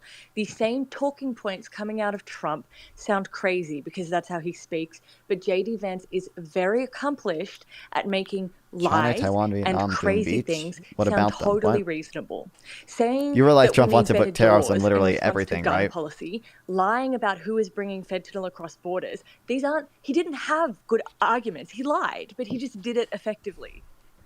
So what do you think about does that get to Econo Boy's point that if you're saying that he's making Trump sound good, doesn't that mean he did Better good? than income tax? I don't think it's better than I have income always tax. said that the most dangerous thing about Vance At least as income tax a is VP progressive. is his ability to And like you can argue income tax and to disincentivizes make them savings, but sound like I don't to like make the most it doesn't most have like the same doesn't have oligarchical, I don't think that weight loss is as tech-focused big as tariffs policy are. sound like it for is a income tax. populist working class policy. It is his biggest strength, being able to do that. And so if you're just listening as a casual listener who actually isn't involved in politics on a daily basis, JD Vance looked really good tonight. He sounded persuasive. He sounded in control. He was giving Yale lawyer, VC from a tech company, while Tim Walz was giving school teacher. And so he did have a more kind of like professional tone to him. He was very comfortable in this environment. He was comfortable. Everyone admits he was very comfortable. And so if you're just looking in terms of like who has more authority in this moment, JD Vance looks like he has more authority, but he's just lying. Okay, but does that mean, is that like, okay, you're just mad that he won? No. I'm saying it's a very dangerous position to be in. Base Pisco because moment. Most people, well, I don't know who watches debates, honestly, but I'm assuming that there are some people who only watch the debates and don't follow politics outside of that. When people lie to you and they're very confident about it, and you saw how upset he got when he was fact-checked, right? Like, people who It's all optics. Yeah, but it's like people who. Why is the girl so upset about him winning? Because she thinks he, like she said, she thinks he won just based on like smooth talk and not actually making good arguments, which I would probably agree with. I think his arguments are mostly dog shit, but. Yeah, like almost nobody's doing personal fact checking after the debate. They're just going to listen to the first 20 minutes of the debate. Who is this? Flip girl? it off, and that's the I don't know her. experience of 3/4 of the people that watch this debate, right? And so, I think that's where. I can't. That's where, from my point of view, like I would predict that people, when polled about this debate, would say J.D. Vance did better. Now, to be fair, obviously, I mean, we would all three of us would agree that this will make no difference in the outcome of the election. It'll certainly not move the polls almost at all. Even after Biden's disastrous debate performance, one of the worst in American history, the actual movement in the polls was quite marginal, right? And that was a disastrous debate performance that was followed by like wall-to-wall negative guys. media coverage. Right? Econo Boy, you just did it. What I do? I might need to take back my tweet. I know. It's official. The first side to say that the debate won't move the needle automatically loses the debate. Damn. I tweeted that right after. Oh, you did? I mean, truthfully though, I've said this about VP debates for a while. Obviously, the VP debate isn't going to make a big thing, and even on Live and Learn, I mean, it's going to be more important now, just because it's probably going to be the last debate. Debates are more about downside risk, right? I think that's why I would still give, even though Walz didn't do as well, I would give Walz an average debate performance because ultimately there's no super clippable moments. Now, he did say he was friends with school shooters, which was pretty hilarious. I loved that. That was incredible. Love that. Very sympathetic guy, But, that was pretty funny. That was my favorite moment. That was about the only clippable moment I can think of. There were lots of clippable moments for Vance, though, and I think one of the big things is he didn't take the opportunities he needed in terms of defending the ticket on the democracy issue, and he did not make himself any more likable. True. You should have drilled down more on the Mike Pence stuff, dude. Okay, yes, I agree with that. Wait, he wore, I don't even remember. He did wear a pink tie. With a little bit of eyeliner. Shit. Wow. He was going for the girl vote. Damn. Vote. Female vote. Sorry. He said, "Hello, what woman." Am I supposed to the say? femoid Hello, vote. Who I know. I know a woman. That woman Get it together. had an abortion, and I love her. That was his weakest moment, I think, when he was like pretending to cry. Other than when he talked over the moderators and got sassy with them. So, guys, I'm being a little tongue in cheek with my official rating and all that stuff. I do think backpedaling Pisco. Wait for it. Yeah, I'm being a little tongue in cheek. I think that people are underestimating the extent to which tone matters and the extent to which I think that there's an inherent J.D. Vance unlikability. And hey, the polls will tell us. The polls will reflect if I'm right or if I'm wrong or what I'm getting right or wrong on that. Here's where I do want to be mad at Tim Walz. Well, first I'm going to give him some cover. Number one, on the initial question, he was already nervous, but he's a little bit fucked because he's hemmed in by an impossible question. Thanks for the stop, Mobile University. I appreciate it. I don't need to be nobody's here. Why is that an impossible question? The one that was the very first question. Because Stop's really hovering now because I need 1,000 of them to get monetized. There is no answer or ad to that revenue. question. But I don't think that Tim Walz was bad, but J.D. Vance wasn't any. Oh fuck! Wait, I forgot. Twitter sucks. Bit acquainted with the people at home. What the fuck was that answer? But he also can't that was a shitty answer. He also can't be because none of them wanted to answer. They can't be 100%. We're gonna if they're doing that, we're 100% gonna give the go ahead to bomb. It's just not a commitment that you can, I think, responsibly do in the moment. I think it's impossible. So I give him a little bit of a pass on that. Here's where he doesn't get a pass. He needs to redirect and play some offense. He can do the nice shtick.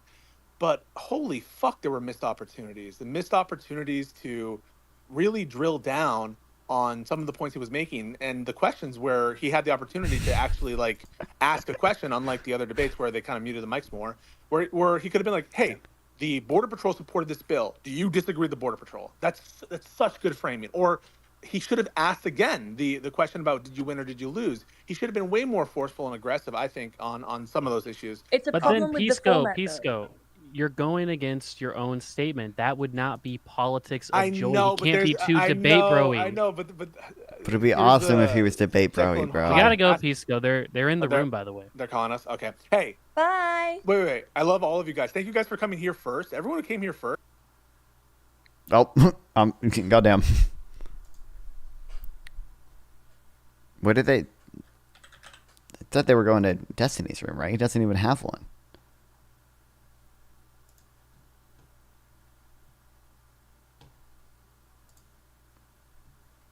I think Walz won.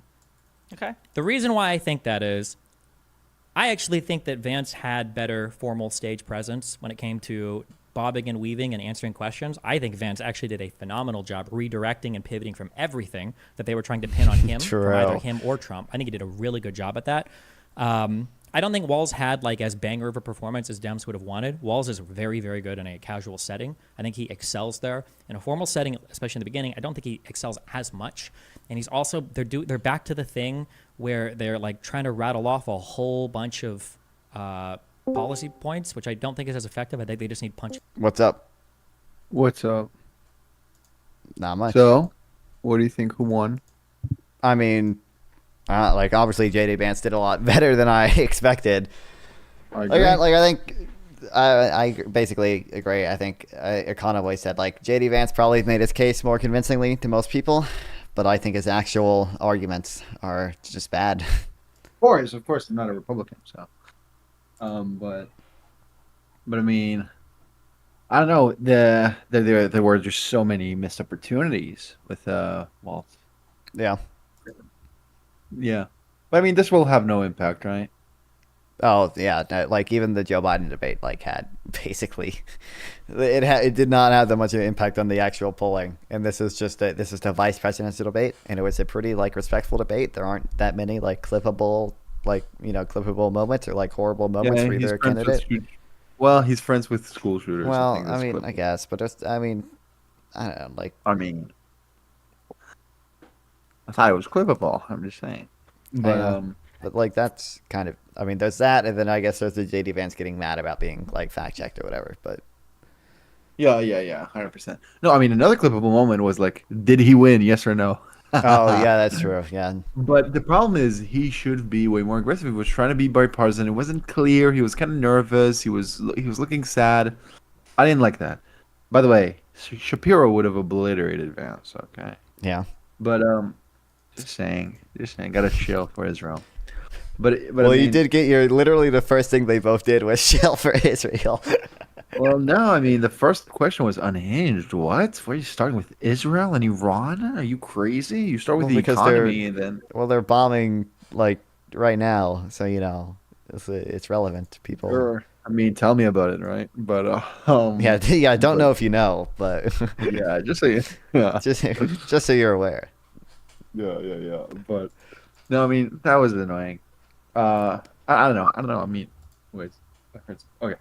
I mean, it just yeah, I don't know. There's so many missed opportunities. Waltz should have been way more aggressive. He should have been like, I mean, you should have asked him like multiple times that question because he didn't answer the question about did he win. He should have been like, did he win? Stop lying. Did he win? He should have Yeah. been like like aggressive there because come on, this is crazy. What are we doing? Because everyone who denies the election is voting Trump either way. So yeah, all the moderates in the middle, whoever's the moderate in the middle, I mean, whatever. You can just convince them by just like showing them. But he tried, but he could have done it better. I think there are a lot of missed opportunities. I think Vance won, and sad. But it's not like he wiped the floor with Walz. It was just like a slight marginal victory. Yeah, to it was. Vance. Yeah, I don't know.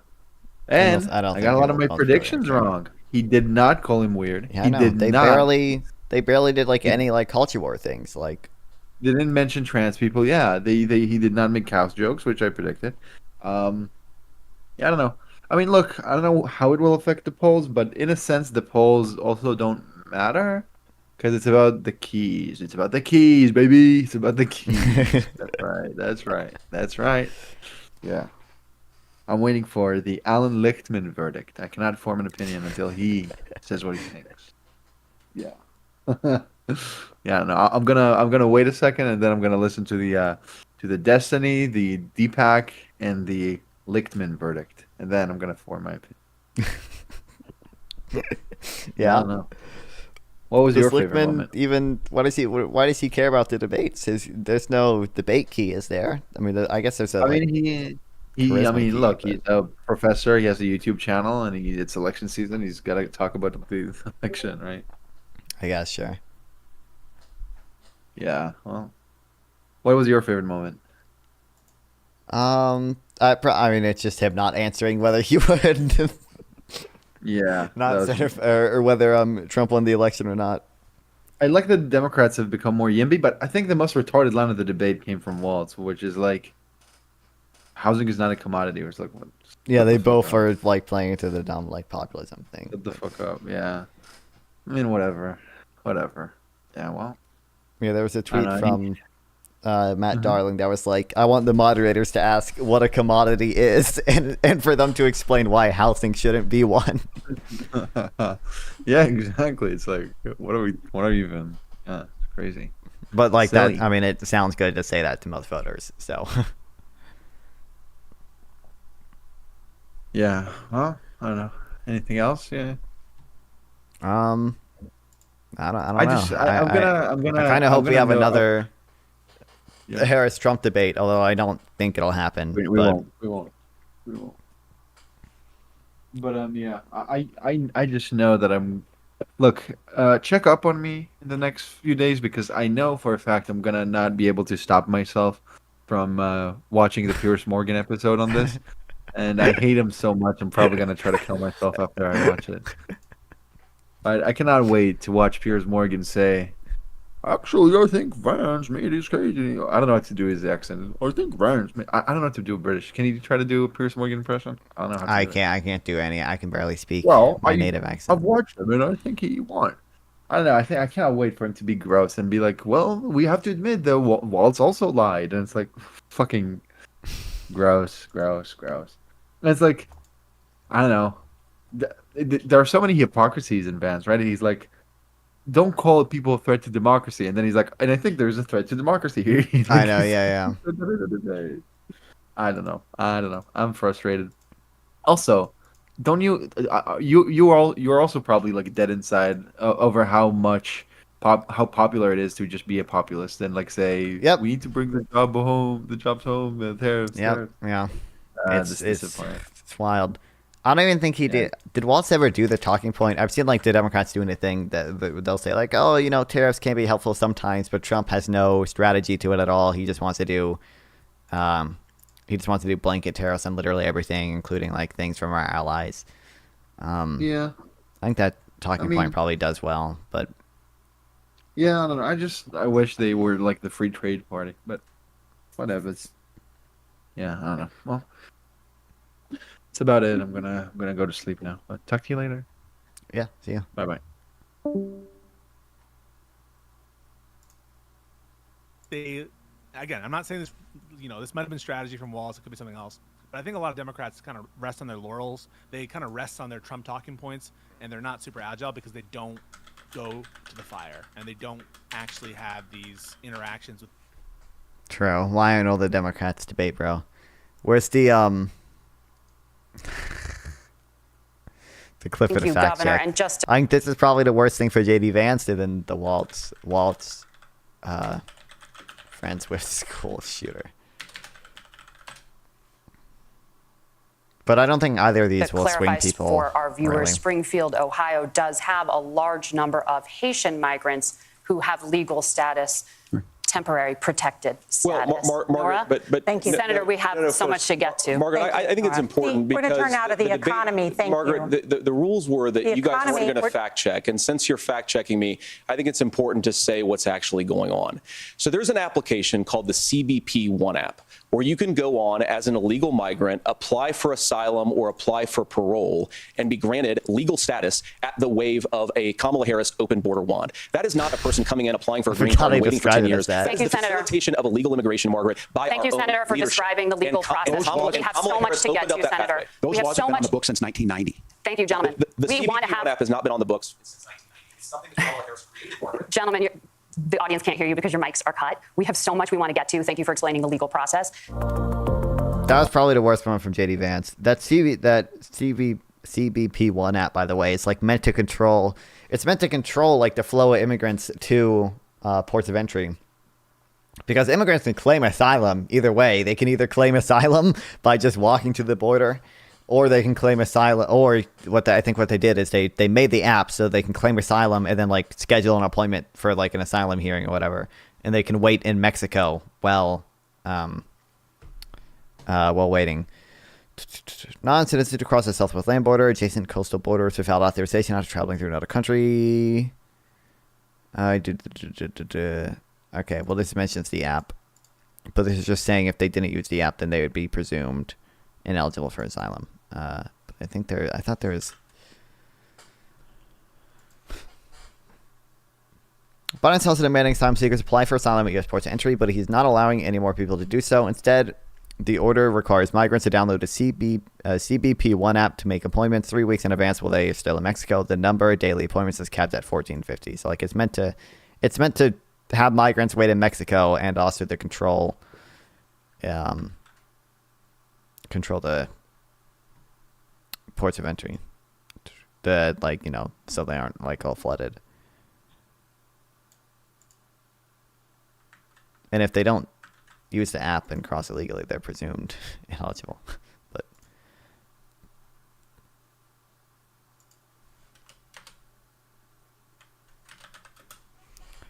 so yeah, that's probably the worst one for JD Vance, and then That's probably the worst clip. Governor, for you Walz. previously opposed an assault weapons ban, but it's only later in your political career did you change your position. Why? Yeah, I sat in that office with those San Diego parents. I've become friends with school shooters. I've seen it. Look, the NRA, I was an NRA guy for a long time. They used to teach gun safety. I'm of an age where my shotgun was in my car so I could pheasant hunt after football practice. That's not where we live today. And several things I want to mention on this is talking about cities and where it's at. The number one where the most firearm deaths happen in Minnesota are rural suicides. That was probably. I don't think it's going to swing either way. And Or JD it's going to Vance swing the just, polls either way, really. Doesn't address that Walz said that. He just moves past it. Keeps talking about how illegals are coming into the country and spreading fentanyl across our communities. He stays on message. And again, it's almost easier for Vance to have a good debate performance because again, everyone's compared, I think, ultimately to Donald Trump if you're a Republican. Mhm. It's like, oh, you see a Republican on stage Donald that's Trump is actually able horrible, to stay sure. on message and not actually shit himself on stage. Wow, he did so good, and that's the sort of curve that Republicans are graded on. So my Yeah. prediction would be that, I don't know, 55% of people who watched the debate say that JD Vance won it. 40% say Walz, and 5% are unsure, something like that. And it probably doesn't move. Yeah, I don't think it's like a huge needle mover. I do think there is an issue too with the format. I feel this way when I debate conservatives, and there's no way to obviously set this up fairly, but conservatives thrive in environments where they get to answer questions in long, uninterrupted manner because they can just lie with impunity. They're never held to account. They can lie about every single thing they say or do. They can lie about Trump's record, which Vance did tonight. They can lie about the facts of the matter, which Vance did tonight, and you're never held to account for it, right? Like You're only saying that because of your debate last night, where your opponent had a 45-minute opening. Yeah, no, I mean, I literally just said that. Yeah, I feel that in my own debate format. So that's why I don't like debating conservatives. You should be able to interrupt a conservative because they lie like they breathe, effortlessly and without thought.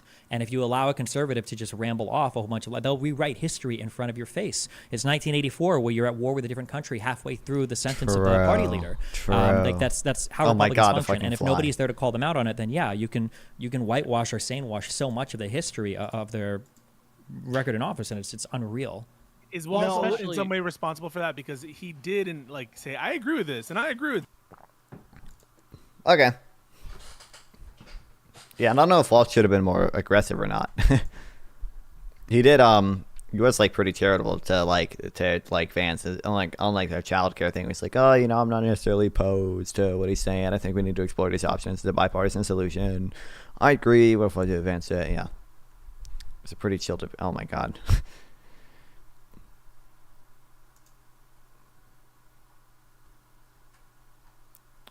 Pretty chill debate. PB debate starts an hour. I doubt it has any large effect.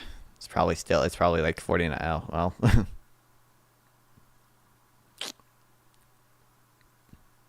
Why is North Carolina still leading towards Trump so much? God damn. It's so rigged that she almost certainly will win the popular vote, but it's like a toss-up whether she wins the Electoral College.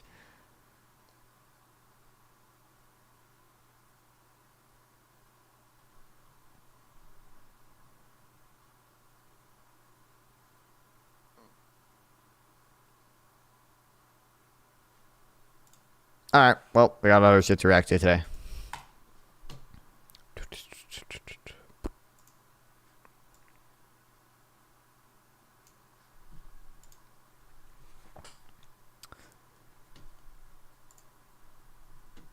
Best viewers? I gotta get these best viewers. You can't even. I'm glad it's blocking them at least.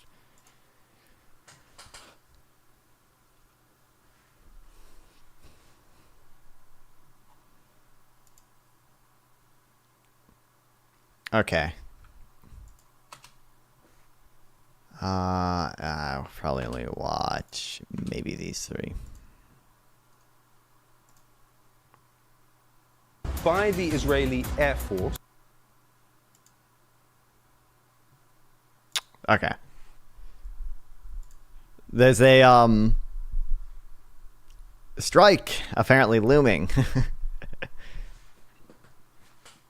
Or no, I think it already started for the port workers, who are apparently really upset that their jobs might be automated, even though they should be. We should not all suffer. So their jobs aren't automated. If we can ship stuff for cheaper with automation, that benefits everyone, even if these workers lose a little bit, but whatever. From the Rust Belt to the ports, a warning about the extortive union demands. Not all labor unions are pro-worker, with 36 ports striking today. The International Longshore Association threatening other jobs. I will cripple you, and you'll have no idea what that means. In general, labor unions are meant to be a force for good, providing a much-needed voice and representation for workers in negotiations with their employers. However, challenges arise when bargaining demands become too unreasonable or unfair. Perhaps the demand from the labor union are too high, or the company's offers unreasonably low. Labor unions can turn into villains, where then demands become excessive and extortive.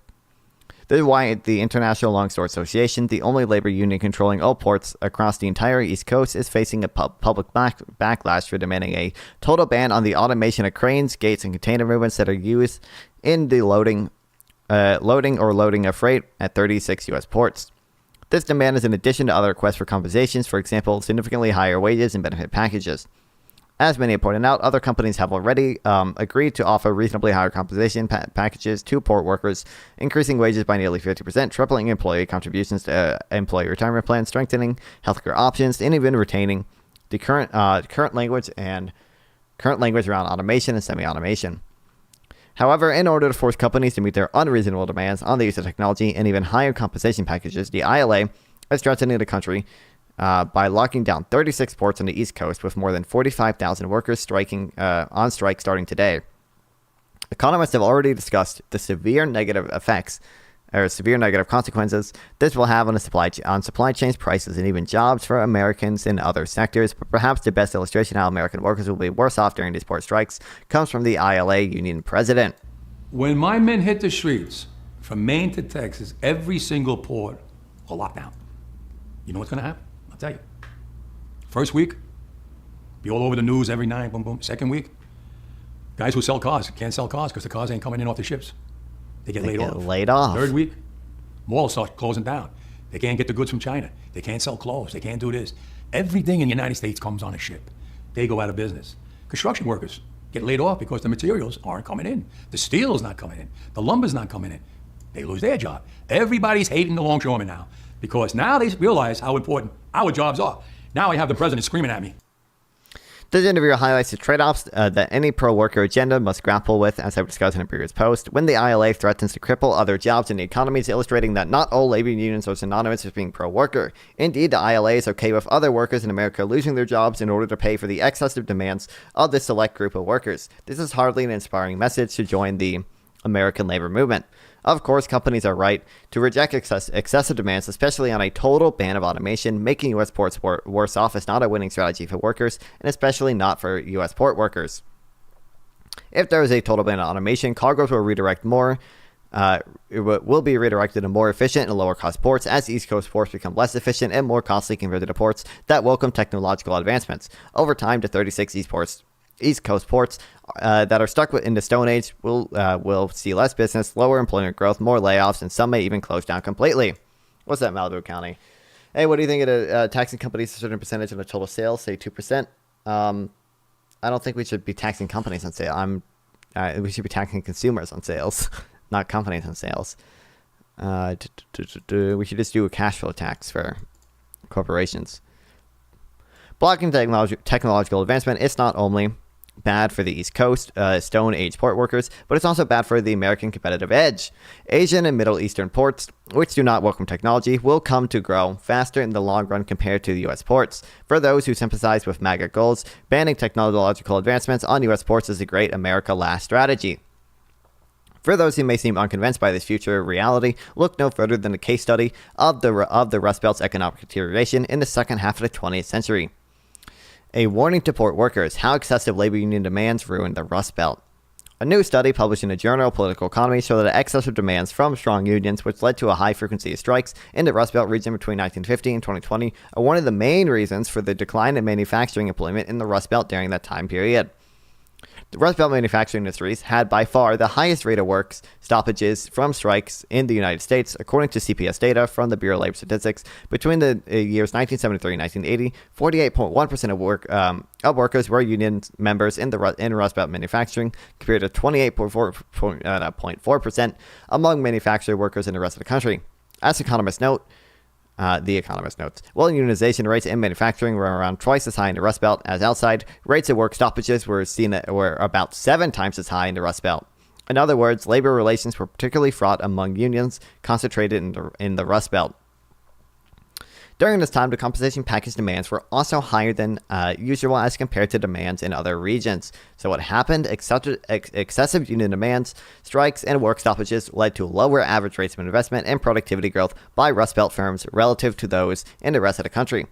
Over time, employment moved from the Rust Belt to the rest of the country. This is common sense. Rust Belt firms faced increasing labor costs and reduced productivity, forcing many to either downsize or relocate to regions with less union influence and lower labor cost. Overall, these labor union conflicts accounted for 55% of the decline in the Rust Belt share of U.S. manufacturing employment, leading to its economic deterioration throughout the second half of the 20th century. Many might sensibly ask, but what about the impact of China and globalization on the Rust Belt? The study accounted for this as well, finding that trade had a secondary negative effect on the Rust Belt, as they write, quote, rising imports have had virtually no employment effect until the mid-1970s, and the losses are concentrated in the 1980s and 1990s. This suggests that the international forces at best played a supporting role in the Rust Belt's decline in the latter part of the time period, and likely had little to do with the large secular decline in the region's employment share that occurred in the first 3 decades after the end of World War II. The Rust Belt case study is a perfect example of when unions go too far, leading to worse worker outcomes in the long run. Other studies show that unions which moderate demands to avoid pushing firms out of business or reducing employment are more likely to persist over time. This moderation creates balance between gains for workers and ensuring the firm's survival, benefiting both parties in the long run.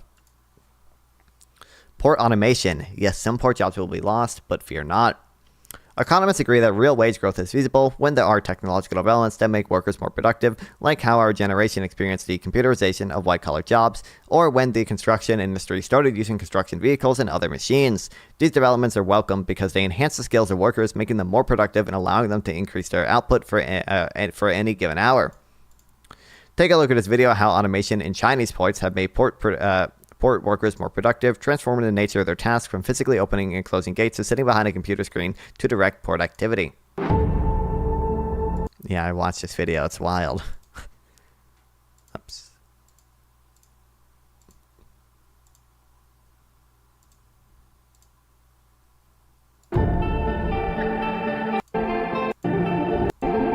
It's literally all remotely operated.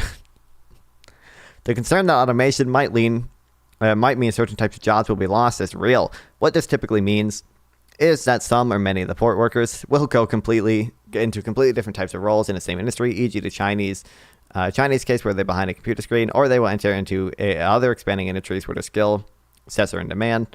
Cinema, true. It's not uncommon for the entire types of tasks or roles to be lost. What many neglect to understand is that technological advancements will either expand the same industries and or create entirely new jobs that never existed before. For example, there are no more workers in the video tape industry today, but there are thousands in the streaming industry.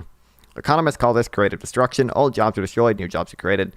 Well outdated, I've always liked this piece on how to understand job destruction and job creation from a historical perspective. Here's a job destruction list of some jobs that have been significantly reduced or completely eliminated since the start of the 20th century. Railroad employees, carriage and harness makers, telegraph operators, boiler makers, milliners, cobblers, blacksmiths, and watchmakers. And here's a job creation list showing the expansion and creation of new jobs since the 20th century. At the time of this report, the authors used jobs in 2002. Notice, for example, that there were 0 electricians, auto mechanics, and airplane pilots and mechanics. Today, there are hundreds of thousands each of them. Yeah, makes sense. Professional athletes, computer programmers. Well, some jobs were eliminated, more jobs were created, and the economy grew overall. This is all part of a healthy, dynamic process in our economy. So yes, some part-time jobs in the future may be reduced, but it's not bad for workers in the long run. The economy expands with technological advancements, enabling the creation of new jobs and industry process. True. And if like shipping gets cheaper, like and everything gets cheaper, consumers have more money. Like, it allows at least if people aren't laid off or whatever, their real wages will probably increase because they're more productive, right? And B, if prices are lowered because they things get cheaper, ports are able to operate more efficiently, consumers have more money to spend in other parts of the economy, and it creates jobs in other sectors. It's good. These people, the workers, they are modern day Luddites. That's what they are. They want to make everyone worse off by restricting their automation just so they can selfishly, I'm not even being ironic here, just so they can selfishly be paid more and not have their jobs replaced. And like the article even said, it's worse for them in the long run because their ports are just going to go out of business. Anyway, LMAO, did I miss the Iran attack talks? No, we haven't really gone over that yet. We did we watched the VP debate. We read that. So I got 2 videos done for the sweet YouTube reaction views. I don't know what exactly we're going to do for the Iran stuff. Like, I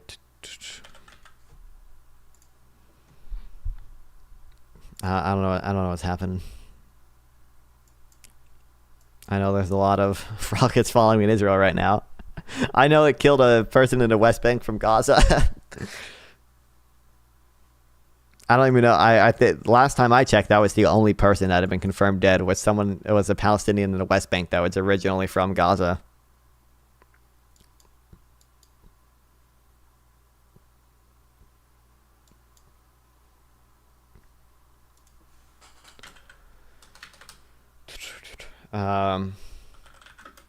Iran attack, Israel dead. Oh, Malibu County, by the way, I read your messages, but I was reading it. I didn't want to interrupt. The reason you probably want to tax consumers is because it's about incentives. If you tax companies, basically you're incentivizing less production. You don't want to do that. You want to incentivize less consumption of consumers, because consumption takes away resources from the pool of available resources, and investment adds to it over time. That's the reason you want to do that, essentially. There are kind of other reasons too, but so it's a Iranian bomb, the Zionist enemy, and kill one Jewish child and a Palestinian from Gaza. Well, aren't crazy about the attack. How many? No Israeli deaths reported. An airstrike, though the attacks caused some limited damage. Palestinian officials said a Palestinian man was killed by falling debris in the West Bank. Iran fired large Russian missiles. Does the Iron Dome? How much? I mean, I would guess it'd have to protect at least Area C of the West Bank, because that's where the settlements are. But does Iron Dome protect West Bank? Does it protect areas A and B?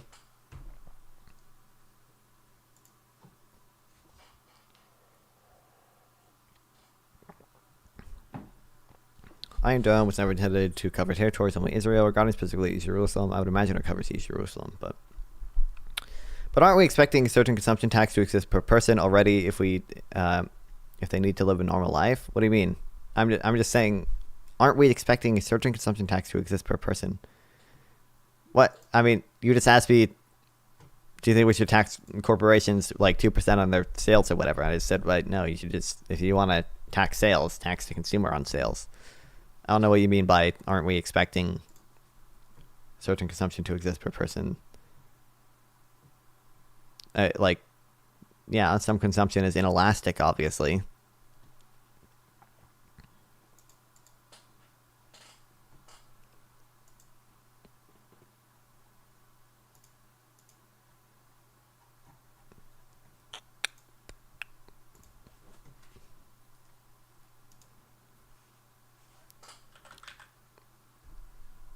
I've already forgotten every other exchange based. The 2020 election. Tim, I'm focused on the future. Did Kamala Harris censor Americans?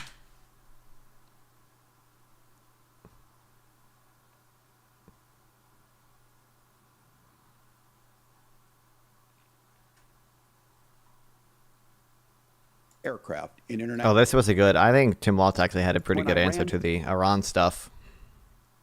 What's happening in Jerusalem right now? Iran didn't slaughter 18,000 children in less than a year. Yeah, damn. Didn't get through that one.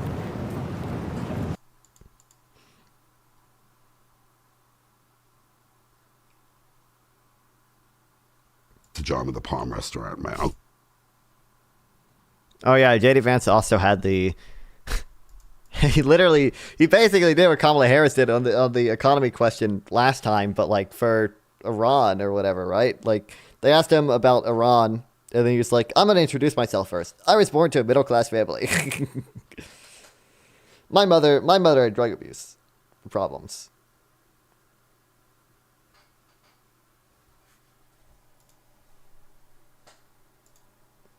Foreign policy. We need to have And some it's kind not of before an election, is what you're saying. at any time. I mean, like if I don't know if we have a vision for the Middle East right now. That needs to be there, but we don't even know. Half our country is literally retarded right now. So I don't know what we can do again, and I stress this for anybody that wants to talk foreign policy. Peace is meaningless. You can't just say peace. It doesn't mean anything, right? If Iran is on a path towards having a nuclear weapon or being able to create nuclear weapons, that represents a threat to not just Israel, but like technically the entire order of the Middle East. That's extremely concerning. So how would you have answered that? Still don't see how it would be a better choice to burden an individual with tax if they need to have what is necessary to live a completely normal life instead of a corporate entity, because you can't tax a corporate entity. Corporations are nothing but collections of people, right? So when you tax a corporate entity, some of that burden is going to fall onto workers. Some of that burden is going to fall on consumers via higher prices. So you're basically indirectly taxing consumption anyway, but in a worse way because you're also disincentivizing investment of that company. And you're or the shareholders. It can fall on the shareholders, but if you want to tax shareholders, you can also tax shareholders. Now, I don't really think we should be taxing shareholders because their savings is financing investment, and that investment is good in the long run. But yeah, I don't know.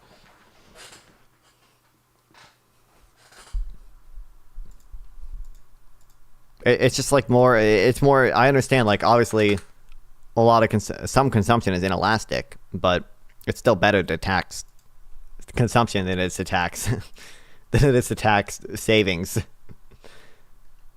So excluding taxing essential goods and services. No, I mean we should probably just do like a value-added tax for all goods. Like we already tax essential goods. We already have sales tax. Like we already tax essential goods and services. Like a 10% value-added tax on fucking groceries is not that big of a deal. Obviously, like, that's inelastic, and taxing inelastic goods isn't actually, like, that bad. Like, that means there's less deadweight loss. If it's inelastic, that actually means there's less deadweight loss from taxing a good.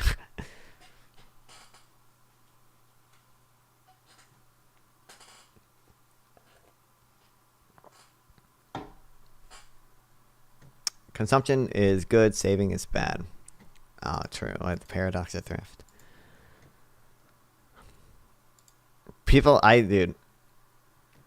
The paradox of thrift. People don't understand that. It annoys me so much. Like, it's a paradox. The reason they're like, it's not about consumption being good. It's about saving being good. It's just that the paradox is if individuals save more, total savings, the good thing is savings falls. That's the thing there. But I mean, stop taxing businesses that offer essential goods and services. Well, we should probably tax all businesses. We should probably just do it. We should probably just do a destination-based cash flow tax.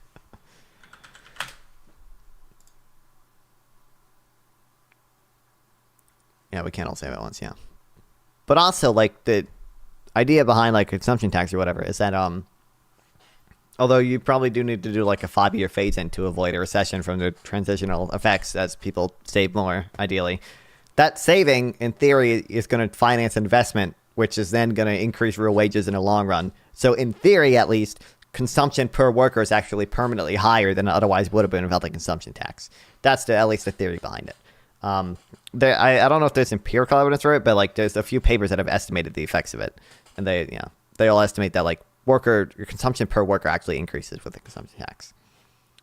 Why do you expect a huge chunk of people to save when they are already in debt and can't sustain themselves on one income? even if you're in debt, you still have savings account. Like, we do this. We already have a lot of tax deducting. Yeah, like the median American net worth is like $193,000, but like we already like we have tax deductible savings accounts already, like Roth IRAs, and certain, like, that's a retirement account that's like tax deductible. So you don't pay tax on it unless you like withdraw it early. We should probably just do that for old savings. Old savings should probably just be tax deductible.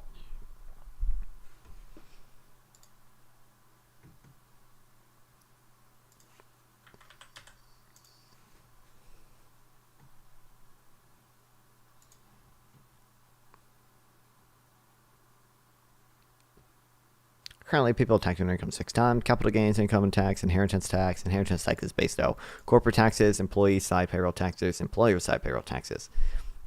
Then they are taxed in their spending 3 times: gift taxes, estate taxes, sales taxes. Huge chunk is double-digit percentage of the population. Well, here's like, I would expect there's probably going to be like a percentage, like this is like what a lot of people's income is going to look like over time. You're going to like start out like at 0, and then you're going to go into debt. And then over time, like this is probably going to be like your education. Are you like counting students in that? Because I would assume there's a lot of people who take on debt, especially for student loans, and they're in debt. So this might be 10% of the population. But those are all young people who are then going to earn way more than that over time, right?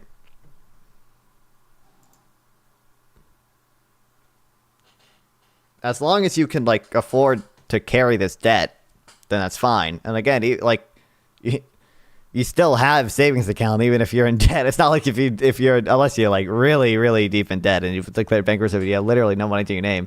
Like usually like you're paying the debt back on like a scheduled period of time. Like you still have the savings account and you can still be incentivized to either save or spend money based on taxation tax policy, right? It's not like if you're in debt, even if like you're not oh no, wait, I didn't even know you could do this. You're not saving money. Even if on net you're in debt, you still like compensate, like still have savings account or whatever. But compensation taxes to avoid double taxes like capital gains, encourage people to save. Right now, tax system tax people twice when they get their paycheck via income taxes, payroll taxes. Then they get then again when they get their capital gains. This is true, but also most most capital gains is not double tax because a lot of corporate shares are like in like private equity shit. There's a paper that I didn't read, but you gotta read it at some point. Not only is this pretty difficult because taxing people to liquid gains and investment is admittedly hard to enforce in an economically sustainable way, but it also provides a double tax effect that reduces the desire for people to save. Taxing the use of money instead of gain allows us to tax labor and capital income indiscriminately. Consumption taxes, that's another thing, yeah. No matter how you get your income, you're taxed the same. Consumption taxes target the part of inequality that matters most: ludicrously expensive consumption on behalf of the richest people in society. This can be a value-added tax, which is hard to avoid, relatively simple to administer, and ultimately paid by a consumer regardless of their legal status or residency.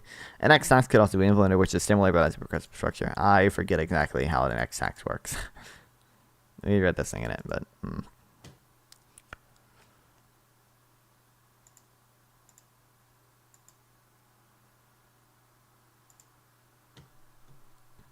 What do we do with debt string? You know what, I think I probably mentioned this before, but like with the way the 14th Amendment is written, a lot of people think the debt ceiling is unconstitutional. And you could argue, even though like the way the Republicans continually hold us hostage every time we approach a debt ceiling, that in and of itself might be unconstitutional, because it technically brings public debt into substantial question. Income tax is a huge problem. Let's imagine two people each earn $500,000 a year, both of which are taxed at an effective rate of 20%. Sam takes his remaining $400,000 and saves it by investing in company stocks. Meanwhile, Chase takes his remaining money and consumes it by buying luxury cars and boats. Firstly, there's less an incentive to save under the system, because whether you save your money or spend your money, you'll be taxed at the same rate.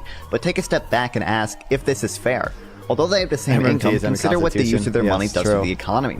You see, when a person saves money, they finance investment in capital stock, which in turn increases productivity and long-run growth, benefiting everyone. When a person withdraws resources for their own consumption, the resources are no longer available for other consumers, nor are they available for businesses to invest. The basic proposition of personal consumption taxation is that it is fairer to tax a person according to what he takes out of the economic pie, rather than according to what he contributes to it.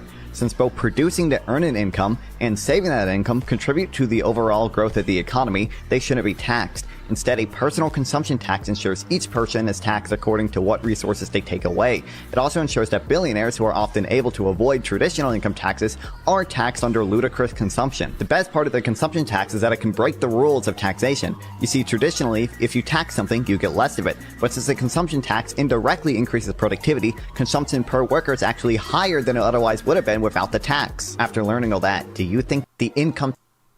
Wild. Alexander Hamilton was the first MMTer? Really? I don't know anything he wrote about it.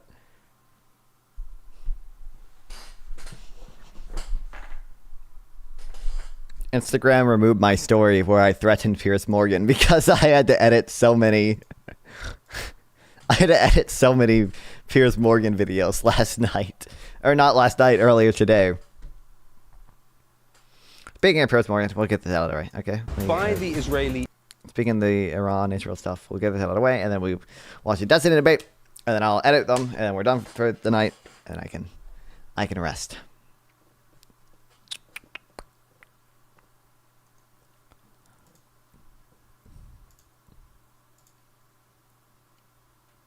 Uh, 1.75. But he wasn't. But he did establish the first national bank. Oh, well, that's true. Yeah.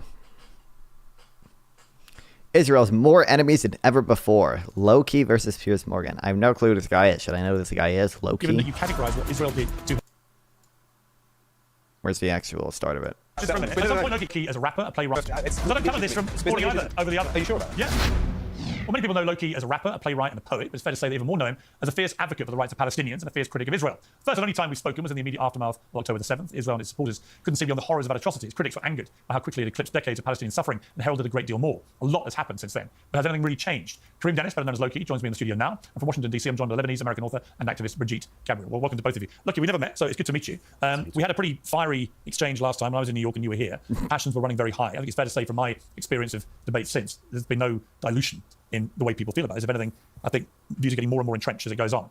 What is your feeling about where we are now with this war and indeed the widening conflict with Israel apparently planning a ground incursion into Lebanon? Well, that initial interview... All Israel fault. Israel's the aggressor. Which have since come clearly to fruition. So the first thing that I stated was that Mark Regev belongs in The Hague. Israel is currently in the ICJ charged with genocide. I also said that what Israel was doing in Gaza in an accumulative way over decades would amount with the military operation that they were about to launch to genocide. And the third thing that I said, which has also now been proven to the Israeli military unfortunately implemented the Hannibal Directive on October 7th. And that, just so viewers are aware, is when Israel, of course, it was initially developed in Lebanon while trying to suppress the Lebanese population and stop them from battling the Israeli occupation. And it's whereby Israel takes measures to kill the captives who are Israeli that have been taken by the other side. Now, that happened on October 7th, and it's since been proven in 3 different cases. It happened, unfortunately, after... it's been proven that Israel killed its own civilians, or it's been proven that they intentionally killed their own civilians to prevent Hamas from using them as leverage. Obviously, Israel killed some of their own civilians. Now they were killing their own civilians.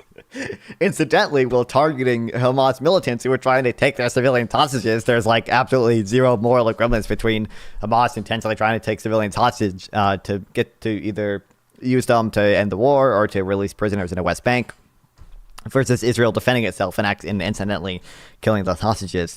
To my knowledge, it hasn't been proven that Israel intentionally killed them with the Hannibal doctrine purpose of not letting Hamas use them as negotiating or tactics or whatever. If they did that, it's probably bad, but even that I don't think would be morally equivalent to what Hamas does at all. But by Israel, to be clear. It hasn't, though. It's been denied by certain upper echelons of the Israeli political establishment, but there have been key figures within the Air Force that have acknowledged that this has taken place. It's also been revealed by the Al Jazeera investigation, and other places too have gone very deep into it. But you wouldn't say that the absolute vast majority of people killed and wounded on October the 7th were indeed killed and wounded by Hamas, because apart from anything else, Hamas were boasting about it and filming it as they were doing it. I think actually the majority of people that were killed on October 7th and off the back of October 7th were the Palestinian fighters that entered into what is considered to be Israel. But we know because they were killed, they were run over by cars, their bodies were dismembered. There's footage that came out of them being killed. You feel sorry for the Hamas? No, I'm stating objective facts. That what usually we're talking about. Usually we don't really care about militant deaths. I would assume we would all agree that obviously Israel killing the militants who crossed over from the Gaza border to attack Israeli civilians what is perfectly legitimate. That's not a bad thing. As a journalist that has researched this topic. But what about the 1,200 people who they murdered and the 7,000 they wounded? No. Hundreds of those people were killed when Israel implemented the Hannibal Directive. That's simply not true. Oh my God. It simply is true. And I encourage you, in the spirit of journalistic inquiry and curiosity, to really look that up. It's already been thoroughly investigated. It absolutely has not. But it has It's been investigated by Al Jazeera. It's been investigated by trustable news sources that have found this to be the case. No, it's not true that hundreds of people in those named casualties. Trustable news sources only cites Al Jazeera. Numbers on the Israeli side were killed by Israel. No, it's a fact. It's a documented fact. And you know what else? Wait, how many did he say? Casualty numbers on the Israeli side were killed by Israel. That's a fact. Be the case. No, it's not true that hundreds of people in those named Hundreds of people on the Israeli side were killed by Israel. That's a fact. It doesn't even matter because clearly the intent matters. Clearly Hamas was purposefully targeting civilians, and then Israel may have been, they definitely did to some extent. I don't know if it was hundreds, but incidentally killed their own civilians while defending themselves from the people purposely targeting civilians. These are radically different things. Documented fact. And you know what else? If you were to study those cars, which were put forth as death tolls inflated by Gaza militants being considered considered part of Israeli the order victims. came directly from the Israeli Air Force. This is a mass Hannibal. This is a dead zone. No cars will Did you watch the documentary? I don't know how true that is. I know some of the bodies were burned, so it's hard to identify. That's why they revised it down. Originally, wasn't it 1,400, but they revised it down to 1,200 because of that, because they had mistakenly identified some of the bodies as that were burned as Hamas as Israeli when they were actually Hamas militants. Didn't they? I thought that's why they revised it down in the first place. Israel should have the identity of more or less everyone who was killed. Did you watch the documentary last week on BBC Two? No. About the music festival, right? You literally see Hamas fighters with their GoPros going from car to car, murdering people. That happened. True. Yeah, that happened. Why are you trying to diminish the scale of what was going on? I've just said that happened. That doesn't equate to diminishing what you've just said. It doesn't say hundreds. You're diminishing Apache helicopters bombing cars that contained civilians. You're diminishing all of the Israeli captives that have been killed by Israeli. Wait. I'm still why? Why were they bombing cars with civilians? Why? What's it? The airstrikes. Israeli captives. Because the civilians were being taken hostage by Hamas because they were defending themselves from Hamas, who was purposely targeting those civilians? Have come out of Gaza and said very clearly that actually they were scared of being killed by Israeli. Why are there hostages at all? Well, this is, of course, an issue of 70 years of occupation, of dispossession. Oh, my God. You wouldn't support taking hostages, including Holocaust survivors and babies. You wouldn't support that. I wouldn't take hostages, no. So should they hand them back? I think if you look historically at where the return of oh my God! actual hostages has happened, you look at the case of Gilad Shalit, this was a case where an Israeli soldier was given back in exchange for the release of Palestinian prisoners. What you've actually prisoners, seen in yes. this case, At least he uses prisoners and not hostages. Okay. There's a massive increase of Palestinian prisoners who are being tortured. There's been examples of rape within Israeli military camps. The rapists... Do we, I guess he did at least use the word prisoners, so he hasn't at least yet drawn a direct equivalence between the Gaza hostages and the West Bank prisoners. Are all your notes in IP so far? Are there more pages that you have cooking? I think I've only public. Well, first of all, welcome to the stream. I have a lot of notes on a lot of things. have come out and become celebrities within Israeli society. I think the Israel-Palestine ones are the only one that are public. I don't think these are public yet, even though it's in my workspace. So I wanted to make it public, but yeah, I don't know. 68% of the Israeli population say they oppose the prosecuting of people that have been implicated in rape within the dungeon system. And if you really look at it, Israel has far more chance of returning hostages by negotiating for their release than by airstriking them. What Israel has done as part of this campaign is airstrike and kill its own captives. How would you have responded on October the 8th if you were running the Israeli government? And the occupation. Ultimately, it is within the interests of everybody, especially those who identify as Israelis currently, to end Zionism. Zionism has dispossessed and disempowered and killed people on an industrial scale. Its maintenance requires 4 generations of Palestinian refugees scattered throughout the Middle East, the highest population of refugees there is in the world. Its maintenance requires the constant repression. It's, again, Schrodinger's refugee. Half the population in Gaza is refugees, and the other half from 1948, and the other half are children who are 10 years old. Of Palestinian hopes for a better world. Which I think is completely wrong. So I believe all Palestinian people should have exactly the same rights as you and I and every Israeli. And that requires the end of Zionism, so therefore you support the end of Zionism. I don't agree with what has clearly been a form of occupation, okay? But putting that to one side, I also don't agree with Hamas, Hezbollah, and the Houthis, funded by Iran, armed by Iran, launching wave after years and decades of terror attacks on Israel. Do they have air forces? Do they have? Let me ask you a question. Let me ask you a question. Let me ask some questions. Do they have air forces? Now he's drawing the power dynamic. No, I'm saying there is a complete difference between one of the most powerful armies in the world, which has literally a key unit within the Israeli military, Unit 9900, is the visual unit which uses satellites in the sky that can pick off a bit of chewing gum on your shoe. Okay, you're talking about actors that are shooting rockets which do not have precise targeting against one of the most powerful air forces in the world. Why are they firing indiscriminate rockets? Glad we bite that bullet. You're talking about asymmetrical warfare, but you know the thing that Israel doesn't remember, and which Israel has to know and must know, that winning a war is not about killing on an industrial scale the weakest among the population you are targeting, which Israel excels at, which is the essence of Zionism. Winning a war is about the largest amount of people being convinced of your viewpoint. If we use that metric to understand this war, Israel has lost in Gaza and it will lose in Lebanon because Israel has more enemies around the world than ever before. More people are critical of Zionism than ever before. More people understand it to be essentially an anti-life ideology, which is causing mass human suffering. I know Gen Z is leaning pretty pro-Palestinian. I don't even know. Obviously, tensions are much higher in the Middle East. Lebanon or Hezbollah is attacking them, and Iran is attacking them. I don't even know. Has support for in aggregate has support for Israel decreased since October 7th? I don't actually know in the U.S. But I never understand, like, these people make a they're making like a semi good point here. I just don't understand how these conditions ever get addressed without Hamas going away and terror groups in Palestine stopping targeting civilians. How does the blockade ever end if Hamas is in power and they continue to purposely target civilians? And in fact, if Hamas doesn't the blockade on Gaza is probably gonna have to be more strict now, right? Because Israel wants to prevent their ability from doing a second October 7th. That's gonna prevent Gaza's ability to rebuild. It's gonna keep people radicalized. Has support for Israel decreased since October 7th. So you're not focusing on power balance, the air defense being highly developed. No, I don't think the power, when it comes to the moral standing of them, no, I don't think the power balance matters. I think what matters is the intentions behind them. And Hamas is purposefully targeting civilians while Israel tries to minimize collateral damage as much as possible while defending themselves against the first group of people. Increased a little bit and then it declined again. Okay, at the same time, Hamas, Hezbollah are wedded, and make no secret of being wedded, to the destruction of Israel. Destruction. Mm-hmm. That is a nihilistic form of genocide. The very genocide that his supporters, like you, would say has been waged against their people. They are explicit. We want the destruction of Israel. And they have tried to enact this on October the 7th. And Hezbollah's response the next day, within hours, was to unleash rockets on Israel as well and to carry on doing it for a year. At some point, Israel obviously was going to respond with massive force to the biggest attack on its people. Yeah, obviously, they were going to do that. Happen. Hamas knew they would do that. Iran, who were funding it, knew they were going to do that. Hezbollah knew they would do that. Hezbollah knew if they kept rattling the Israel cage with their rockets, that they would get a response of the kind we're seeing now. What they underestimated is that Israel would be quite as successful as they're being right now with Hezbollah and taking out all its command leadership. And you can feel that the momentum has switched now, where Israeli people, in particular in all the polling, are now beginning to go back to supporting Netanyahu because they believe, rightly or wrongly, but they believe Hamas and Hezbollah when they say we want to destroy Israel. They believe it, and they believe that they have to defend themselves. Do you understand that? I have a response. The Likud platform, which is its charter, states oh my God. very From the river to the there sea. will be no Palestinian sovereignty between the Jordan River and the Mediterranean Sea. The Likud charter calls for the complete obliteration of Palestine and all of the rights of Palestinians. That is the core of the issue. One group that you're talking about don't have air defences and do not have an air force, and are internationally isolated. As you know. And are internationally isolated. And yet they were the somehow, other one has the support of the United States, which has.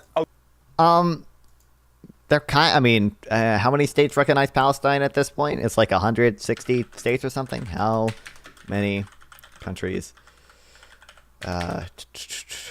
recognize Palestine? I mean, they're not I obviously don't have support of the U.S. or whatever, which is more important. But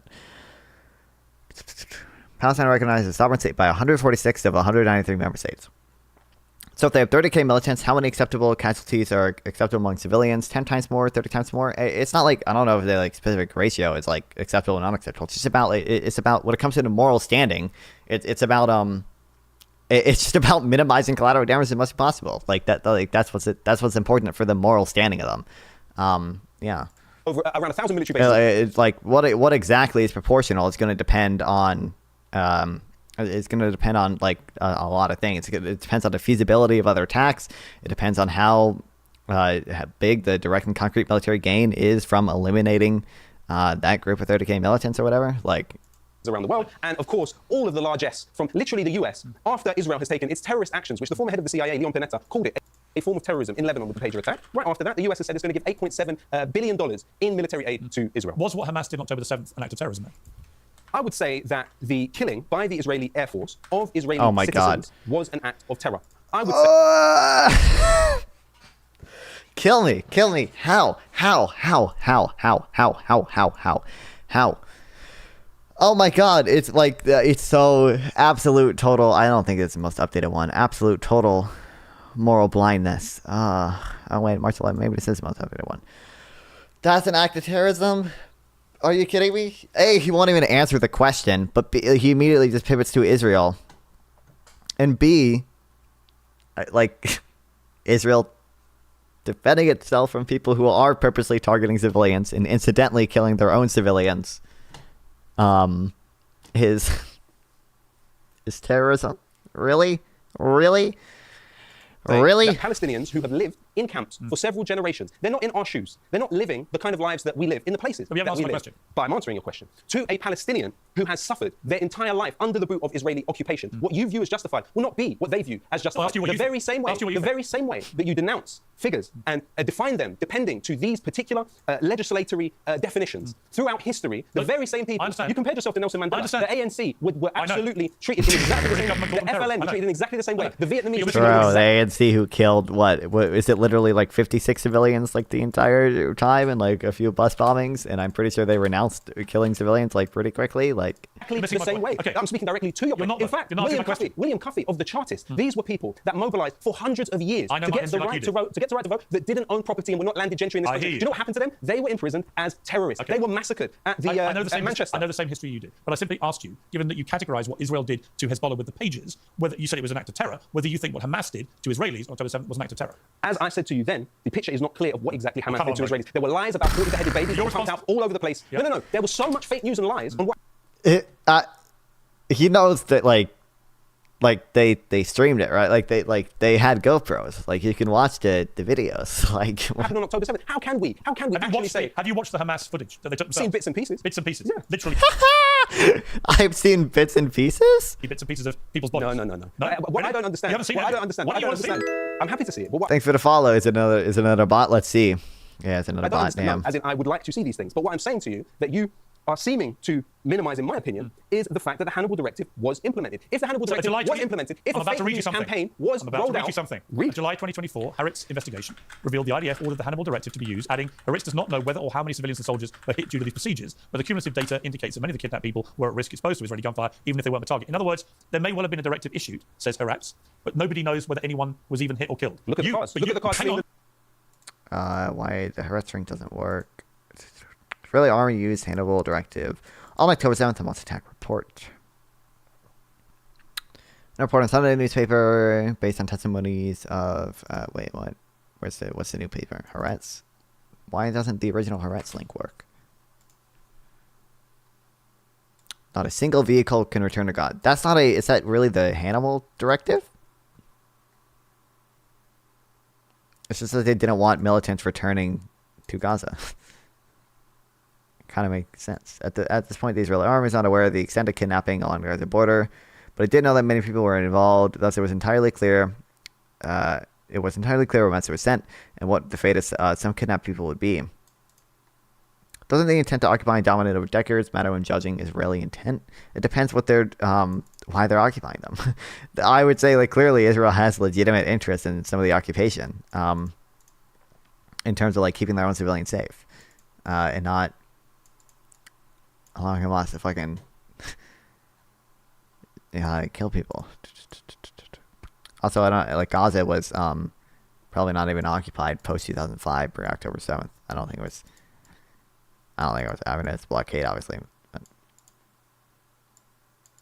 like, it depends on what the intention of the occupation are. Again, like, if Israel's occupying people to essentially like collectively punish civilians with like that intention, then yeah, it's a poor reflecting on a moral character. If they're occupying them in self-defense, then like,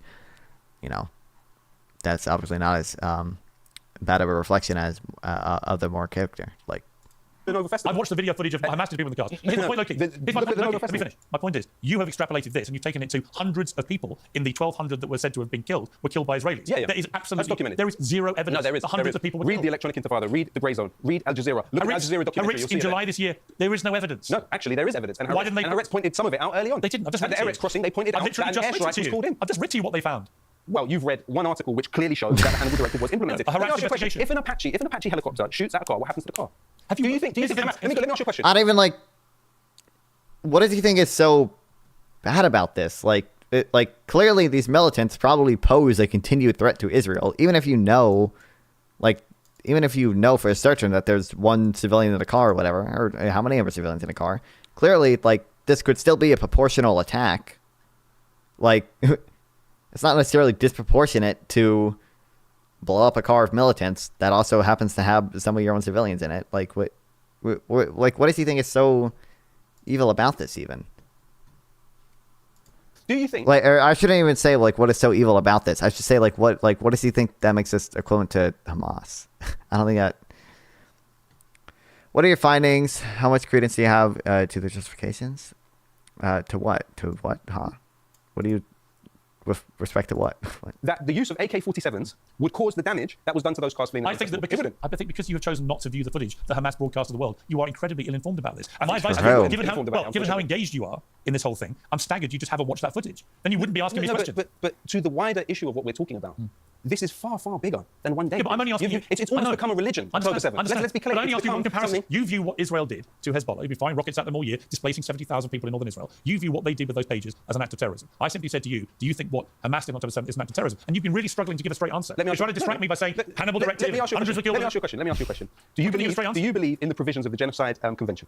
I do not believe what Israel's doing is waging genocide. That's not what you know why? That's not what I'm asking you. It's not what I'm asking you. What I'm asking you is Article 1 of the Convention on the Prevention and the Punishment of Genocide says that all parties that are part of this are under obligation.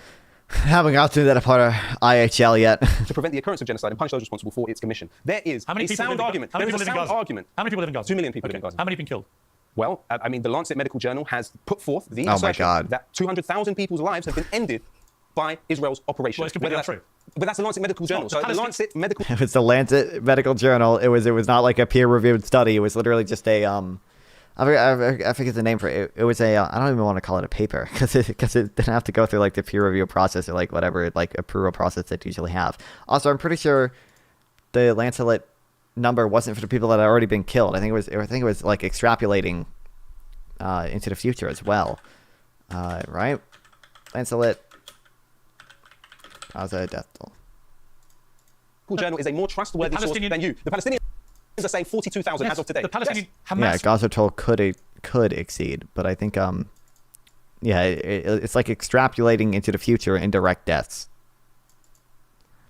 How much credence did you give the reason presented by Israelis to occupy and dominate? I mean, like, I think clearly there's a pretty secure, like after October 7th, clearly there's a pretty grave security threat posed by these militant groups. I would give I haven't done like a ton of reading into all the negotiations, but like I would probably grant Israel more credence than fucking Hamas or even the PA. Like No, but that's not how genocide works. But that's not how genocide works, Piers. But you know that's not how genocide works. I'm about to tell you. But you know that's not how genocide works. So you don't believe the Palestinian Health Authority numbers? No, I believe them. But what I'm saying you think 5 times as many people have been killed? I've literally just quoted you what the Lancet Medical Association has said, and I've also quoted to you what they have said. You know why it matters? But that's also not how genocide works. I share a lot of your misgivings about the this scale medical of journal what's been going on. Literally named here. It's going to get more official than that. Genocide because Israel has the power, should it want to kill all 2 million. Let me finish. They have the power to eradicate every single Palestinian. Was genocide committed on the Aboriginal people of Australia? I'm not going to go over the whole. They still exist. So therefore, your argument is is that they were not subject to genocide following the arrival of Captain Cook. But do you accept that what Hamas and Hezbollah, when they say the destruction of Israel, that is the purest personification of genocide? I have clearly shown you that the Likud Charter states within it that the Palestinians will have no sovereignty. Why do you never answer any questions about the other side, though? Oh my God. Because there's a causal connection between what has happened. But you distract on everything I say. You're talking to me about organizations that were formed to fight the Israeli occupation. Their response to that occupation is what it is. The occupation exists first. Zionism exists first. What comes after it is a product of that social imbalance. So you categorize what they were doing as resistance, not terrorism? They are resistance groups, as the vast majority of the humanity is represented by governments that define them as resistance factions, including the government of Switzerland. What's more neutral than the government of Switzerland? It doesn't prescribe these organizations. Switzerland says it. I didn't consider that one. Neutral Switzerland says it. Does Switzerland recognize Palestine? I kind of assumed they would if they did you that. Think they're resistance, not terrorists? Yes. Okay, we got there. Let me bring in Bridget Gabriel. Bridget, you listen to what Loki has to say. He's not alone in this thought. I've heard Who's this this girl? many pro-Palestinian guests on Uncensored in the last year. What is your response? Well, I want to start with the accusation of the occupation. Israel was minding its own business ever since it existed. It reached out to the Arabic world. It wanted to have peace with the Arabic world. In 1964, when the PLO, the Palestinian Liberation Organization, was founded, the West Bank was in the hands of Jordan. It was Jordan. And Gaza was in the hands of Egypt. It was Egypt. True. So the PLO was founded in 1964, not because of any occupation. They wanted to drive the Jews into the sea and get rid of every single Jew in the Middle East. Israel tried repeatedly. The only reason the Palestinians lost in 67 and they lost Gaza and the West Bank is because they preempted an attack against Israel. And over again, Israel reached out to them to make peace with them. In 2000, Ehud Barak offered them 97% of the territories back, and they refused it again and again and again. In 2005, when Israel withdrew out of Does he even know? Does he even know all the negotiation, the timeline stuff? I doubt he does. Removed its own people fighting the IDF by force, removed them out of Gaza. Not only to remove the people, they dug out dead Jews' bones from the cemeteries because they knew exactly what the Palestinians are going to do to the cemeteries. So in 2005, when Israel withdrew out of Gaza, there wasn't one Jew alive or dead in Gaza. They turned over the key to them and said, okay, great, now build your own place. You are independent. I know people that Israel even left them the greenhouses. Israel was exporting 50 million flowers to Europe I know, in yeah. 2004 out of Gaza. The greenhouses, the fruits, the vegetables, the Only flowers. casualties so far, at least. So the Palestinians can start they can have an industry where they can support themselves. I know a businessman from New York who even raised $14 million to make sure the Palestinians will be able to get paid salaries as they move over and they continue building the greenhouses. And what did the Palestinians do within 24 hours after Israel withdrew? Not only did they destroy every single Jewish synagogue in the area, they destroyed the greenhouses, ripped out the pipe, and even stole the copper out of the pipe. And then they had an election. So in their first election, the first woman elected to the cabinet of Hamas was a woman by the name Nidal, the mother of al-Muqawama, they called her, the mother of the resistance. And she ran on the platform, I killed 3 of my sons, because she had videos of her sons, she dressing them in suicide bombers to go kill Israelis. She said, I already gave up 3 for the cause, I have another 7 to give. That's why she was elected. So that's a democratic election for Hamas. Israel did not put the Palestinians in a prison in Gaza. Hamas put the Palestinians in a prison in Gaza. Gaza could have been turned into Singapore. They had the money. They had more money. There we go. There's the line. And still do from all over the world. And what did they do with it? Build a tunnel infrastructure underneath bigger than the subway system in New York. Okay, we got all the talking points perfectly memorized here, I see. The Palestinians have brought this on themselves again and again and again. But do you accept that Palestinians should have the same human rights as the rest of us? Absolutely, all humans are equal in the eyes of God. How can they do All that? Okay, but here's the thing, Bridget. But when it comes to this issue of occupation, I was very struck at the start of the response to October the 7th that very quickly Israel was able to turn on or off the tap of energy, the tap of water, the food supply, etc. That is only achievable if you are effectively occupying another country. Otherwise, you're not able to do it. So Israel has had this control over Gaza. I mean, it's a blockade. I still don't think it probably means that evidence of occupation. It's a blockade. Also, I'm pretty sure most of the water in Gaza is produced domestically. I'm pretty sure it's like 90% of the water in Gaza. Or maybe we're thinking of the West Bank. Generally, for some reason, occupation under the occupying force as a substitute to the governance authority, the lawful sovereign. Oh yeah, I don't even know if anyone considers Hamas the lawful sovereign. So I don't know if you could ever even claim it was an occupation. The dismantling of the IDF Gaza military governance apparatus and the assumption of handing over the control of Gaza to Palestinian Authority does not meet the traditional standard for substituting the governance authority of a lawful sovereign. A different standard has been applied by a number of international actors, including organizations such as the International Committee of the Red Cross. This new standard effectively waives the traditional requirements of the physical presence or substitute the ability to make authority present within a reasonable time, and substitution of governance capacity made for Israel. Such claims ignore the availability of more suitable legal frameworks, such as the law of governing armed conflict, including its provisions on siege and blockade, and international human rights law. Haven't got into the. I think occupation is like 2 more chapters in the book we're reading. Which to me does not afford those people the same human rights as Israelis enjoy. It's inarguable because if they didn't have that control, they couldn't turn on and off the energy or the water supplies. But why did Israel get to this point? Remember, in 2005, they gave them everything, and they said, we are out. The Israelis even fought among themselves because, some people did not. No, so don't get me wrong. I think Hamas squandered all the money they were given, and Hamas has been the enemy of its own people. And when Hamas did what they did on October the 7th, they knew it was immediately sentencing to death thousands of their own people in the process. They knew that, right? So I think Hamas has got to go. I think Netanyahu has to go as well, and his right-wing headbang cabinet members who do speak in a genocidal way. None of this is ever going to lead to peace. Let me ask you, Bridget, about Loki's occupation is chapter 6. Okay, well. Claims about October the 7th. He says that there was this Hannibal directive. It's been much speculated. Harit says that they found evidence there was. The IDF has never admitted there was a Hannibal directive. But it is possible in the fog of war that day that I guess some of the casualties came because of Israeli fire. We don't know that. But Loki wants people to believe hundreds and hundreds of people who died that day on the Israeli side were killed by Israel. I don't believe that. That has not proven. And if I have to choose between believing the Hamas talking point, who control the Ministry of Information, and the Israeli IDF, I would believe the IDF because I have lived in Israel as a Lebanese. At one point, I had a home in Lebanon, a home in Israel, and my boyfriend who lived in the West Bank at that time, and I worked as a journalist. And knowing how the IDF operates and knowing how the Israeli military operates, they operate by rules. They don't invent information like Hamas does. And when you are in the throes of things like what happened on October 7th, a lot of people do not know a lot of the facts that happened on the ground. But we do know one thing, that Hamas committed such atrocities, and we're so proud filming it and showing it, that will give you goosebumps, that a lot of people can get sick, they cannot view it. And I'm shocked that Loki hasn't even viewed the footage. You have to view the footage to understand the monstrosity of the crimes that were committed on that day. Yeah, I mean, I watched this BBC documentary which had all the footage from the music festival. And honestly, Loki, it was one of the most sickening 2 hours of my entire life. Have you been on social media for the past year? Yes, I have. You have seen a constant stream of mutilated children. You have seen a constant stream of people being lifted up out of rubble. How can you even bring into the conversation 2 hours of footage in comparison to 12 months and 77 years of this type of treatment? But I have a question for the guest. I would like to ask this question. Now, the organization Act for America, which you represent and are a part of, seems to be quite the patriotic outfit. It's also been criticized widely as Islamophobic. But I have some questions about the finances of your organization. It's funded by the Fairbrook Foundation, which has funded the Central Fund of Israel, the Zionist Organization of America, and also illegal settlements in the West Bank. Oh, damn. Wow. I can't believe we're pulling out the funding receipts. The Zionist cabal is funding her. What the hell? Has been funded by the Becker Foundation, which has funded Christians United for Israel and the Israel Project. In addition to that, your organization was also funded by the Emez Foundation, which funded the Israel Project, the Central Fund of Israel, and the Zionist Organization of America. How, in any way, do you stand for peace when the organization which you front and presumably are employed by is also funded by organizations that are invested in illegal settlement in the West Bank? Actually, my organization, which I run and I'm the founder and chairman, I not only work for it, was founded after September 11th to protect America against the threat of radical Islamic terrorism. It shares funders with those building illegal settlements in the West Bank. You already spoke your mind. Now it's my time to answer. My organization. People in North Carolina are cut off from the outside world. True. Was founded to impact policy in the United States to protect the United States North Carolinian can confirm I am in an open-air prison right now. The terrorist organization are. We work with Muslims. We have Muslims on our board. We have Muslims who are members. We had every single conference we always had a keynote speaker who was Muslim that speaks because they care about America. You know what? I feel like we're getting. I feel like we're getting a bit. Look, fascinating though it is the makeup of your business.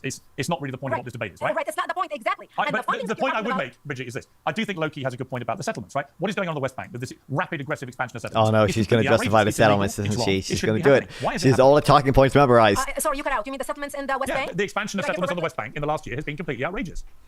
Oh, well, look, there's a radical wing within Israel that wants to expand the settlements. Oh, okay. And the settlements is an issue. I agree with you. We're not doing total Hasbro. Okay, we're just a little bit of Hasbro. People are very upset about You're funded by the same organizations.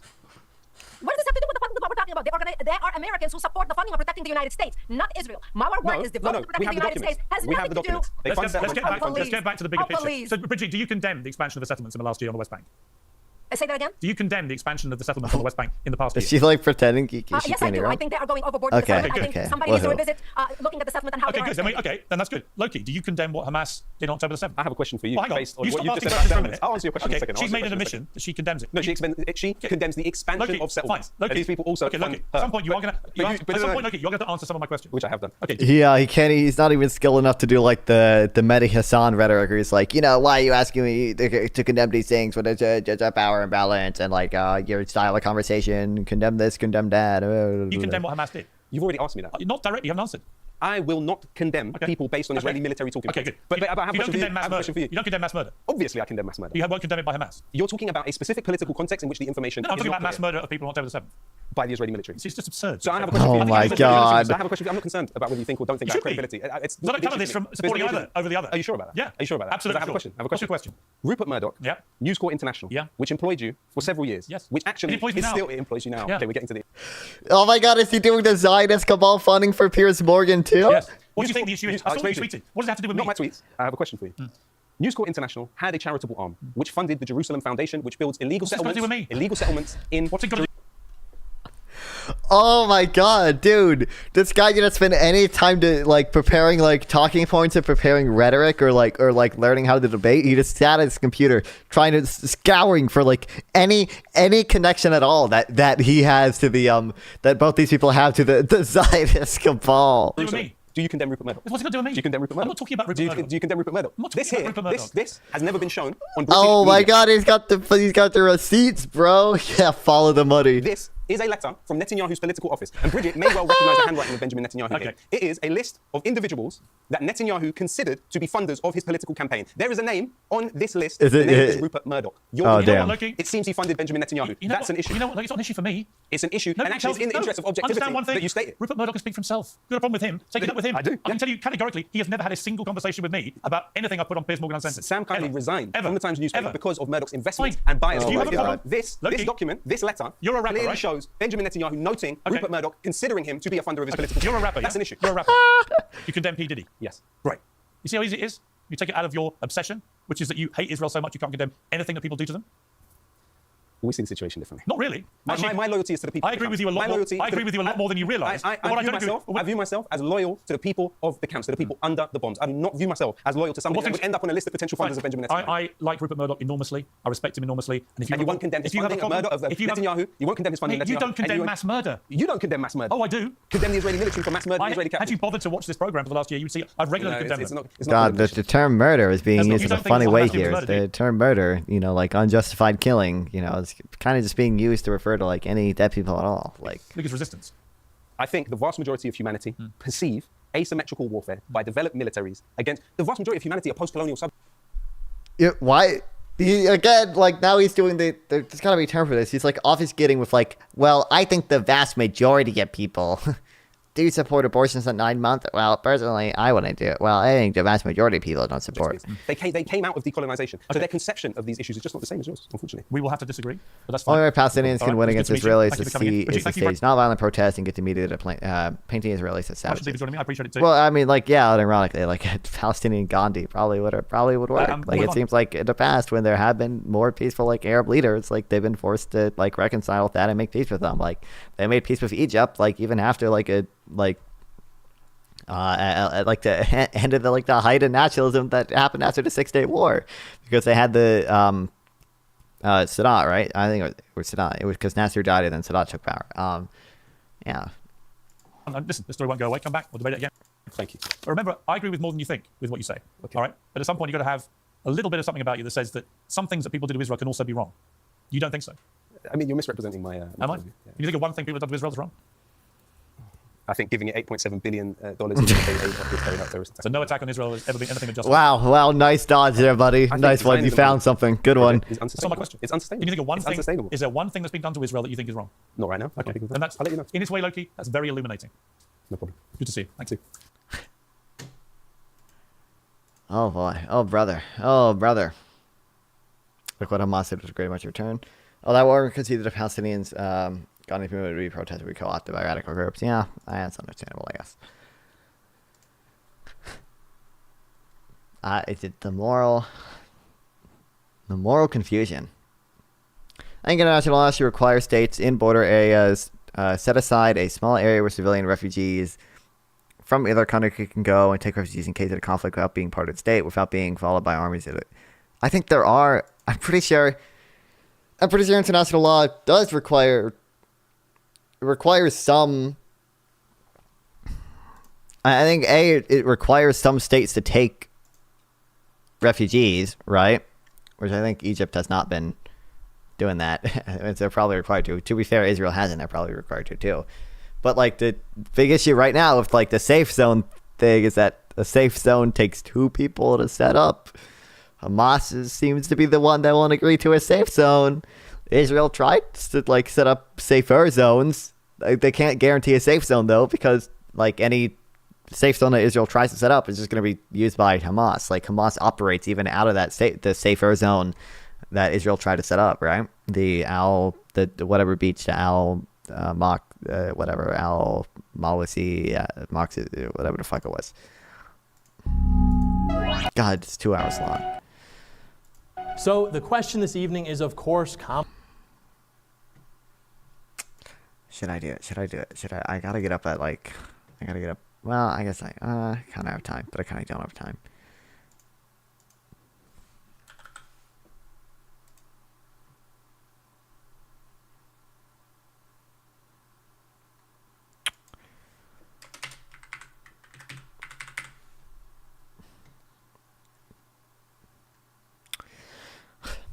I guess if I put it in well, Destiny probably speaks fast. We'll fucking do it. I guess.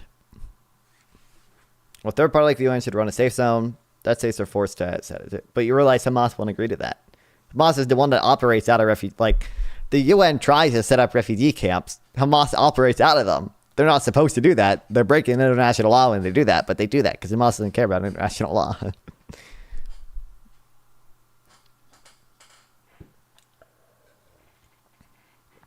But we got to end this discussion. This is moving on to a new thing. Destiny versus John Doyle can't be Shannon related to Palestine. Ruins the VOD. Makes the YouTube retention fall. So, all right.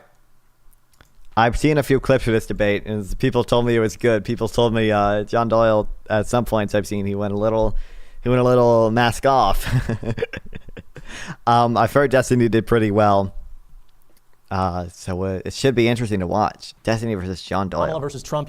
As a political moderate myself, I actually view presidential elections political as a moderate, on the incumbent party, and we are in somewhat of a unique circumstance given that Joe Biden has not really been leading anything, even though he wears the title of president, but instead his successor, his right-hand man, who spent the last 4 years signing off on everything that they've done together, the fruits of their administration, is now on the campaign trail looking to succeed him in becoming America's next president. I don't know what she would like to be the president of, given that it has become abundantly clear throughout this administration, under her watch, that we don't even have a country anymore. If you remember the issue which launched Donald Trump's presidential campaign in 2015, it was the issue of immigration and sovereignty. America had been expressing anxiety about this issue since the 1990s. Nobody had offered them a political solution until Donald Trump descended from the golden escalator and did so. So he gets into office, and we saw. What was this political solution? He built a wall, which clearly didn't even work. John Doyle is straight up Nazi and also a moron, apparently. Welcome back, Chibi Hawk 420. Chiba, I don't know how to fucking pronounce it. Yeah, apparently. I've seen the one clip of him saying that he, I don't want less black people. I just want less Chinese and Indians in this debate. I think I've seen one other clip too.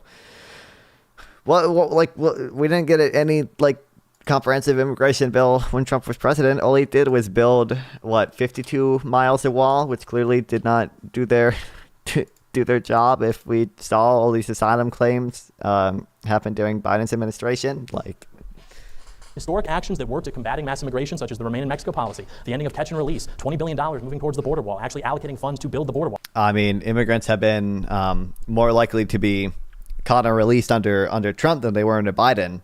51% of immigrants were deported under Biden, only 49% under Trump. That is including Title 42 on Trump's end, which basically allowed him to deport immigrants a lot more easily because they were it was Title 42, his code meant you could turn anyone around. He signed Title 42, which reduced immigration to near all-time lows. During COVID, he implemented programs to standardize and professionalize deportation methods, which Obama in his final years sought to relax and destroy. Biden, on the other hand, when he gets into office, there are 302,000 encounters along the southwest border in December of 2023 alone, which is an all-time high. You see that being up 31% from November, up 13% from December of the prior year, which was the previous all-time high at that point. And yesterday, we learned that 600,000 illegals are in this country now with criminal records, including 14,000 who have been convicted of homicide. Wait, how many did he say? Up 31% from November, up 13% from December of the prior year, which was the previous all-time high at that point. And yesterday we learned that 600,000 illegals are in this country now. 600,000? With criminal records, including 14,000 who have been convicted of homicide. Is that people keep quoting that number from the past 40 years, but wasn't that 13,000? Where is he getting 600,000 from? What is this?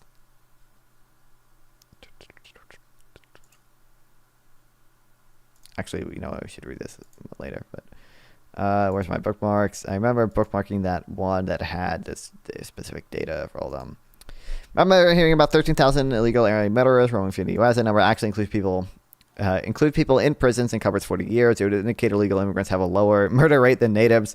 Michael Schellenberg is the CRB, Chair of Politics, Censorship, and Free Speech at the University of Austin. He's not exactly catered, but he's not that much more reliable either. If centrist conservatives and classical liberals want to build an alternative to mainstream institutions, they have to have better standards than this. Wild. 15,000 who have been convicted of sexual assault, and the Biden-Harris administration have lost track of more than 250,000 migrant children, according to the DHS, the Department of Homeland Security. And now we get that number cited took a look at again. this mess, and they decided they would try to ram a bill through Congress written by 2 Democrats and 1 Republican. The GOP caucus outright rejected this bill because it would have allowed for a minimum of 1.5 million asylum seekers and a maximum of 3 million, and it would write into law catch and release, among other things, that would weaken our southern border. So Republicans in the House, of course, rejected this bill, and Democrats, of course, did this out of political desperation.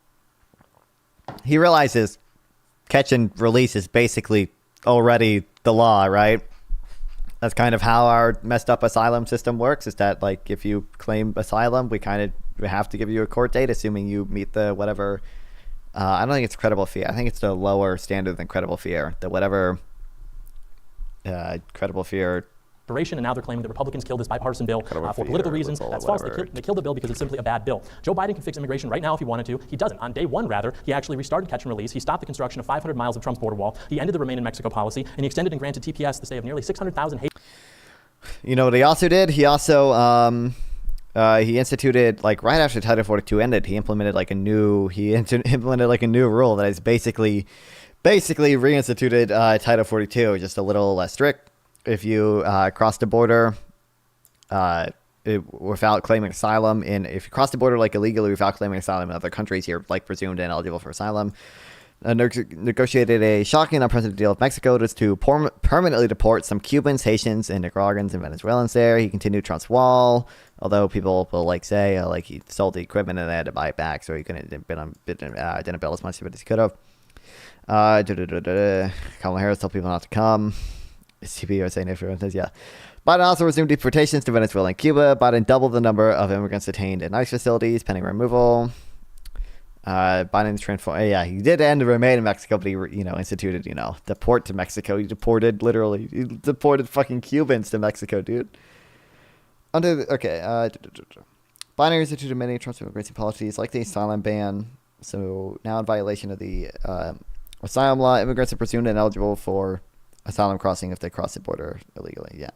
Which is a lot of fun, and he also signed an executive order on day 1 halting deportations. This is all inconducive to having a border, which is sort of like Civilization 101. Who gets to be here, who does not? Also, the economy, it's in the toilet. Yet under Trump, 7 million new jobs, more than 3 times the government expert. Biden's job numbers have been better. I don't know why we went straight to jobs. Projection, you had middle-class family income growing to nearly $6,000 more than what it had been prior. We just saw like the first rise in like real income of Americans in 2024. It obviously declined because of like inflation, but like the U.S. had the best COVID recovery in the world by far, the highest GDP growth, like relatively on track with inflation with the other countries, like not necessarily, or not that much above average inflation. More than 5 times. And we brought that inflation down without bringing unemployment up very much. We're still at like 4.2% unemployment. It's pretty good. That's a like pretty healthy unemployment during number. The previous administration, you had the unemployment rate that was reaching 3.5%, which was the lowest in a half century. You had an economy where now Americans, more than ever before, were prime age employment is also higher than it was. The prime age employment population ratio is like 80.9% right now. It's really high. Reporting being employed, 160 million jobs. Jobless claims were at like a nearly 50-year low. You had, more importantly, an economy where income was rising in every single metro area in the United States for the first time in 3 decades. Under Trump, we had 7 million people lifted off food stamps. Income inequality was falling for 2 straight years, which is the largest amount that it's been in over a decade. The bottom 50% of America. We saw income inequality fall a lot during COVID because of the wage compression. The wage compression from the labor market after COVID. We saw like substantial wage compression after that. American households saw a 40% increase in net worth. Wages were rising for low-income and blue-collar workers, a 16% pay increase. And with Donald Trump confronting trade competitors around the globe, America was creating 1.2 million manufacturing and construction jobs. How did we get here? Was that by chance? Of course. Biden increased manufacturing way more than Trump ever did. Donald Trump was removing 22 regulations for every one his administration was writing. The Republican Congress passed the Tax Cuts and Jobs Act, which put more money into businesses and into the pockets of consumers and the American people, which of course allowed for more economic growth. It benefited rich people, did not really benefit low and middle income people. At least not nearly as much as it did rich people. Probably did not increase GDP growth by almost anything. And we had Donald Trump as our president. He was the cheerleader for the economy and industry, and small business confidence was reaching historic highs, the highest they've been since 1938, all under Donald Trump. At the end of the Obama administration, non-residential equipment and structure investments were at near all-time lows. Following the passage of the Taxes and Jobs Cut Act, they were soaring to near all-time highs. Under the leadership of Donald Trump, the economy was secure. Compare this with the Biden administration. You've got 20% inflation. Consumer confidence is in the toilet since the end of the pandemic. 20% inflation? When was inflation at 20%? The end of the pandemic. Via what metric? Prime age working labor participation remains at historic lows, while a majority of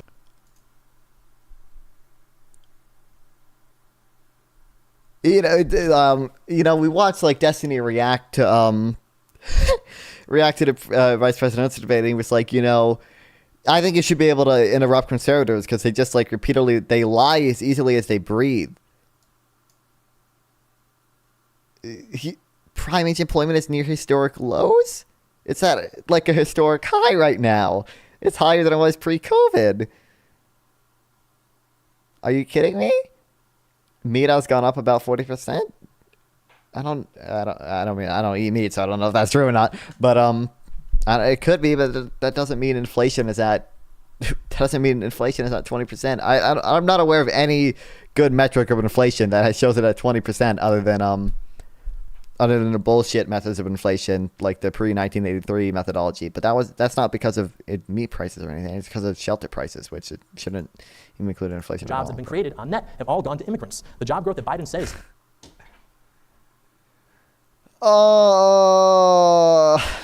Immigrants literally save the U.S. economy, and they complain. Again, prime age employment population ratio is at all-time high. I don't know where I put the data of immigrants. Yeah, like the reason, like the native-born population, the native-born workforce didn't under Obama. What didn't exist? Inflation. Inflation did in fact exist under both Obama and Trump. I think it was at almost 4% under Obama at one point because of the 2008 shit. But what was I gonna say? Oh, like the native-born population, workforce is not increasing in population. It decreased in population because a lot of boomers retired, and who took those jobs because boomers retired? Immigrants. Like immigrants are like a big reason why our GDP growth is so strong. He takes credit for all the jobs that we've made in the recovery from COVID. On net, all of those are going to like if you look at the prime age ratios, it's actually like employment is still higher for.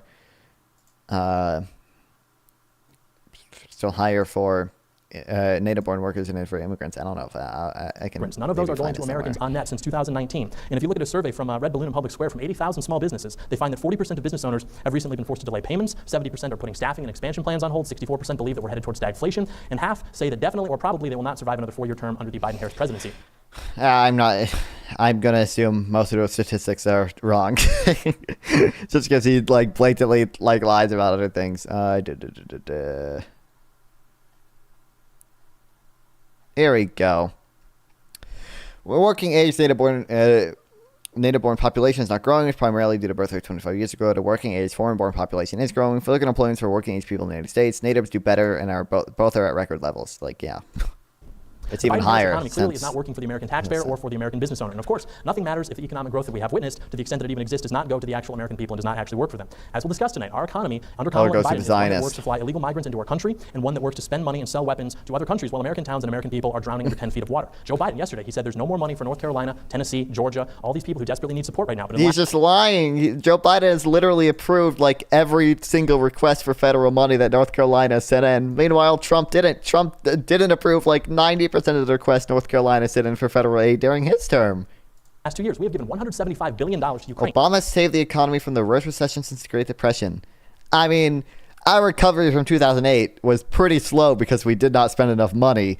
Our 2008 recovery wasn't absolutely abysmal compared to Europe, but it was still pretty bad, I would say. I wouldn't Obama, sure, partially, Obama, I don't want to say Obama saved it. Obama kept the economy on life support. Biden was bad and destroyed the economy. I don't think so at all. I think Biden had a way better recovery than Obama did. What do you mean, bro?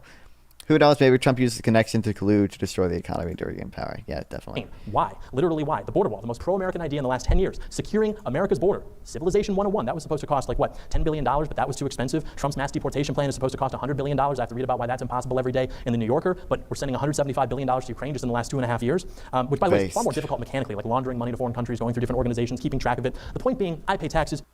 Laundering money? You pay taxes. Wouldn't it be nice for Man, thank God you can't build a border wall of Patriot missiles. to see that money actually going towards the interests of American people instead of to the citizens of the world? Wouldn't it be nice for the American government to actually look out for you and not everyone else in the world while you foot the bill? I won't hold my breath, however, expecting answers to these questions because they aren't supposed to be answered. They have no plan. They don't have a plan because they're completely beholden to the political establishment. That's why things can more or less continue operating and the public doesn't understand how badly their president's mental state is until the first time they wheel him out for a debate and people realize how gone this guy is because the White House can more or less continue to run because Joe Biden is not actually in charge. And there's no plan but to continue the managed decline of our country. She even had no policies on her website until literally 5 minutes ago. And if she does have a plan to fix everything, you have to ask, okay, why? That, I mean, he's being a little hyperbolic there. She didn't have policies on her page for a little bit, but they've been there for quite a while now. What's going wrong right now? You're in office. For like literally like a month. For 4 years. Joe Biden clearly hasn't been in charge. So who has been in charge? Why don't you fix these things now? And I mean, he even owned up to his record in 2020 by saying that he will. God, I hate this talking point so much. Do more of what has been successful. If Kamala is saying, well, there are problems, how is that then not an indictment of her? Everything that's happened in the last 4 years. And look at what's happening today. We've got hurricanes destroying towns, destroying You livelihoods. can tell me Biden improved the economy is pretty bad. I totally disagree with that. I think the economy is pretty good. I think Biden, again, like we had to deal with COVID. So like our COVID recovery is the like best of the developed nations. Real GDP is growth is like the highest out of the developed nations, and inflation is barely above average of the developed nations. And we brought down inflation. Inflation is back at 2%.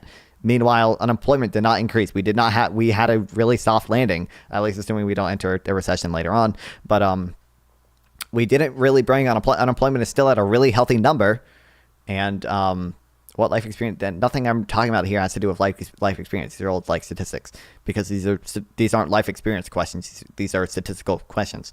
Like we brought down inflation without having to bring unemployment up, without going into recession. That's pretty impressive. Like $30 billion in property damage, 160 people dead. What is Joe Biden? I literally packed up and moved because I would no longer afford living in the States and moved overseas. Say when asked if he has any words for the victims of the hurricane. Statistics can be manipulated. If I had to guess, I have a better understanding of how like CPI and how these things are calculated than you do. You probably think that the like 1983 CPI methodology is better than the current methodology. You probably everything we have. They say, can we give any more resources? He says no. Okay, so the commander-in-chief... So, these are statistical questions. If I'm asking, like you understand, what is inflation at? It's not a life experience question. It's a statistical question. You shouldn't be citing life experience for what is inflation at. Missing. What about Kamala? She has this opportunity as his second in command to display and coordinate. I was a government budget analyst. Then why do you think CPI is manipulated? Do you think CPI is like artificially low or like? Response, display leadership. Just use explain. the power of the federal government in ways that she only and uniquely has access to, quelling any doubts that we may have about her leadership capabilities. But she didn't. What she did instead is basically just take staged photographs on a plane instead of going to actually visit the people impacted by the hurricane, which is what Trump is doing. Trump is down there on the ground right now, distributing resources, telling people that the American people have not been forgotten about, taking care of these things. Just like in the aftermath of the September 11th attacks, the deadliest in American history, Donald Trump was on the ground, putting his guys to work, taking care of American people 15 years before he would even become president. And he's on the ground doing the same thing today. Kamala Harris is simply incapable of leading. She's not intelligent. She's not competent. You're listening to the smartest man alive. Brave. She doesn't have the charisma. She's just the current face of the establishment. Everything that they do, it's all talk. Based. I love the establishment. No action. She is just the incumbent role of that. She has no agency herself. She will simply continue what has been going on for the last 60 years in this country. And they will never forgive Donald Trump for convincing another deep state actor based the American on people that it didn't have ironically. to be that way. That it doesn't have to just be this managed decline where everything is more expensive yet less in quality, and you're now working and you can't afford to go to school and let alone graduate and find a job. And because Biden canceled a lot of student loan debt. But like, okay. Immigrants, they will never forgive and Trump. increase like Pell Grants to people as well. Like, I'm pretty sure people probably had an easier time affording to go to school under Biden than most other presidents, considering again like the student loan debt cancellation and like the increased Pell Grants to people. For challenging these political orthodoxies, let alone successfully. And so it's really not so much a question about Trump versus Kamala. It seems to be much more Trump versus whatever has been happening in our country for the last 60 years. And Trump is the only successful candidate. That's not a good thing. What, student loan debt or people going to school easily? Orthodox. Like I'm not like super big on the student loan debt. Inflation is high if you consider that I'm broke. Checkmate, liberal. I'm like the student loan debt. I'm like I think student loan debt cancellation would have been a good idea 5 years ago. I think by the time Biden was elected, it probably wasn't a great time to do student loan debt cancellation because we were in an inflationary period, and obviously student loan debt is expensive and it's going to have inflationary effects because you're canceling people's debt so they can then afford to spend more money on other things. That's going to increase aggregate demand. It's probably going to be inflationary, but I think students were probably put in a bad situation where they really only had two options because so many jobs require college degrees. That's probably okay to cancel student loan debt. Like, to be able to break free from them. And Kamala is just the incumbent candidate with the blessing and backing of the entire political establishment. So if you want things to continue how they've been going for the last 4 years and broadly speaking the last 60 years, then you can support Kamala. But if you actually want to create opportunities that will meaningfully change our country and make it great again, then the obvious choice is Donald J. Trump for president. Thank you.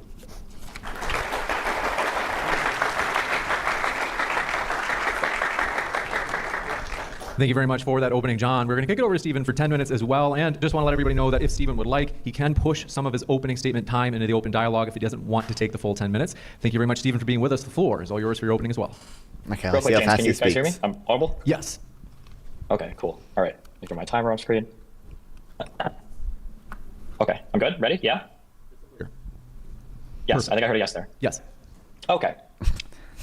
We have. Bro is a multi-millionaire and can't afford a like relatively decent portable stream setup, bro. Just like buy a fucking Blue Yeti, buy some good headphones. Two parties in the United States, and right now one of those parties lives in delusion. Conservatives rely on the ability to cast a huge net and to cover a ton of ground and to lie and lie and lie about every single topic they bring up. That's why if you try to ever actually force a conservative to own a particular position, they will pivot away from that and go to some other position where they will lie. Okay, most of the people that, for instance, I'm debating on these types of debates now don't believe, for instance, that dinosaurs existed.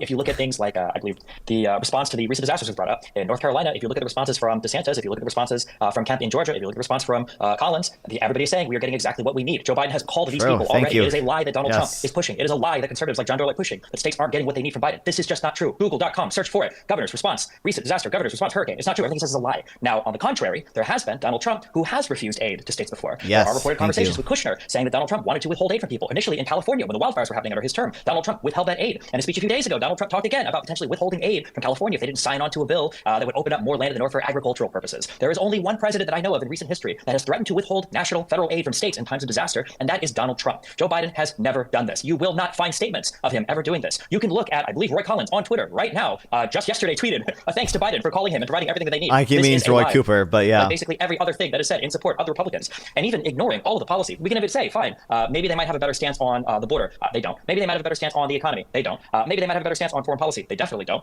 Fine, maybe they do. But even if they did, Donald Trump wouldn't be the guy that would be able to get anything done. Donald Trump was not able to get funding for the wall. He sucks at legislating. He sucks at legislating things. An itty-bitty fence, and then he walked away with his tail between his legs. He called that a victory. So if you did want a wall, if immigration was something that was scary to you, why would you rely on Donald Trump, who was a massive and total and utter failure in his administration, where both sides of Congress were controlled by his party, to do anything? Right? He wouldn't be the guy for it. He was incapable of doing it, and he was only able to have such good numbers because he was able to rely on COVID to shut down the border with Title 42, and he was able to rely on the fact that a lot of people were sick and didn't feel like making the journey to the United States. And you can tell because if you look at that graph that he lies about, that he shows at events where he says, this is when I left office, he actually left office like about a year later when the immigration numbers are starting to spike up again. So if immigration is your issue, Donald Trump's not the guy to solve it. He can't work with Congress to pass legislation. There was a big bill on the border from Langford that Doyle, for some reason, called Democrat authored. This bill had widespread support among Republicans until Donald Trump came and shut it down. Interviews with Langford confirmed this. You can watch a speech with Ted Cruz where he says this. You can watch McConnell talking about it in the Senate where he confirms this. Nobody's debating this seriously except for the people, the sycophants, who try to carry water for Trump outside of his administration. I say outside of his administration because nobody from his last administration has left. How do you have all these people? You know, you look at the people that he surrounded himself with. Where are they at? Donald Trump won in 2016 running on a ticket with Vice President Mike Pence or ex-Vice President Mike Pence. Where is Pence? Why isn't he running anymore? Oh, because when he was in office last, Donald Trump basically watched and tried to get him killed. When he was at the at the Capitol building trying to certify the election, Donald Trump sat by and he watched for 3 hours. You want to talk about a dereliction of duty or an absent commander-in-chief? He sat by and he watched while the Capitol was rioted, while it was taken over for 3 hours, doing absolutely nothing in the attempts to maybe win the election because the people would be too scared to certify it after he riled his crowd up and he sent them out of the Capitol.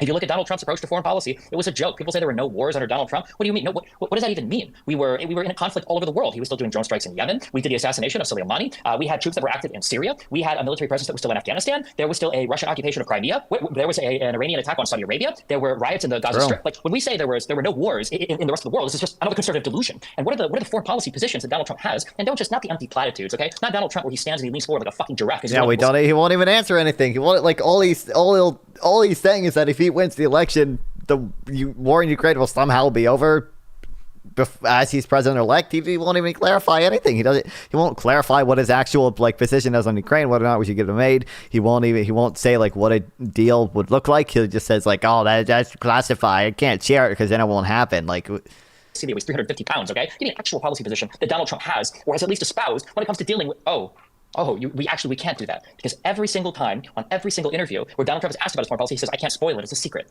Yep. Well, it's not a secret. We watched what happened when he was in office. When he sent Tillerson and Pence over to North Korea, later on Trump tweeted out, Tillerson, don't waste your time. Okay, I think Pence actually said it was a waste of time. I believe that was reported behind the scenes. Nobody thought that anything could happen in North Korea. They were back to testing their missiles a month later. Nothing happened there except for the fact that Kim got a photo with Donald Trump, and Donald Trump, for the first time in U.S. history, was the commander-in-chief of the U.S. Armed Forces saluting an enemy's military for who the knows what reason. Let's see. Did he have a good success in Syria? Well, let's see. He completely and utterly ditched our allies, the Kurdish fighters that fight alongside the FSA CIA against Bashar al-Assad, somebody who engaged in chemical warfare against his own citizens, enough that Trump saw fit to bomb an airport. Was that also another action that wasn't a war or wasn't part of military conflict? I don't know. It's hard to keep track of what conservatives consider what, because it seems like they got a double standard for literally everything. And when I say double standard, I mean an actual human standard for Democrats and actually no standard for Republicans. When we look at things like the economy, we talked about pulling kids out of childhood poverty. Did Donald Trump have a policy for that? Well, let's see. When he was in front of that economic forum, they asked him, Donald Trump, what one specific policy would you actually give in order to alleviate childhood poverty? He gave an answer that puts Biden at his worst moments to shame. This was one of the most unironically, and he gave another answer like that recently.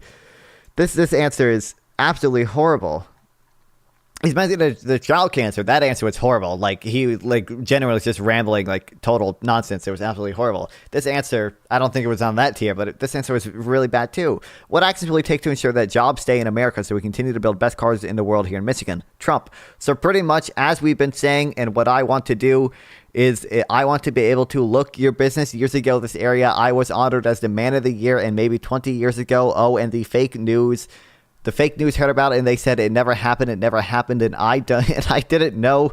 I didn't know who it was. It was a group that honored me as man of the year. The fakers back there, the fake news, but they said and they looked and they said it never happened, but I swear it happened, and it did happen. I was a man of the year.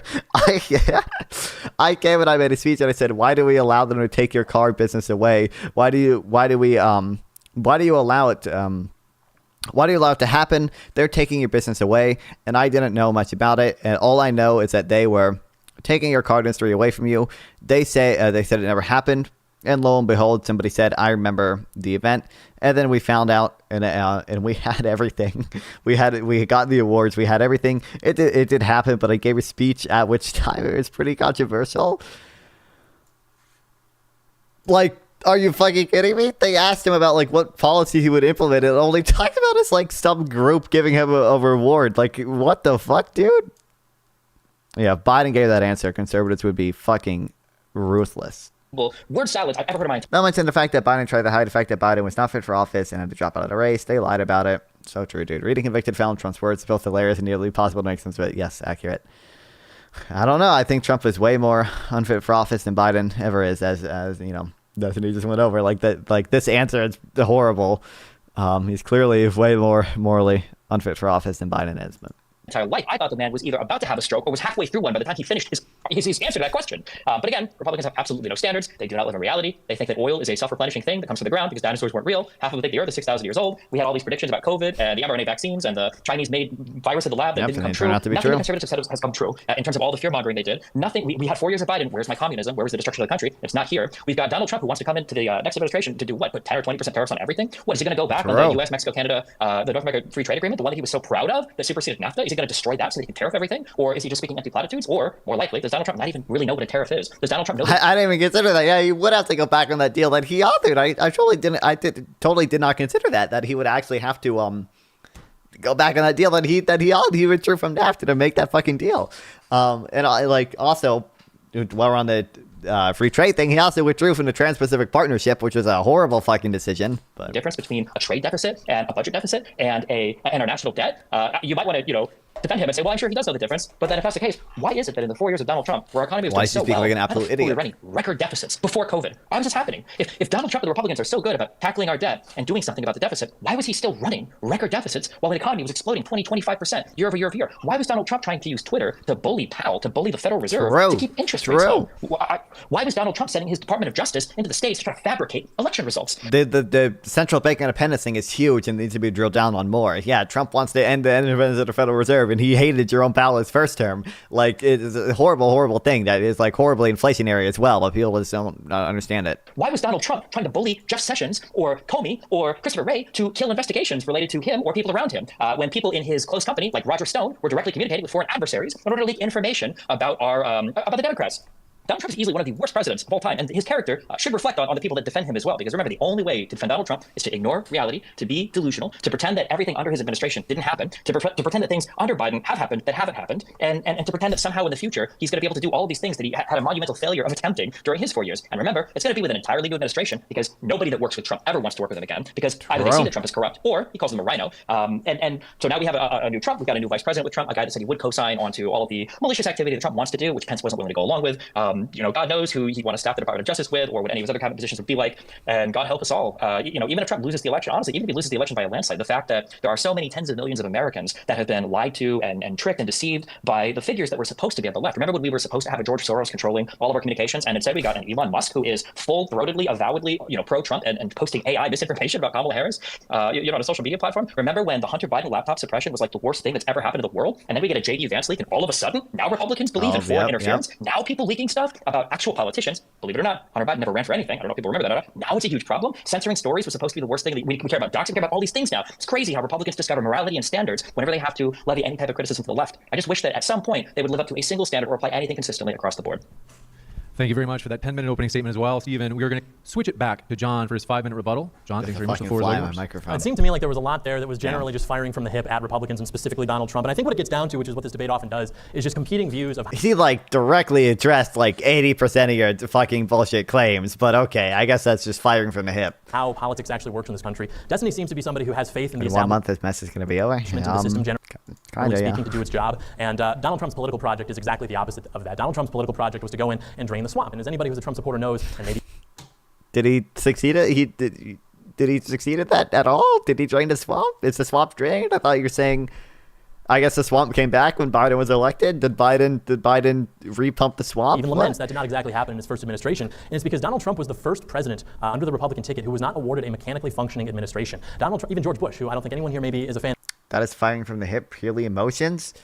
I mean, I don't know if John Doyle said anything about censorship, but I mean, he was directly addressing the point he was addressing there. I don't think that was firing from the hip. I think that was addressing that conservatives seem to have double standards in this case. Also, welcome to the stream. And of the way that his administration functioned, but that administration functioned as it should have in the sense that George Bush was able to delegate and get things done. Donald Trump was not able to do this because there were so many people who understood that he was simply an irritant to an otherwise functioning, well-oiled machine, which is the Washington establishment. They didn't necessarily want to hitch their cart to that and taint a resume. Or you had Reince Priebus. Is it a bot? Is it place your bets? Place your bets. Is it a bot?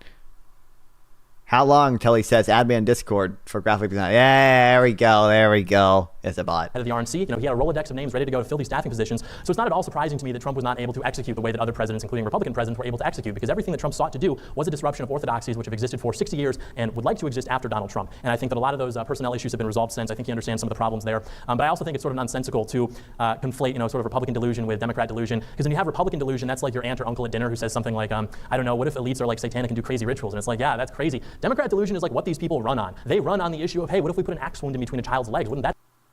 Really? That's the Republican delusion? Not any of the repeatedly false claims about the election that Republicans have been making for years, and even JD Vance tonight wouldn't say that Trump lost the election? Hey, what if we couldn't actually define what a woman is? Things like that. Again, very low-hanging fruit, but simultaneously, I think very important to understand exactly which party is the one advertising and establishing power based on delusion. And so I didn't really hear much that was addressing the points I laid out directly in terms of why Trump did X. It was successful. Biden undid X, and now we are experiencing bad results because of that. And so in terms of Trump's staffing issues, again, you have an incentive there to not want to hitch your cart to that, whereas Kamala Harris had the highest overturning rate for her White House staff in history. It was 92%. 92% of people who were working for her went away. They said, no, thank you, no more. What kind of leader is it where people who are the closest to her, working for her, in proximity to her, with no other incentive, no other obvious lily pad? I mean, you're working for Kamala Harris. That's maybe the future president. That's the vice president. They still left those jobs because working for her was such a nightmare. So the idea that she could somehow command and be a better executive than Donald Trump is just complete nonsense. Moreover, we haven't even heard that case. All we've heard is that Donald Trump is bad. People left Kamala Harris because if Trump isn't even running with his fucking old vice president. People overturned from Kamala Harris's staff because he was strict or whatever. People left Trump. People abandoned Trump because he tried to pressure them into overturning the election. Republicans are delusional or things like that. The tariff policy, I don't understand why we're against tariffs. Tariffs are as American as apple pie. Every man who's on Mount Rushmore was a protectionist. 95% of all imports the height of America's economic growth in the 19th and 20th century were tariffed. Biden wow, must have been causal. That must have been causal. The growth definitely wouldn't have been higher if we didn't have tariffs. That must have been causal, dude. Great analysis. Kept the tariff that Trump implemented, so if they were so bad with the Chinese imports, you would think that he would repeal those, but of course he didn't. He held on to them. They were bad. They should repeal them, but... So I think that, the president is the executive. But they don't want to expand them nearly as much as Trump does, and at least they did it. At least the way Biden did it. It's actually with a strategy behind it. Not only has Biden kept some of the tariffs, he did the Chips and Science Act, where he invested money in actual American manufacturing and got a ton of private companies to invest in making chips here rather than in Taiwan, where there's obviously supply chain issues in case any shit goes down between China and Taiwan. At least there's an actual strategy behind what Biden does. Biden has been, I'm a pretty big free trade guy, but Biden has been like pretty smart with industrial policy, whereas Trump is a fucking idiot who probably doesn't even know what a tariff is. Like, I've never heard Trump describe a tariff correctly. Kamala Harris never answers random questions from reporters ever. This should make you think. I don't even think that's true. There's like clips of her like walking up to reporters like after the plane lands and her talking to them. She's done what, 2 interviews? I guess both of them were pre-taped. I don't know if she had a question. She might have had a question for them beforehand. Although I don't think her answers wouldn't have been so bad for some of them if she had the questions beforehand. I don't know. I don't even know if that's true. Doesn't have to necessarily pass bipartisan legislation to be. But it's just because like the standards for Republicans is so low that like Trump can give an answer like this and apparently no one fucking cares. Like these are Trump's answer to questions. Like what like this is literal nonsense. Like, yeah, Trump can answer whatever questions he wants because it doesn't matter how he answers it. People are going to suck his dick no matter what. Effective president. He is the executive, the chief executive. Sam Francis once said that there are 2 parties in D.C. You have an evil party and a retarded party. And occasionally those 2 parties get together and do something evil and retarded, and we call that bipartisanship. I think that's actually true. I don't think bipartisan legislation is an accurate measure for what makes a good leader. Congress has, what, a 2% approval rating on its best day, something like that? We think working with these people, these swamp rats, is actually indicative of what makes a good leader? A good leader is somebody who If a good leader should probably be able to work with the other side to, negotiate and pass their legislative agenda. Yeah, if you're a leader who, is running on a platform, but he can't actually pass any of your fucking platform because you don't know how to work with Congress, yeah, you're probably not a very good leader. You should probably be able to actually negotiate with people to, pass your policy platform. can get in there and just pass his legislation through. We'll figure out the legality. I shouldn't say. We'll pass his legislation, and it gets held up in the courts as it often did with Trump, for example, when he was trying to work through the executive branch and get these different things done. Again, he passed what? The tax cut. Why? Because even though we maybe agree with tax cuts, ultimately the people who are in charge don't really have a problem with tax cuts. So you have deficit spending, like he said, when the government's taking in less revenue. I don't know what that deficit was precisely, but I bet that it was bigger than the amount that the wall would have cost. Why can't we have a wall? Why can't we have mass deportation? Because immigration is what benefits the ruling class, because we have more people coming in from other countries. They are reliant upon the establishment for money, opportunities, etc., which are then taken away from American citizens, as we've seen with the job growth. True. As we see Immigration benefits the ruling class, but somehow only the ruling class. Somehow it hurts the working class, but benefits the ruling class. With money that's going for relief, all sorts of different things. The Haitians, I don't know why. I was driving through Ohio to get here. I never thought I'd see a Haitian in Ohio. Nothing against Haitians. It's just, peas, apples and oranges, I guess. I don't know. But that should not be happening. We should not be prioritizing the interests of other people from all over the world. Like something tells me he has something against Haitians. I think deep down he might have something against Haitians, guys. During this administration, and Donald Trump dared to say that we can actually put America first. And that is why they have done everything in their power, be it lawsuits to assassination attempts, which my opponent this evening makes jokes about and thinks they're actually warranted, to stop this man because he upsets those orthodoxies in a way that no one else dared to. Thank you very much for that 5-minute rebuttal. We'll switch back to Stephen for his 5-minute rebuttal. Stephen, the floor is yours. Okay, tell me when I'm getting on time, okay? Because I don't have time in front of me, okay? Will do. Okay, all right, or give me a 30-second notice, okay. Okay, well, Donald Trump talks about draining the swamp. I'm sorry, Donald Trump is the swamp. The most effective swamp that Donald Trump drained were his own cabinet members. When every single person around a guy, whether be it his personal people like Cohen, be it his own cabinet members like Rex Tillerson, people like Mike Pence, be it his own family members or his wife like Melania, who doesn't want to even be seen with him, whether it's other people in office who are begging him to call off the rioters on January 6th, like when him and McCarthy got into a fight on the phone, every single person that has worked with Trump says that he is trash, and he is trash. How can you scream about having all those military generals endorse Kamala Harris even, right? So draining the swamp when he is the swamp. Everywhere he goes is a swamp. If Donald Trump hadn't done The Apprentice, he would be a brokey crackhead wandering the streets of the Bronx or Manhattan trying to get a hit. He is a loser in every single part of his life, and the party backing him right now are losers. And I don't mean that in the abstract sense of let's have another 5-hour conversation about trans issues, but I mean that in the sense that his personal business adventures have been an epic failure. He's filed bankruptcy over half a dozen times, 6 times, yeah. People from his prior administration have abandoned him. His own family is abandoning him. He is a convicted felon for a good reason too. He's facing more felony charges. All of the lawyers that were working with him before have been either criminally indicted, criminally convicted, or in the case of people like Powell or Giuliani, disbarred, meaning they can't even practice law again, or Eastman as well. So the idea that we need to drain the swamp. Trump is the swamp, and he surrounds himself with the swamp. I've never seen people so gleefully line up to celebrate when a guy says, I fired the bad people, ignoring the fact that he hired the bad people too. You can't complain and cry about your own administration when it's your administration. And if you want to, that's fine, you could do that, but it just goes to further prove my point. Donald Trump is not the guy for the job. Even if you hate Kamala Harris, even if you think that Donald Trump's policies are good, he's clearly an ineffective leader, and I'm not willing to sit by for another 4 years while this guy takes another run at the office to see if maybe he can figure out how to do his job this time, because he clearly was incapable of doing it last time. The Republicans, for the first time in the history of the United States Congress, weren't even able to keep their majority speaker seat because there was so much infighting in the party. It's absolutely insane that we would look at a party like this and think they're capable of governing. That you have a president that is trying to aggressively witch hunt into the ground all these people. You want to bring up concrete facts again. Look at Roy Collins' response in North Carolina today compared to under Trump's administration when they put in a request for I think he keeps calling him Roy Collins. It's Roy Cooper. I'm North Carolina. His name is Roy Cooper. But yeah, 800. I think it was what, $800 million, and they got like 8. They got 1% of the requested aid. You can Google this. North Carolina, 2017, requested financial aid, requested federal aid. You can find this. 99% of it was fucking rejected. Yep. Oh, real. They're all facts. There's no way to hide from them. You know what else is facts? You want to talk about draining draining the swamp, why do you have pardon lists that people like Giuliani and Eastman are referring to when they're working for Donald Trump? Why are these people going into office assuming they're going to be breaking crimes, asking to be put on a pardon list afterwards? Why is Donald Trump pardoning people like Manafort? What's up? Wait, hello? Hello? What's up? Yeah, it just occurred to me. Did Ukraine come up at all in the debate? No, I don't think so.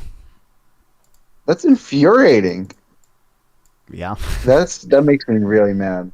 That makes me really mad. I mean, I don't know. I think the questions were crazy. I don't know if you do, but yeah, I don't know. People don't care about Ukraine. This is so incredible. It's so crazy. I mean, this is a nation being invaded by like an evil fascist force. It's just don't say. Well, it but Trump Shut can't share anything, Don't. you know, because if he like shares it, you know, like it won't happen. You know, it's kind of like Yeah. you know, it's kind of like if you make like a wish, you know, and like you say it out loud, like it won't happen. It's like that. I think Trump made like a wish that like the war in Ukraine ends, but like you know, if he says it out loud, like what a good reference, dude. Yeah. No. Swear to God, I mean, that one when this was one of the craziest messages I've ever seen. This is like, I don't know, cope on Oh wait, when steroids. it's got a great fucking in chat. Ukraine. What about Western North Carolina? Like when Destiny literally just like perfectly addressed that. And later, the article is open on my screen right now. Trump literally denied 99% of the aid that North Carolina wanted, and Biden has approved all of the aid that North Carolina wanted. Like what the fuck? You live in a different by the way, world. yeah. So when I said in the debate, I'm in the vice presidential debate, not in the John Doyle debate. Yeah, I know. Yeah. But I don't think. Yeah, Ukraine. Yeah, no, I mean, to the chatter in chat, I mean, yeah, North Carolina, we again, Trump literally denied 99% of the aid. You can just look it up.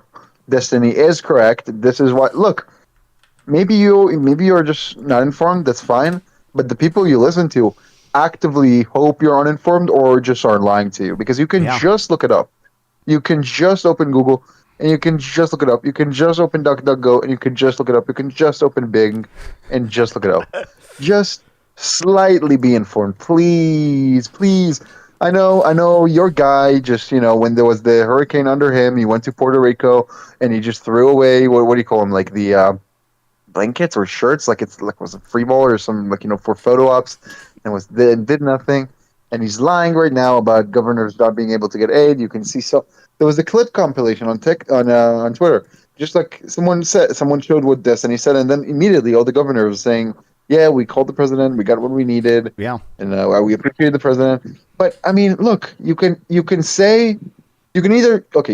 one of two things. You can either say, I don't care about the facts because of some other issue. That's fine. You can say that, or you can just admit you're wrong. But don't try to do this thing. It's so I don't know, blatantly partisan. Just admit, yeah, your guy denied 99% of the aid. But so what? Because you know, millions of migrants through the southern border. Okay, so therefore it's better. You can say that. But don't pretend. It's gross. That's my take. I don't know. But yeah, I don't know. It's just, why in the VP debate was Ukraine not a topic? But like, I don't know, man. I don't know. I thought the debate was too. I thought the moderators were more fair because they didn't just give, you know, Vance the last word on everything. Yeah. But I thought the questions were balanced, I guess. But it could have been more well structured. I mean, I thought it was balanced, but kind of schizophrenic the way the questions were. I don't know. That's my impression. Yeah, I don't know. Either way, what do you think of the John Doyle debate? I mean, I'm only 20 minutes in, but yeah, dude, it's insane to me that like, yeah, John Doyle in its opening statement just like so like blatantly like lies. Like he just like I don't know. Like one thing I remember is like prime age employment is at an all-time low, and it's just like no, like just like literally look it up. Like you could just go to the Fred data and like it's at all-time highs. It's at 80.9%. Like what? Yeah, this is what I mean when I say like the John Doyle types. Their populism is built on this type of populism is built on an axiom. It's not like you look at the facts and then you conclude things are going bad. It's like kind of a starting place of like, yeah, things are bad, and it like appeals to the psyche of people, right? I mean, people want to feel like victims. People want to feel like a movie where everyone's against them and like, you know, the world's about to end. But really, no, it's not backed up by any of the data. But if you say enough times, here's the disagreement between me and Destiny. Destiny believes things are going good. I believe things are going badly, and we need to change. Right? Like that sounds cool. It sounds fun. You don't need to think much, right? So I don't know how you build a narrative where you show people the facts instead of like what feels good. But yeah, John Doyle, you're gonna see this throughout the debate. All of what he does is just, well, I believe things are going bad. Things are going bad. Did you get to the DEI part? No, You're 20 I'm minutes only in, 30 so. minutes in. Bro, 58:55. tell me, DM me when you get to the DEI part. It's, bro, John Doyle got like demolished. Damn. Yeah, or remolished. I don't know because fuck, crazy. But either way, yeah. Well, yeah, okay. I don't know. It just occurred to me that Ukraine didn't come up, and that makes me sad because, they're fighting for their country against like fascist empire. That's a bad thing, and you should care about people dying in a ditch because of Putin, even though it doesn't affect your immediate neighborhood. Okay, don't be an egoist piece of shit. But they're leaving North Carolina behind. Those Patriot missiles could have gone to North Carolina, and they could have shot down the hurricane. Yeah, dude. Yeah, dude. Exactly. I mean, yeah, I agree. Well, so long. Bye-bye. Yep. Who's proven to work in Ukraine, the thing, and taking money without declaring it, the things that the Republicans so desperately have been trying to accuse Hunter Biden of doing for years. Why is Donald Trump pardoning people like Blackwater contractors who were responsible for massacres in the country of Iraq? I thought we didn't like foreign intervention. I thought we didn't like this type of like foreign policy. I guess unless Donald Trump is saying things like we're going to kill the terrorist families, or we're going to take all of the Syrian oil fields. I wish the Republican delusion was just about dinosaurs or oil, but unfortunately, the Republican delusion runs far deeper and is far sicker. You heard Doyle laugh and joke and say, well, you got to pass legislation and figure out the legality afterwards. He's joking, but that's not a joke. That was the plan on January 6th. That's why Eastman said, we're going to try this particular thing, but if it gets tested to the courts, we'll probably lose 2-7. No, we'll probably lose 0-9. We'll probably lose every single Supreme Court justice. But you know what? I bet it won't even make it to court because it's a major political question. We're not even going to touch it. That was the whole plan to overthrow the election. 80% of Republicans still to this day don't even believe that the results of the last election were real.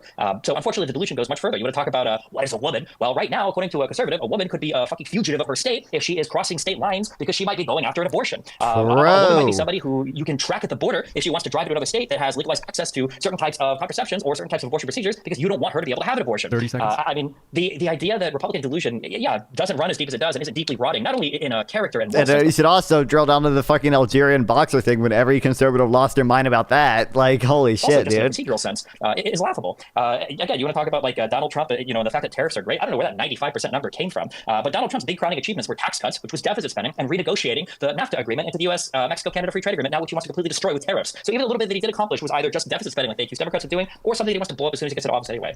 Time. Thank you very much, Stephen. We'll now move into the prepared questions. So I have one for each of you. We'll start with John. This is one that I think was briefly alluded to, but I want to give you a chance to both talk on this. As I mentioned earlier, John will have 5 minutes to respond, and then Destiny will have a 3-minute rebuttal to that response. For John, in the late May hush money trial this year in which Donald Trump was convicted of 34 felony counts, the prosecutor in the case said it was, quote, weaponized DOJ, Democrat judge. By Donald Trump to influence the 2016 election by paying off those who reported his bad behavior, unquote. Do you agree with the prosecutor that this was election interference, and should this, namely Trump's 34 felony counts, be a jury relevant instructions, factor for citizens deciding who they'll unconstitutional vote for this November? I think it was a witch hunt. I don't think it's a relevant factor. And I don't think anyone actually thinks it's a relevant factor. I mean, his approval rating, his polling didn't significantly drop. You are simply firing at the hip and you plug in convicted felon when you are attacking Donald Trump. But if it weren't convicted felon, then it would be. I'm pretty sure the polling did change a little bit after the that was like the only time Biden was ahead. It was like right after the felony conviction. He was charged as it would be whatever it has to be to simply paint Orange Man as bad. Just like in 2016 it was the Russia collusion, and we've had things ever since then. We've had multiple impeachments, just painting this guy as like an absolute threat to democracy, literally Hitler. But then he gets in office and things are more or less like okay. Actually, it's not the end of the world. His supposed delusion does not seem to be manifesting into the way that the country is, and the way that the Biden administration or the Harris administration, which seems to be operating, I guess, on not delusional ideas, is actually manifesting in lower qualities of life for everybody who's in this country. I mean, real house net worth is down, incomes are down, crime is up, unemployment. I mean, people. I mean, it's back up by now, but. are not happy with the way things are going. If Trump is so delusional and crazy, why is it that he had higher approval ratings at this point in his administration than does Biden or Kamala? I mean, Kamala had the lowest approval rating for any vice president before the incentive was given to be a People cheerleader like you are willing to lie for him. for her because she became the nominee after Biden had to step down and everything. So yeah, I absolutely believe that it was fake, and I think that voters are and should be disregarding it because the question is ultimately not about these sort of trivialities. It's about who is going to actually create a better life for Americans. I think I laid out very clearly in my opening statement that Donald Trump can do that, has done that, and will once again do that. And I'm having to sort of deal with these things about Trump firing neocons, and I'm supposed to be really upset that that happened. Like, yeah, I mean, if you're going to build a foreign policy establishment and you want to posture as being strong, I'm going to hire the guy who wants to make, I don't know, the entire Middle East into a parking lot because I want them to know it's there. I might do it, and then when we have problems, maybe we fire him or things like that. Like that computes to me. That makes sense to me. That is what I would do in that situation as a loyal MAGA patriot. I don't think that's necessarily delusional or anything like that. So yeah, I mean, again, Trump's political project was something that was ambitious. It was this idea that we were going to break free from party orthodoxies on immigration, which in the 2000s you get fired from mainstream conservative establishments for even hinting at, expressing attitudes, but now Trump is now endorsing and making the baby boomers of the RNC hold up signs in support of mass deportations. Things like trade policy, which again, you could not question. Things like foreign policy. I mean, your measure of republicanism up until Donald Trump was your expressed support for the wars in particularly Iraq, but broadly speaking in the Middle East. How Republican you are was defined by that. And then Donald Trump gets on stage with Jeb Bush and says, actually, the towers came down under your brother. We weren't safe. It was a big fat mistake. And he was booed. People forget that. He was booed by everybody in the audience, all the donors, all the special interests. And so this guy's not a leader. Yet in the last 10 years, he has wrestled control of the party and made it his own. I don't care if the swamp has a problem with that and there are hurdles. Obviously, we're trying to drain the swamp. Do you think these people are going to go kicking and I mean, they're theater kids. What else would they do if not work in D.C. as complete losers and sycophants? So yeah, that doesn't come as a surprise to me at all that there are going to be these problems. But remember, in 2020, he's out of office. You've got primary campaigns coming from DeSantis. People are blaming him for the disappointing midterm results. All these things. He manages to still wrestle control of his party to where now his transition team, the people in charge of filling his next administration, are loyalists. They are his family as opposed to the neocons and swamp rats they were. He's learned his lesson. This guy has managed to wrestle control of the Republican Party and make it more into his own. The entire RNC is Donald Trump Lollapalooza. I mean, this guy is the leader of the Republican Party, which is why when I drive here through the heartland of the country, I see Trump flags and Trump bumper stickers because people understand that what Donald Trump means is a rejection of whatever the establishment orthodoxy is. It is a political identity that says, no thank you, I don't like what's going on, and that is why people love him, that is why people take bullets for him, and that is why people will stand out in the cold rain to see this guy speak whenever he goes. Kamala doesn't draw crowds like that. Obama could, but no other Democrat politician can even come close because there's no energy, because people don't actually believe that these people have a vision for the country. They simply don't like Trump, which is why Destiny has not outlined a vision for the country. He simply does not like Trump. He is the same. I'm here tonight with you, the people, like Trump was. Destiny, like Kamala, his candidate, they are liking this way, are coming in remotely. It is 1-to-1. Thank you very much. Stephen, you have 3 minutes to respond to John. The floor is all yours. Yeah, I want to point out a phrase that was used. It's incredibly important to understand for people that are sycophantically aligned with Donald Trump, and that was the phrase loyal MAGA patriot. These people's allegiance is to Donald Trump before country. These people's allegiance is with the idea of Donald Trump and the epic name-calling before anything that was outlined in the Constitution, like our founding fathers said, or anything having to do with the way that our government runs. That's why MAGA patriots, like Biden so wisely said years ago in that horrific speech that he gave that conservatives love to obsess over with the red background, that MAGA Republicans are a threat to this country, and they are. They are exactly the type of illiberal, establishment disrespecting, absolutely no appreciation for process or rule of law people that represent one of the largest threats to this country. When you talk about every single thing that has to do with Donald Trump, all the good things, there are all these empty, worthless platitudes. Where's the legislation? There's none. If Donald Trump couldn't get legislation passed besides tax cuts with both houses of Congress, why would I ever expect him to get anything done the next time when he doesn't have both houses of Congress? And screw it, what does even having both houses of Congress mean? I should say all three houses of Congress, because of the House, the Republicans couldn't even keep their own party together. So the idea that Donald Trump is going to be some effective leader is absolutely ludicrous. And the record shows that. The record demonstrates that. You want to look at legislation under Biden, who's supposed to be an old, decrepit, and senile man? Then why is it that when Donald Trump talks about China, Joe Biden signs the CHIPS Act? Why is it that when Donald Trump talks about deficit spending and cutting costs of government, Biden gets the Inflation Reduction Act passed that actually offsets government spending by raising money? Why is it that when Donald Trump makes all these empty promises, all he can do is blame? Destiny is absolutely just showing him here. But I would also just like to mention what a weird point to make about the crowd size thing and the Democrats not having any enthusiasm. I guess now we're doing I don't know if John Doyle himself has said the Soviet style joy that Kamala brings, but that's a mainstream conservative talking point. But I guess now we're going back on that. But yeah, Destiny is mentioning a lot of good points. Biden has done so many more things than Trump has, but people don't care. Blame every single person around him. Meanwhile, Biden says that he's a leader for all of America, and he will lead all of America. And then coming up, I would expect Kamala Harris to do the exact same. Bro. You want to talk about why nobody's talking about policies. You want to make fun of the fact that Kamala Harris didn't have policies on her website for long enough. Donald Trump and the Republicans don't talk about policies. How many minutes did we make it into this debate before trans issues were brought up by the MAGA patriot on stage? And again, consult the record. You want to talk about empty witch hunts, and then you bring up Russiagate, which has turned out dozens of credible Russian indictments, which initially, I guess my friend on the stage didn't want to believe in, but now as we've gotten more indictments, we see that the Russian infiltration into our news cycle is way more extreme than any conservative is willing to admit. as we saw with the recent indictments and the statement by the FBI about the 600 or so other influencers, maybe the guy up on stage, who knows, that are also being paid off by foreign adversaries. Dude, it'd be so funny. It'd be so funny. It'd be so funny if it came out in the future that he was. We're talking about empty witch hunts. What about the fact that the Bill Clinton-Monica Lewinsky thing came after 4 years of 10 Star investigations into completely unrelated matters? What about the Hillary Clinton Benghazi email scandal, which turned out exactly 0 credible indictments? What about the Biden impeachment thing that was just moved through the House from Jim Jordan that didn't even recommend impeachment at the end because they couldn't literally find anything? What about the fact that Hunter Biden has been charged with federal crimes of tax fraud and lying on a 4473 because he was caught smoking drugs in a video? Meanwhile, Roger Stone, who owed over $2 million to the IRS, is just filing a civil agreement, a settlement, and just paying it off. Every single thing the Republicans say is a projection of their own bad behavior. There was time, never specific, never policy, never piece of legislation, always a lie. Okay.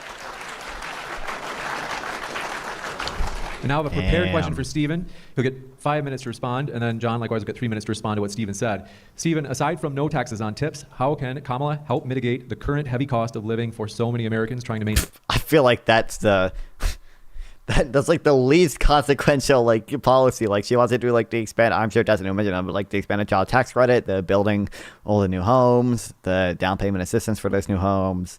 Yeah. Make rent or mortgage payments. In other words, are there any sort of blanket policies that might help those who don't make tips?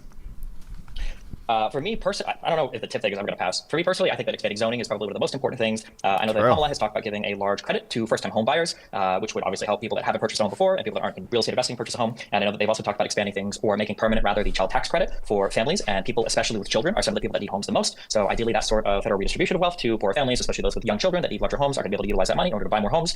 These are policies that I would expect would help a little bit, but I mean, on the aggregate, housing policy is something that really needs to be dealt with at the local level, and federal subsidies or federal money back to poor people can probably only do so much. I think that it's probably more important to focus on things that increase the overall health of our economy, like inviting high-skilled or immigrants of low skill that are willing to work into this economy rather than shutting them out, increasing trade. That's very good. I'm sure John Doyle completely rejects that. Patent, our ability to export products continues to grow and increase, which grows and fosters a bigger demand for U.S. labor and U.S. technology, rather than what people like Trump and Doyle want to do, which is tariff everything, lock yourselves up and shut the world down. I think having a strong foreign policy where we can protect tradeways like the Suez Canal, like Biden did to the Yemens, to the Houthis more explicitly, is important rather than running away from the world stage and giving it all over to Russia and China and hoping that they look out for our good. And I think that having a friendlier disposition towards the world, where you're willing to help your allies and be a strong leader and foster good relationships that allow for trade, for education, and for people to really travel from one place to another, I think all would help the economy in a larger way that would help people be able to afford homes, in addition to the explicit federal policies that they set out relating to tax policy.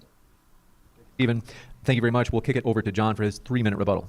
I would just say that in the phrase loyal MAGA patriot, you must understand that contained within that you have the phrase MAGA, which of course the A in MAGA stands for America. So I am a loyal American patriot, and I'm also a loyal MAGA patriot. And the difference specifically in this political context is that MAGA means make America great again, which implies that we used to be a great country, and now we're not so great, but we can restore that. That is something that we just have a fundamental disagreement on. Destiny seems to think that everything is going very well, and if it's maybe not, it's not because the political establishment has some sort of interest to harm the citizens of this country. It's just because we haven't exactly tweaked the policy in the way that it needs to be written, and so maybe if we just hire the right staff or something, everything is bad and in terms evil. of the president not getting policy done, again, like I disbelieve that the Congress will actually pass legislation. I mean, famously, for example, Republicans can get tax cuts passed. Great. Democrats can get infrastructure bills passed. Great. These are not things that really, when it comes down to it, change the way our system works. I mean, you have money either being put back into our pockets or money being redirected into, I don't know, to stimulate the economy because they tend to like the demand side of the curve a little bit more. The president is the chief executive. Donald Trump can get in there and he can still legislate through the executive branch and get things done because his job is to enforce law. The laws are on How American. Books. Joe Biden legislate through the executive branch, just like the founding fathers wanted. To not enforce those laws, to literally remove barricades from the southern border that were otherwise there so that migrants can come to the country illegally. And again, he ended on day one, catch and release. These people are just in the country. They're criminals. They're other, I mean, some I assume are good people. But the point is, we don't know who these people are, and our government should be accountable to the American people. I mean,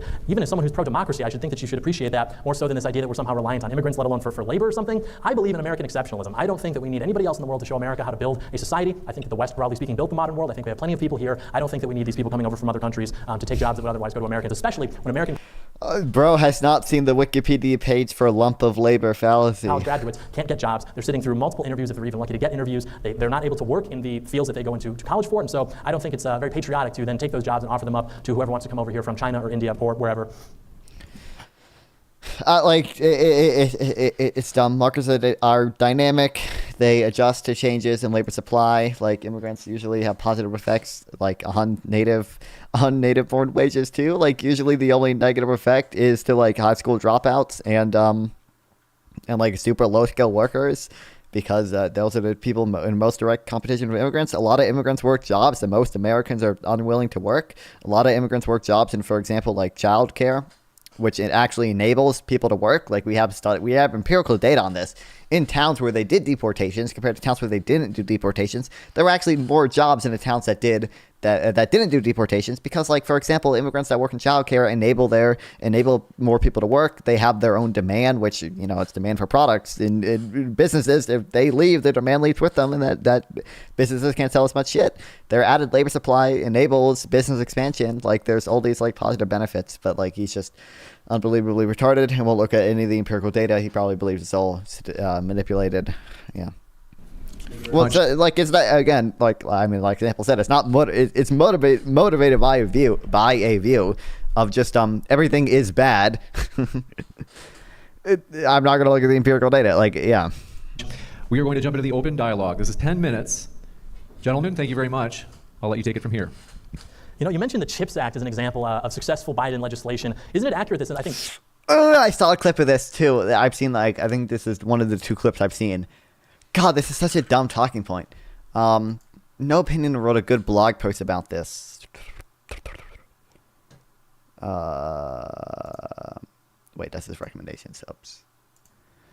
Like, these factories can't come online yet. Because it takes so many years for these factories to come online. But, like, this is about as good as the CHIPS Act could possibly be going. There aren't even that many delays. Here, there's a blog post. There's a, like, you can see, like, it immediately had a pretty big effect on manufacturing employment and manufacturing spending. You can see for a small amount of government money, we got a huge amount of private investment committed. Yeah. Oh, this is solar, too, which was mostly from the Inflation Reduction Act. You can see, yeah, growth and employment grew a lot. Most of them are on schedule. This graph is a little confusing, but, like, most of these things are on schedule. Like, he mentions delays, but, like, almost all, like, there's actually been, like, so few delays compared to a lot of other, like, government projects. Like, none of that has actually come to fruition. They've had delays with plant manufacturing in Arizona. Nothing's going on in Ohio. South Korea, I suppose, is delaying the construction in the Arizona factory. I mean, how could you say that the policy is effective because we got it through Congress, but it's not actually coming to fruition yet? And it's been, what, 2020? Oh, and also, this wasn't, I don't think this was directly in the Chips and Science Act. It might have been, actually. But, like, export controls in China have actually probably been damaging China's industry. So, like, not allowing them to have access to certain technologies that can help them with their chip manufacturing. Like, 80% of these, like, chips in China were defective. Like, they, yeah, we're not giving them access to a lot of technology they need to make these, like, advanced chips. Which is pretty good. That seems to be working as well. Like, 22 that was passed or something? What do you think it means for something to come to fruition? I think it means you'd start to see construction in the factories. You'd start to see chips being distributed. I mean, we do say, like, we can look at it. We are seeing construction. Like, like, look at the spending. Crazy. You're telling me you don't think any large companies have allocated money towards factories? The fact that you're saying things are getting delayed already betrays the premise that you're saying that nothing has been done. The fact that there is a delay means that the process is already working. The money has already been allocated from the federal budget, meaning there are already companies that are setting up shop to take advantage of it, meaning that it's already working its way through the system in order to get those plants built. I don't know why you would say, you see how there's a delay here? Doesn't that mean nothing is going on? Well, no, if nothing is going on, there'd be nothing to delay. There are delays, though, because of certain initiatives from the administration, such as DEI initiative, climate change initiatives, which introduce different impediments which otherwise wouldn't be there. Moreover, everything DEI initiative came from the Biden the energy policy of your administration. I mean, again, things are getting more expensive. The country's in the toilet. Your answer to which DEI initiative came from the Biden administration? Sorry. What did you say? What was it? Which DEI initiative came from the Biden administration that's slowing things down? The whole monster. I mean, that's like the entire. It's the way the whole thing works. Is you have to have different initiatives. I'm going to ask the same question when you're done rambling. I just want to know what one policy or initiative from the Biden admin, the DEI initiative that is affecting businesses. I'm going to ask the same thing when you do your platitudes. What's up? I didn't hear. Big Bang. I'm in person. I did not hear that. What DEI initiative? What specific policy? What specific regulation? I know. You're asking me for a source. I'm not in front of my laptop. I cannot exactly. I didn't ask you for a source. You deny the existence of those sources, though. Are you saying there is no initiative? There is no DEI initiative or climate change initiative? I'm just making that up. There are no impediments. It would be. I can't believe all of DEI came from Joe Biden. He invented it. I don't like. Oh, what's up, bro? It's the whole monster, dude. Yeah, the whole monster, thing, dude. Bro, I mean, obviously, I'm biased, but I think Destiny's winning pretty handily right now. That was so embarrassing. I mean, and he dug the grave himself. Wait. Did I spoil to you the immigrant question? I don't think so. No. I think I did. One of the questions. Oh no! was Well, like, I mean, you mean the when he was like just openly racist against like the Chinese? Yes, and, yeah. yeah. Just the, That one, yeah. he's all like, I don't think any centrist can see this and be like, "Oh, I'm voting Trump now," because like this lunatic is telling me everything's bad. Yeah, I know. Like, I don't It's know. wild. Destiny clear, but Destiny is going to debate. What's his name? Owen Schroeder, whatever his name is, the Infowars guy. I don't think I know of him, but that'll be interesting. Forgot his name, but he's almost Alex Jones here in Infowars. Oh, great! That'll Yeah. be so interesting to watch. I'm sure that it'll be very productive and good faith and fact based. Yeah. Yeah, but I mean, I still think Destiny could have done better in that debate because did you get to the part where John Doyle says like he's the party that likes the Constitution? Not really. Only said so far is, well, in MAGA Patriot, the word America is in there. Therefore, I like America. Yeah. And America means No, but America it's like- first, and manufacturing everything here, and tariffs are as American as apple pie. Yeah, it's so annoying to hear everything they have to say about the economy is like, let's do the most economically evil thing, Yeah. and calling it out is unpopular. It sounds toxic to voters, and even like lefties don't help with it. Like lefties are not really pro trade. You talk to them and they're like, "No, NAFTA was bad." Like, oh my Yeah, I know, god, it's wild. be my ally here. Oh my god. And Destiny made a point here in this debate where I haven't even considered before. Like Trump's tariffs that he wants to do would completely blow up the trade deal that he negotiated with Canada and Yeah, that's a good Mexico. point. Like, Yeah.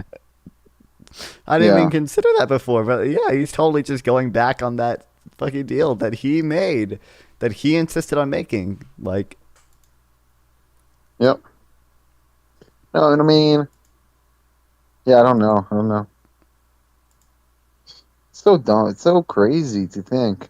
I don't know. How can anyone support Trump? It's beyond me. I don't know. You have to either be a single issue voter. JD Vance or, did pretty like- well. I don't Which like. is evil, by the way. I think JD Or, Vance's like, arguments I don't know. aren't actually sound, Schizophrenic. but I don't know. he did really well presenting them. I don't know.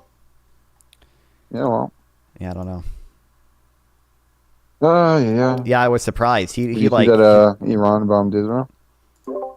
I mean, they've been doing it, haven't they? Did they just do it again recently? Or? Oh no, it happened 12 hours ago. Yeah, I saw that. I know. I'm just you brought it up before to me, and I was like, I lived that. I was there. Yeah, I know. Yeah, I I don't know got if you've bombed. heard. Yeah, dude. Little Yeah. It's so crazy too because the only guy they managed to kill was a Palestinian from like I the West know, Bank. yeah. Did you see the video of him getting killed? It was crazy. It's so scary. No, I didn't see it. No, Oh my god. I don't think I can watch You it. on just see him stream, like but I can walking watch it down the after. street. Yeah, don't watch it on stream. Do not.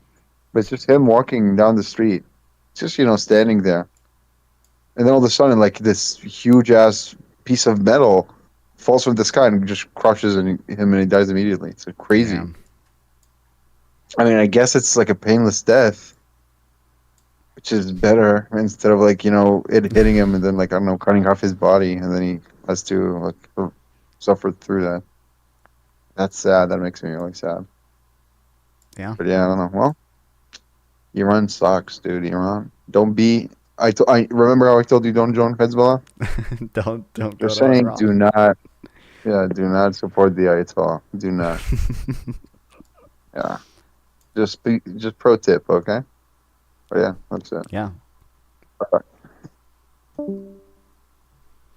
I'm pro-Palestine. Trump You said- administration?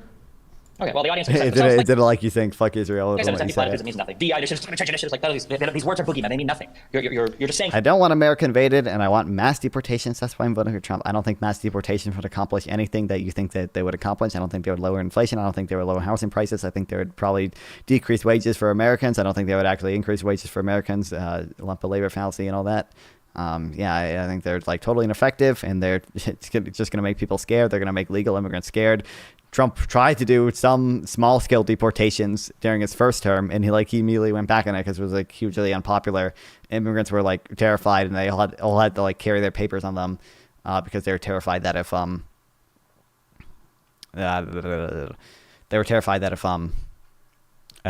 they were stopped by ICE, they wouldn't be able to prove they were a citizen, and it was just miserable.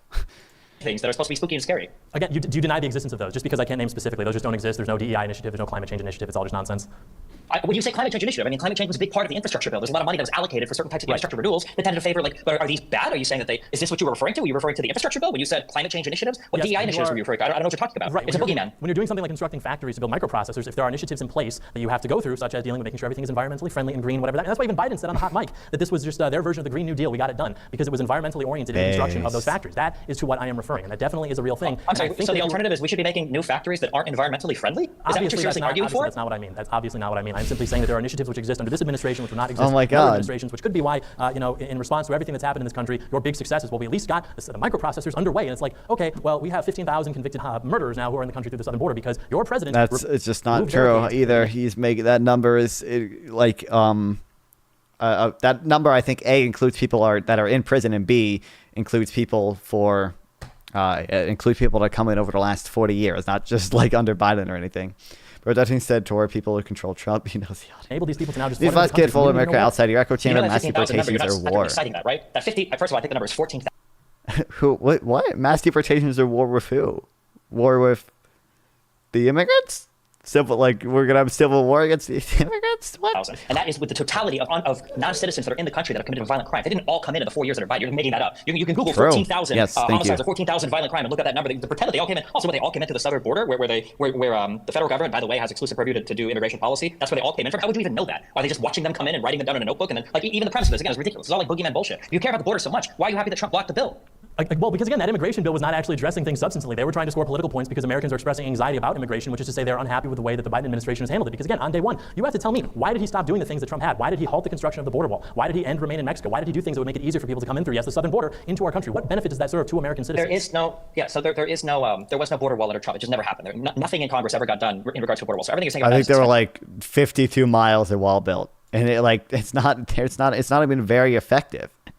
The border wall is controversial for a reason. It's just not a very effective way of doing border policy. I have it right here because we already had a border. I think in some places we had fence, and in some places we had wall. We already had wall over most of the areas that people would come through. The high cost and diminishing returns of a border wall. That's not true. He was building that border bill. When you say the border bill was political points, killing the border bill. 650 miles of border fence already existed in 2017. It was political points, definitionally so. Donald Trump killed it to win politically. But to say that the bill was bad because it didn't address anything substantively, what's lacking in substance for more funding for asylum processes? Yeah, I mean, border walls are expensive to build and expensive to maintain. They also have negative environmental effects, and they probably don't even reduce immigration that much. What's lacking in substance for allocating more illegal immigration to process immigrants? What's lacking in substance? Why did the Border Patrol support this bill? What's lacking in substance to staffing the border with more agents to defend our border? Which of these things are lacking in substance? I think, because if you are bringing more judges in to process these cases, that does not mean that the cases are going to go in a way that I would like. That just means these people are going to more easily be able to enter into the country. It's not as though if you had more judges and more resources, it would somehow be better able to secure itself as a southern border. They would simply be allowed to, in greater number and with more expediency, waltz into the country and disappear into God knows where. Doesn't he think that most of these asylum claims are fraudulent? I think that most of these asylum claims are fraudulent. I think obviously most of these people could have claimed asylum in Mexico, right? They're obviously coming here for the economic benefit. It's kind of unfortunate that our asylum laws let these people claim asylum fraudulently. We should probably make it easier to legal immigrants so we don't have this fucking flawed-ass system. But the Democrats are the only ones that even want to address the actual asylum laws to the issue here. I haven't seen Trump say anything about the asylum laws to the issue here. It's all Trump wants to do is build a wall that's already fucking, it's already built. He would support all immigrants and no brown people allowed. Yeah, I know. It's the goal of the judges is to just rubber stamp everybody coming in. Then why would Biden need to hire more judges at all? Wouldn't every single asylum judge just say, "Oh, you're in, oh, you're in, oh, you're in"? Do you not want to process them? How about you just say actually you want to shut down all immigration? Just say that. You don't want any immigrants coming in. Just say that. Be honest. Yeah, I've said that for 5 years. That is exactly my point. Okay, then don't say the. Yeah, That's an insane policy. No immigrants coming in at all. Just let the U.S. decline. We don't need a functioning economy. So true, dude. Border bill lacks substance. Just say you disagree with it because you're opposed to immigration. Also, when you say American exceptionalism, what do you believe in? Do you believe in American exceptionalism or British exceptionalism? Because I don't understand what you mean when you say American exceptionalism and then you're anti-immigration. Like, where do you think Americans come from? They come from other countries, right? Unless you live on a Native American reservation and you want to see the expansion of their territory. When America was becoming America, immigration was coming from a different part of the world. I think a part of the world that was approximately the size of Florida. Now we are getting people from, we'll say, places that are maybe a little bit less compatible. And I don't think that they're assimilating very well. And I think that pretty much any metric by which you choose to evaluate that would vindicate the truth of that. And so when I say America, I don't think that's true. I think it's like literally, it's like over like 90% of like second generation immigrants like know English, like have been to like U.S. public schools. It seems like the immigrants assimilate pretty well. And also, I think if we had better immigration policy, there wouldn't even be as big of a need for immigrants to assimilate. We used to have, because there'd be a better revolving door of immigrants who would come here, work for a little bit to, get money, and then probably move back to their family in Mexico to retire. I mean, obviously there are Americans who didn't immigrate here. What do you mean? The Native Americans? That like Destiny mentioned? Immigration. I don't mean America doesn't need people from Japan or people from Northwest Europe. I mean America probably doesn't need Haitians. That's specifically what I mean. Agree. Sure. And I think that there's a large point of agreement there. I do think that there are a lot of immigrants that have trouble assimilating to society today. But that's because half of the society that you want them to assimilate to possess no American values. And by that, I mean the Conservative Party. I expected to see Spanish people, Haitian people. Also, the data shows that like even like the Haitian immigrants in, I don't know if there's one about specifically Haitian immigrants in Springfield, but like the data shows even like a lot of immigrants who move to communities like Springfield, like end up assimilating pretty well within a few years. Like British colonists, you realize British colonists were immigrants, right? They were from Britain and they moved here. They were not in America originally. Whoever marching on the Capitol or marching to tear down this country, and that's not what I've seen. I've seen conservatives that are destructive to the country in every single way. You don't believe. Pretty sure they created the country. Yeah, the country wasn't here before. They were immigrants. The rule of law. You don't believe in how the government works. works. Indians founded the USA? No, they were native. The other people who came here were immigrants. You don't share foundational American then founded the principles country. relating to liberalism, relating to respect for free speech of the media. These are the foundational core aspects that make you an American. And right now, the issue that we have is the conservative side of the country. It's not immigrants. It's not the people that are coming into the country and not. Yeah, they immigrated to the colonies, and then the colonies rebelled. Like it's the people who are saying they're not native. They're not from America. That's the thing that's undermining our democracy right now. I don't think that's true. I think that's the party which seeks to conserve the Constitution is the one that, not coincidentally, is the one that's more aligned with voters which come from parts of the world, like I said. I mean, you can even see the data on this. The more conservative... I mean, they immigrated to the 13 colonies, and then the 13 colonies rebelled and formed America. The more likely is that what you want? Is that a better way of describing it? For a much longer time. Talking about people from Germany, from the Netherlands, from England, from wherever. They are assimilated much more than people who are coming from India, from wherever. And so, yeah, your ability to assimilate into a culture that is an outgrowth of Anglo-Saxon history is probably going to be linked somewhat to where you are descended from. And so, yeah, that doesn't come as a surprise to me at all. How many times has Biden or Kamala said that they wanted to suspend the Constitution? Your party is the one writing about that, though. Obviously, I don't expect I don't expect Dark Brandon to come out as the commander-in-chief and be like, "We're going to suspend the Constitution." But there are people still in the New Yorker. This guy's been writing for the New Yorker for 30 years. The New Yorker isn't Biden or Kamala Harris. The point is the sentiment is coming from your side. The answer was Biden and Kamala have never said that. How many times on Truth Social has Donald Trump said that he would suspend the Constitution? And you have the audacity to say that the Republicans right now are the ones who care about rule of law. You yourself are talking about undermining the entire structure of the government by having legislation from the executive. The executive legislates. You do things with the executive. That's not part of the American understanding of how our government is supposed to work. And you're talking about a guy who said he wants to suspend the Constitution. What part of this is American? It's in the Constitution. I mean, Lincoln did it. FDR did it. You can certainly wield the power of the executive branch in accordance with the Constitution. The point being, I don't expect the leader of the party to do that, Biden or Kamala, to get on stage and say the quiet part out loud, so to speak. But their Department of Justice still is going after patriots. They are still allowed to, in their media, write about how we should throw the Constitution out, as they just did in the New Yorker, a very prestigious publication, because the Constitution obviously can't stop somebody like Donald Trump, who is obviously such a horrible person. Therefore, we need to burn the Constitution, which apparently you are suddenly so in favor of, if it means that we can stop Donald Trump. I mean, they've said that he's a threat to democracy for like 4 or 5 years now. He was in office, and that's not what That's not what ended up happening. He left that is office, what ended up happening. He tried to prevent the peaceful transfer of power by trying to defrost 7 states. That is exactly what happened, and then he failed, and he lost it. And eventually, he got kicked the fuck out. Right, when you say the DOJ is going after the Patriots, do you acknowledge that Donald Trump called Fox News and said, "Why isn't the DOJ indicting these people? That the DOJ needs to go after these people?" Do you acknowledge that Donald Trump has tried to give direction to his DOJ in a way that you wish Biden was ever on record doing? Do you acknowledge that Donald Trump has given direct direction to the Department of Justice to go after political adversaries? Do you acknowledge that's reality? I would use a different word than political adversary. I like it when the Department of Justice goes after disloyal R's. I don't like it when they go after MAGA patriots. That is sort of my axiom for viewing that. You're an authoritarian, I don't think that that's actually hypocritical at all. I think it is completely in alignment with what needs to be done. Okay. I mean, You're like, at least he basically bites that bullet, dude. right? Yeah. Nothing about you is compatible with this country. If any sane immigration policy was ever created to try to keep people away from this country that were antithetical to the idea of the American project, you would be at the top of the list in never being allowed here. Because what you believe in, what you want, is something that's more akin to the leadership structure of all the countries that you criticize. For some reason, you fall into the trap of thinking authoritarian dictatorships are good when I like the authoritarian dictator. But it's such an unbelievable position to sit here and say that the president of the United States should be allowed to direct the DOJ as long as he's going after the people that I think are really bad. Like, what an insane position to try to unironically defend while also pretending to be an American. It's insane to me. I don't think it's insane at all. I think it's what's happening right now under this administration. A really pithy response, John, and then we've got to wrap Every up. Immigration Act up until the Hart-Celler Act in 1965, which was described as the greatest gift from the Kennedys to the Democrat Party, took into account the founding demographics, of this country. The reason now, if you express attitudes that are antithetical to immigration, I mean, he did basically. What's funny though is he did basically like bite that bullet of like. Yeah, you know, I'm okay with weaponizing the DOJ if it's against people I don't like. This country is not the same as it used to be. We've had 60 million people come to this country since 1965. We are now at record highs for a percentage of our overall population, which is foreign-born. The people here are not Americans. So yeah, it doesn't surprise me when a guy comes out and says, hey, we should probably take it easy on immigration. I don't know if these people are compatible with American culture, that these people who are now enfranchised, as if they're equal to Americans, are going to push back against that. It doesn't surprise me at all. This is a good opportunity to jump into the Q&A as we're already over for the open dialogue portion. So the way that the Q&A it's all Q&A. will work, folks, is in this middle aisle here, if you want to come up, it's really important that you stand on this first tape line right here. And then it's also important that if you want to give a setup for your question, like 1 or 2 sentences, that's okay, but it really has to be 1 or 2 sentences, and I even have to be kind of pushy about that, and I even have to hold the mic just to be short. So, floor is all yours with the first question.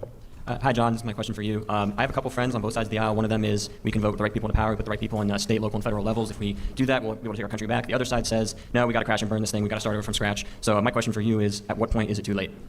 Well, certainly not now. There is this mindset that I think is very tempting to especially young men, because we sort of like to, like for example, you probably have a relationship with drywall, right? It's like you sort of get mad and you just want, that I think can translate politically as well. It can sort of map where it's like, I'm very frustrated with the way things are going. What if everything just collapsed?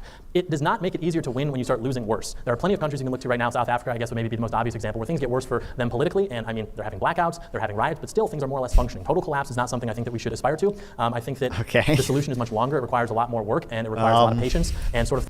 I don't know if I like the implications of him using South Africa as an example. If we lose, somehow people will wake up and then we can win. I don't think that's true at all. I mean, look at how things are now. The idea that there's like some sleeper cell remnant of patriots who aren't quite getting what's going on now, who once things reach a certain point, they will wake up and then we can finally take the country back. I don't think that's true. I think there are opportunities right now.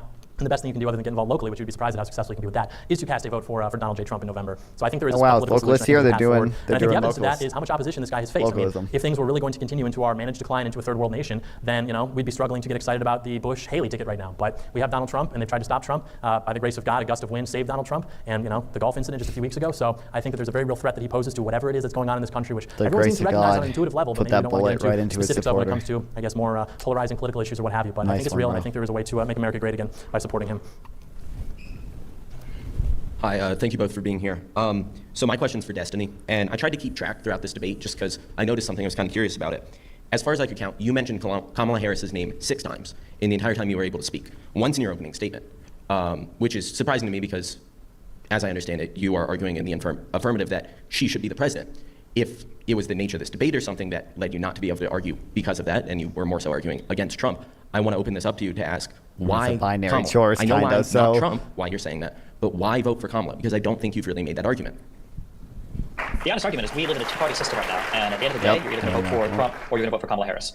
You can have not voting for one party, or you can have a positive to vote for another party. These are the way the elections work. Republicans can pretend it's different, but Steve Bannon, when he came onto Trump's campaign, he knew this. I think Bannon had 88 days to go until the election, and when Bannon was brought on, he noticed something, that unlike all of the people that are sycophantically obsessed with Donald Trump, that believe that he's a super popular president, he's not. Donald Trump has never been a popular president. He's just really popular in the Republican Party. That's why when Bannon came on, they did things like the laptop story and everything for Hunter Biden, because they knew that the only way you could actually win the election was to drive the negatives up to the other party, rather than trying to make your own candidate more likable. Nobody on the other side likes Donald Trump. Even Republicans have to begrudgingly accept him at times. I wish that there was more conversation about policy in the United States. To be totally honest, Kamala Harris probably sits either quite a bit or a little bit to the left of me when it comes to economic policy, but Republicans have decided that we're not going to have policy conversations in this country. When Donald Trump won't say what he... To be fair, the J.D. Vance Tim Walz conversation today, the vice presidential debate, did focus, I think, mostly on policy for the most part.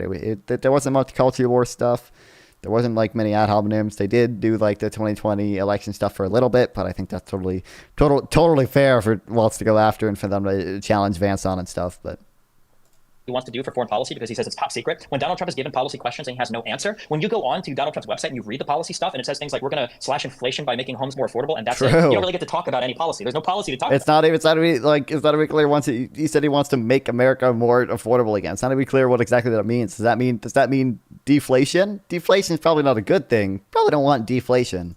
I wish we could have more policy debate, more policy conversation, but I'd basically just look at the 4 years under Biden. I'd look at what the policy was there, and I'd say it's probably going to be similar to Harris. Then I compared to the 4 years under Trump, which I think were catastrophic and pushed this nation to the edge. And I'd say I probably don't want to repeat that. And broadly speaking, I think that's why I support Kamala Harris for president. Hey, my question is for John. I also just really quickly wanted to say that, like, as a theater kid, I'm very offended and triggered and woke by your comments. But I will also say you probably should try theater. I think you'd really do well on stage. My question's just, I go out canvassing a lot and I talk to a lot of black people, and a lot of them feel like they're not being represented by the Democratic Party too much. So could you try to sell me on why Republicans are good for black people? I am going to have to reach deep into the bowels of my mind to find my Dinesh D'Souza education. This is like 10 years old at this point. Boy. Why are the left the real Nazis again? This is very old school stuff. But it is true, like unironically. I mean, if you look, for example, under Trump, people who are maybe in this room supporting Trump even were agitated by how much Trump was talking about how great he was for black voters. But it is true. I mean, you're looking at real net worth, you're looking at jobs, things like that. I mean, I know recently he got in trouble for saying black jobs, but it is true there are jobs which I mean, black unemployment reached the lowest level under Biden, but all right. Proportionally are going towards African Americans, towards blacks, and so those can be black jobs, and I don't think that's a big issue. And he was just better. I mean, income was higher, wealth was higher, crime was lower, black communities were safer up until the riots in the summer of 2020, and I just frankly don't see what the other side has to offer. I mean, that's my side, but if we can even just support that because the opposition is so bad, what do Democrats have to offer black people? Black people have voted in blocks for Democrats for decades. Black communities have gotten less safe, there's less money, less homeownership. I mean, things have obviously not gotten better. Yet the rate of voting for... he probably believes the crime statistics are all manipulated, but violent crime is down.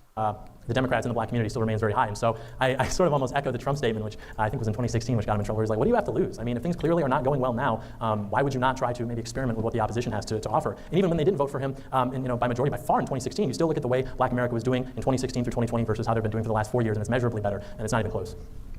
Are we allowed to respond to questions too, if they're for us explicitly? I can give the question asker a quick response if you'd like, but Destiny, I hate to say it, but I have to keep the rebuttals to an absolute minimum, even among the audience. But I want to give you a chance if you do have a rejoinder. Go ahead. Not quite convinced yet, but I'll look into what you're saying. I think that there's a lot of hesitancy among minorities to support Republicans because there is a very sophisticated media apparatus which goes to convince everybody that racism is very prevalent on the Republican side. Therefore, if we vote for racism, we're going to have that come back to bite us. But I mean, I don't see the fruits of that anywhere. I've never seen anything like a policy, for example, which can demonstrate the viability of that. So. Oh, you're so. But for our audience guy, whatever you sound like, if you're a black person, answer the question, right? He wants to see less of your kind of people in this country. When John Doyle is answering this question, if somebody shows the border looking like you, he doesn't want people that look like you to come to this country. Just as a heads up. That's not true because when I referenced the immigration policy, black Americans were already here. I'm talking about Indians and Chinese and all these other people. So. I have to move us to the next by the way, I love nobody. I'm literally a black person expert, which my audience will know. Nobody has more love and respect for black America than myself. Just to keep this in the Q&A. Knowing all the slurs doesn't make you a black person expert. We're all right. Just so we can hear the next question, folks. Demolished. Oh my God, he fucking self-destructed there. Oh my God, what a horrible. Like literally, I saw Brian Tyler Cohen, I think it's his name, say this. Like, if I was a Republican, I'd be so disappointed that this is the guy they got to represent me. For John, in 2016, you mentioned one of Trump's greatest hits when he took Jeb Bush to account for his flipping his opinion on the Iraq War. And you mentioned a little bit about Trump's foreign policy in terms of what it might look like for Ukraine. What is your understanding about his maybe what a Trump presidency in 2024 might look like for Israel, particularly with his relationship with the United States? Okay. Yeah, I think that, the Adelsons, for example, gave him, I think, $100 million or something in 2016. I think now the widow is going to give him $120 million. And to me, I don't think that there's actually, I had to hear this in 2016 as well. There were a lot of alt-right guys at the time who were looking at the relationship between Trump and the Adelsons, and they were calling him just like they are now, Zion Don. They're saying that he's just going to be an Israeli puppet. And you look at how that actually played out. By the way, calling him a Zionist the way that no, it seems like he's been pretty pro-Israel in the past. I think that's all the same thing. You look at how that played out, and okay, he relocated an embassy, and then we have a photograph taken at a wall, which now I have to see is like the reason why he's supposedly such a sellout. You look at he recognized the annexation of the Golan Heights as well. What's going on right now in the Middle East? I understand as we speak, Israel is launching an invasion, I suppose, a ground invasion into Lebanon. But we're hearing that there's going to be World War III. We've been hearing that with Iran. There's so many. His peace plan, his two-state solution was very favorable to the Israelis. What's up, Jay? Welcome back to UW0. Love this debate. Yeah, it's been pretty funny so far. I mean, the debate's done. There's Q&A now, but yeah. Forever. It's never metastasized. I don't think that it will. Destiny owns this guy. Absolutely. And I don't think that Trump... He embarrassed himself on... not Destiny, that John Doyle embarrassed himself multiple times, and Destiny also had so many great points against him on some things, yeah. Hold into these interests the way that people... Yeah, I mean, like, Biden's been kind of relatively tough in Israel for a U.S. president. Obviously, it's not as tough as many people would like. But, yeah, like so many... Oh, yeah, they relaxed their rules of engagement. I forgot he did that. Like, Trump did like a fucking ton of drone strikes. Wait till the dude comes up and screams about watching the corner. Like to think that he is. I think Trump looks at everything through the lens of the art of the deal. And if people are willing to give him $100 million instead of the other guy, he's willing to say, yeah, and what leverage do they really have? I mean, okay, give him the money now. you would spill a drop of American blood, we will spill a gallon of yours. I will cancel the student visas of Hamas sympathizers on college campuses. The college campuses are being taken over. What? Israel wants sovereignty over the West Bank? How does that affect me as an American patriot? I mean, you could say maybe it'll escalate tensions in the Middle East. As Destiny mentioned, we killed like their top guy, and they didn't do anything. They rose the flag. They said, we're going to get you, America. They didn't do anything. So frankly, I'm not worried about it. And yeah, if they want to write Trump a check for $100 million to make it easier for him to get elected, I don't see the obvious downsides to that, which weren't iterated in 2016 as like guarantees things were going to happen. So I just don't think it's an issue, to be honest.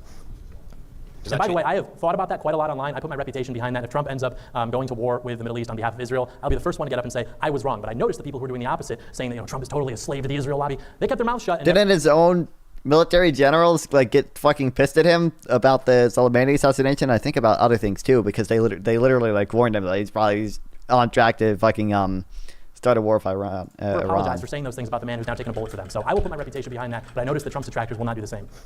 Just to be clear, Trump didn't take the bullet. He passed it off to the dude behind him. So I don't know where Which this you joked about, by the way. You thought that was like the funniest thing ever. This guy cares so much about democratic Yeah, institutions. Mark Milley. When like an official president You're gonna have a fucking war. candidate is shot at, and then the guy behind him gets killed. He makes jokes about it on Twitter. I was lying. You saying he took the bullet. He clearly didn't take it. He passed it along. He was injured. He was hit by the bullet. What happened to his ear? Gentlemen, he got hit by the Secret Service. I can see my arguments better than he Hi, espoused John. them. Yeah, I'm I know. Ryan. I'm a startup engineer, a scout of 12 years, and I align strongly with your strongest values. Earlier, you mentioned you were surprised to see immigrants in Ohio because they were apples and oranges with the people there. As the son of immigrants, I'm curious about how you feel about families like mine standing proudly shoulder to shoulder with the men of Ohio, the good men of Ohio. I have no issue with immigrants. If Destiny will put me to a position where he's like, John, no wants no immigration, I'm gonna be like, so true. But it's not so much immigration that's the issue, it's where the immigrants are coming from. And do you mind if I ask where your family's from? Yeah, so No, I mean, tell me your position before he answers. When did you ever start about coming here? Cuban Americans are historically one of the most conservative demographics in the country. So do I have an issue with Cuban Americans simply because they're from Cuba? No, I have an issue with people who manifest they're not able to assimilate into American culture. And you look at almost any other ethnic group in the country, aside from Cubans and some African Name them. ethnicities, Which for ones? examples, they are not voting for the country which Cuban wants isn't to an ethnic conserve. group, that's a nationality. They're not voting for the party which wants to conserve the country. They're block voting for Democrats because they want to make America more like the countries from which they came, which is to say wealth redistribution, socialism, inflation, crime, everything like that. True. They're voting for inflation because they love it so much because that's what they. See, they had what does he think the mindset of these immigrants are? Oh, my country sucks. We have inflation here. I'm gonna move to the United States, but since I like inflation so much, I'm gonna vote for inflation here. Bootstraps like other groups are, for example, and so I have no issue with that. Thank you, John, especially because your clip Nice talking to you tonight. your clip compilation will help me convert the rest of my family to liberals. I appreciate it. Right. Have I banned you before? I don't think I've banned you before. So we've seen quite an escalation in the Middle East with Israel attacking Hezbollah. How does either candidate plan to try to stop Israel from dragging us into World War III with Iran, either through supporting arms deals to Israel, or just actually having a ceasefire deal that Netanyahu's not just going to reject after Hamas or Hezbollah accepts it? I don't think that the right-wing Israelis have nearly the leverage that they think they do. I mean, I understand that there are donors in this country who will give money to Trump's campaign, but Netanyahu politically is not very popular right now. I mean, he's wrestling to maintain control of his leadership as well in Israel, and I think that he feels as though if he's unfortunately kind of been getting more popular. Comes to an end, or if he takes his foot off the gas, so to speak, he may be in trouble politically speaking, and so he certainly has an incentive to escalate. But Trump as always said, he remembers that Netanyahu betrayed him and immediately called and congratulated Joe Biden on winning the presidency. And Trump even said, I think in a leaked audio recording or a leaked, from one of the staffers that he said, like, yeah, Netanyahu betrayed me, F him. So he clearly remembers that. Even when Netanyahu came to visit, for example, there was clear tension between the two. Trump was talking about the war in a way that Netanyahu was not exactly a fan of. The way that he did also with Zelensky, saying basically he's going to approach it as a businessman and not be beholden to these interests necessarily. So I think the question of World War III is not only the question of how we operate on our end, I think it's also what threat is actually posed. I think that largely the Middle East threat is a paper tiger. I think that there are a lot of talk and not a lot of action, and every time that they've said that they're definitely going to do something this time, it just hasn't actually been what's happened. And so I think that there are more issues we should worry about. Filmed one day before Iran started bombing Israel. I mean, a lot of them were shot down or whatever. But I mean, clearly tensions are getting to a not ideal point as when it comes to the potential for a full blown actual regional war, not just some playful little missiles. Domestically, and yeah, I simply don't think that Trump views his job as commander-in-chief to be beholden to foreign interests. I think that again in 2016 through 2020, when he was in office, he really didn't do that so much with the Israelis besides moving an embassy, taking a photo at a wall. But he wasn't in there like George Bush, for example, willing to put boots on the ground to destabilize the Middle East. He repudiated that, and he took control of the party and realigned the position so that we all have put boots on the ground to destabilize the Middle East. That was his intention. I'm no Iraq war fan, but to be against that. Whereas, as I mentioned earlier, prior to Trump, your level of republicanism was measured by how. Oh wait! Sorry, we only got involved in the Iraq war to destabilize the Middle East because Israel told us to. That's what he thinks. In support of those wars, you are. So I think that it's just a completely different ballgame now. Destiny, do you have an answer to the question? Yeah, I'm going to be honest. I went over to Israel for 2 weeks, and after talking to a lot of Palestinians on the ground there, I would say that Donald Trump makes me really nervous when it comes to Israel, because I've never seen a more Zaghi type president. It makes me really worry that I think Donald Trump ordered that hit on Soleimani. He was the leader of the Iranian Revolutionary Guard Corps, which is responsible for a lot of the international meddling that goes along, inside of Israel. He's supported Hezbollah, he supported the Houthis, he supported Hamas, and I kind of wonder if Donald Trump only ordered that assassination because of the $100 million that Adelson and other AIPAC donors sent to his campaign. I know Donald Trump is on record saying publicly that he is Israel's strongest supporter. I know that Donald Trump created a position in the White House and sent his son-in-law, Jared Kushner, to the Middle East to negotiate peace deals for Israel. I don't know why the United States is risking itself to make peace agreements for Israel, for other countries between them and Israel. And then I know that we talk about moving the embassy and recognizing it. It was like America was like one of 3 countries to do that. I thought that was really weird. And along with that, I think Trump was also willing to go along with Netanyahu, when Netanyahu was talking about cutting UNRWA funding and everything to the Gaza Strip and the West Bank. And I don't think that Donald Trump did anything to hold Israel accountable for any of its behavior in the Middle East. So I think one of the things that I'm the most worried about when it comes to Donald Trump and foreign policy is he definitely comes off as kind of like an Israeli Jewish puppet, and that just makes me really nervous, I think. I'd rather have somebody like Kamala Harris, who seems to be really critical of Israel and their foreign policy and seems to be a lot less bought and paid for by, people of the Torah. All right, this question's for John. All right, this question's for John. Yeah, I'm remembering Kamala's called for a ceasefire multiple times at this point. So. Then you said something earlier on in the debate. Could you repeat the number you said of how much of Joe Biden and Kamala's cabinet has stepped down so far? Kamala Harris had like a turnover rate for her staff. It was 92%, I believe. 92%. Now, that was for Kamala or the Biden administration? The one running for president. So the Biden administration? No, for Kamala Harris specifically, because we're talking about whether she has leadership capabilities. Her staff, her vice presidential staff, had a 92% turnover rate. Okay. And when you compare that to a 98% turnover rate for Donald Trump, including 13 members of the cabinet, what do you have to say about that? Again, it's a completely different assignment. Donald Trump is. Okay. Wait. Hold on. Yeah. You can't just say, oh, it's different. I do want to give him a chance to answer the question. It absolutely is. What a Democrat administration is looking to do is different from what a nationalist administration is looking to do. If you're looking to hire from the swamp to fill a nationalist administration, it's going to be a lot more difficult to do that. You're going to be working with neocons, politicians who are completely misaligned with that agenda, and they're not going to want to have a reputation They have no standards for Trump, is what it is. Literally no standards for Trump. They will do anything to justify any action or anything bad Trump did, because they have zero standards. They just want to suck him off, suck his dick no matter what. Joe Biden, everything she wants to do is more or less an extension of the same political orthodoxies we've had in this country for 60 years. True. Based Dark So to Brandon. me, looking at the situation, I don't understand why anybody would want to not get to say, I work for Vice President Harris, other than she's simply like a completely unlikable person, which makes sense too, because you hear leaks about her breaking down. She's always drunk. She has to LARP these dinners prior to meeting with diplomats because she's a wreck. She's like always on Adderall. She seems to be a complete mess. And so yeah, I don't view it the same way. I would challenge you to not view it as simply, oh, Democrats this, but Republicans this. I think there's more at play going on. I think there's another axiom for how we have to view our political establishment, which is simply the establishment versus the patriots versus nationalists. People who want to put America first, versus people who want to basically manage the decline of our country until everybody else in the world gets to pick at the bones of our civilization.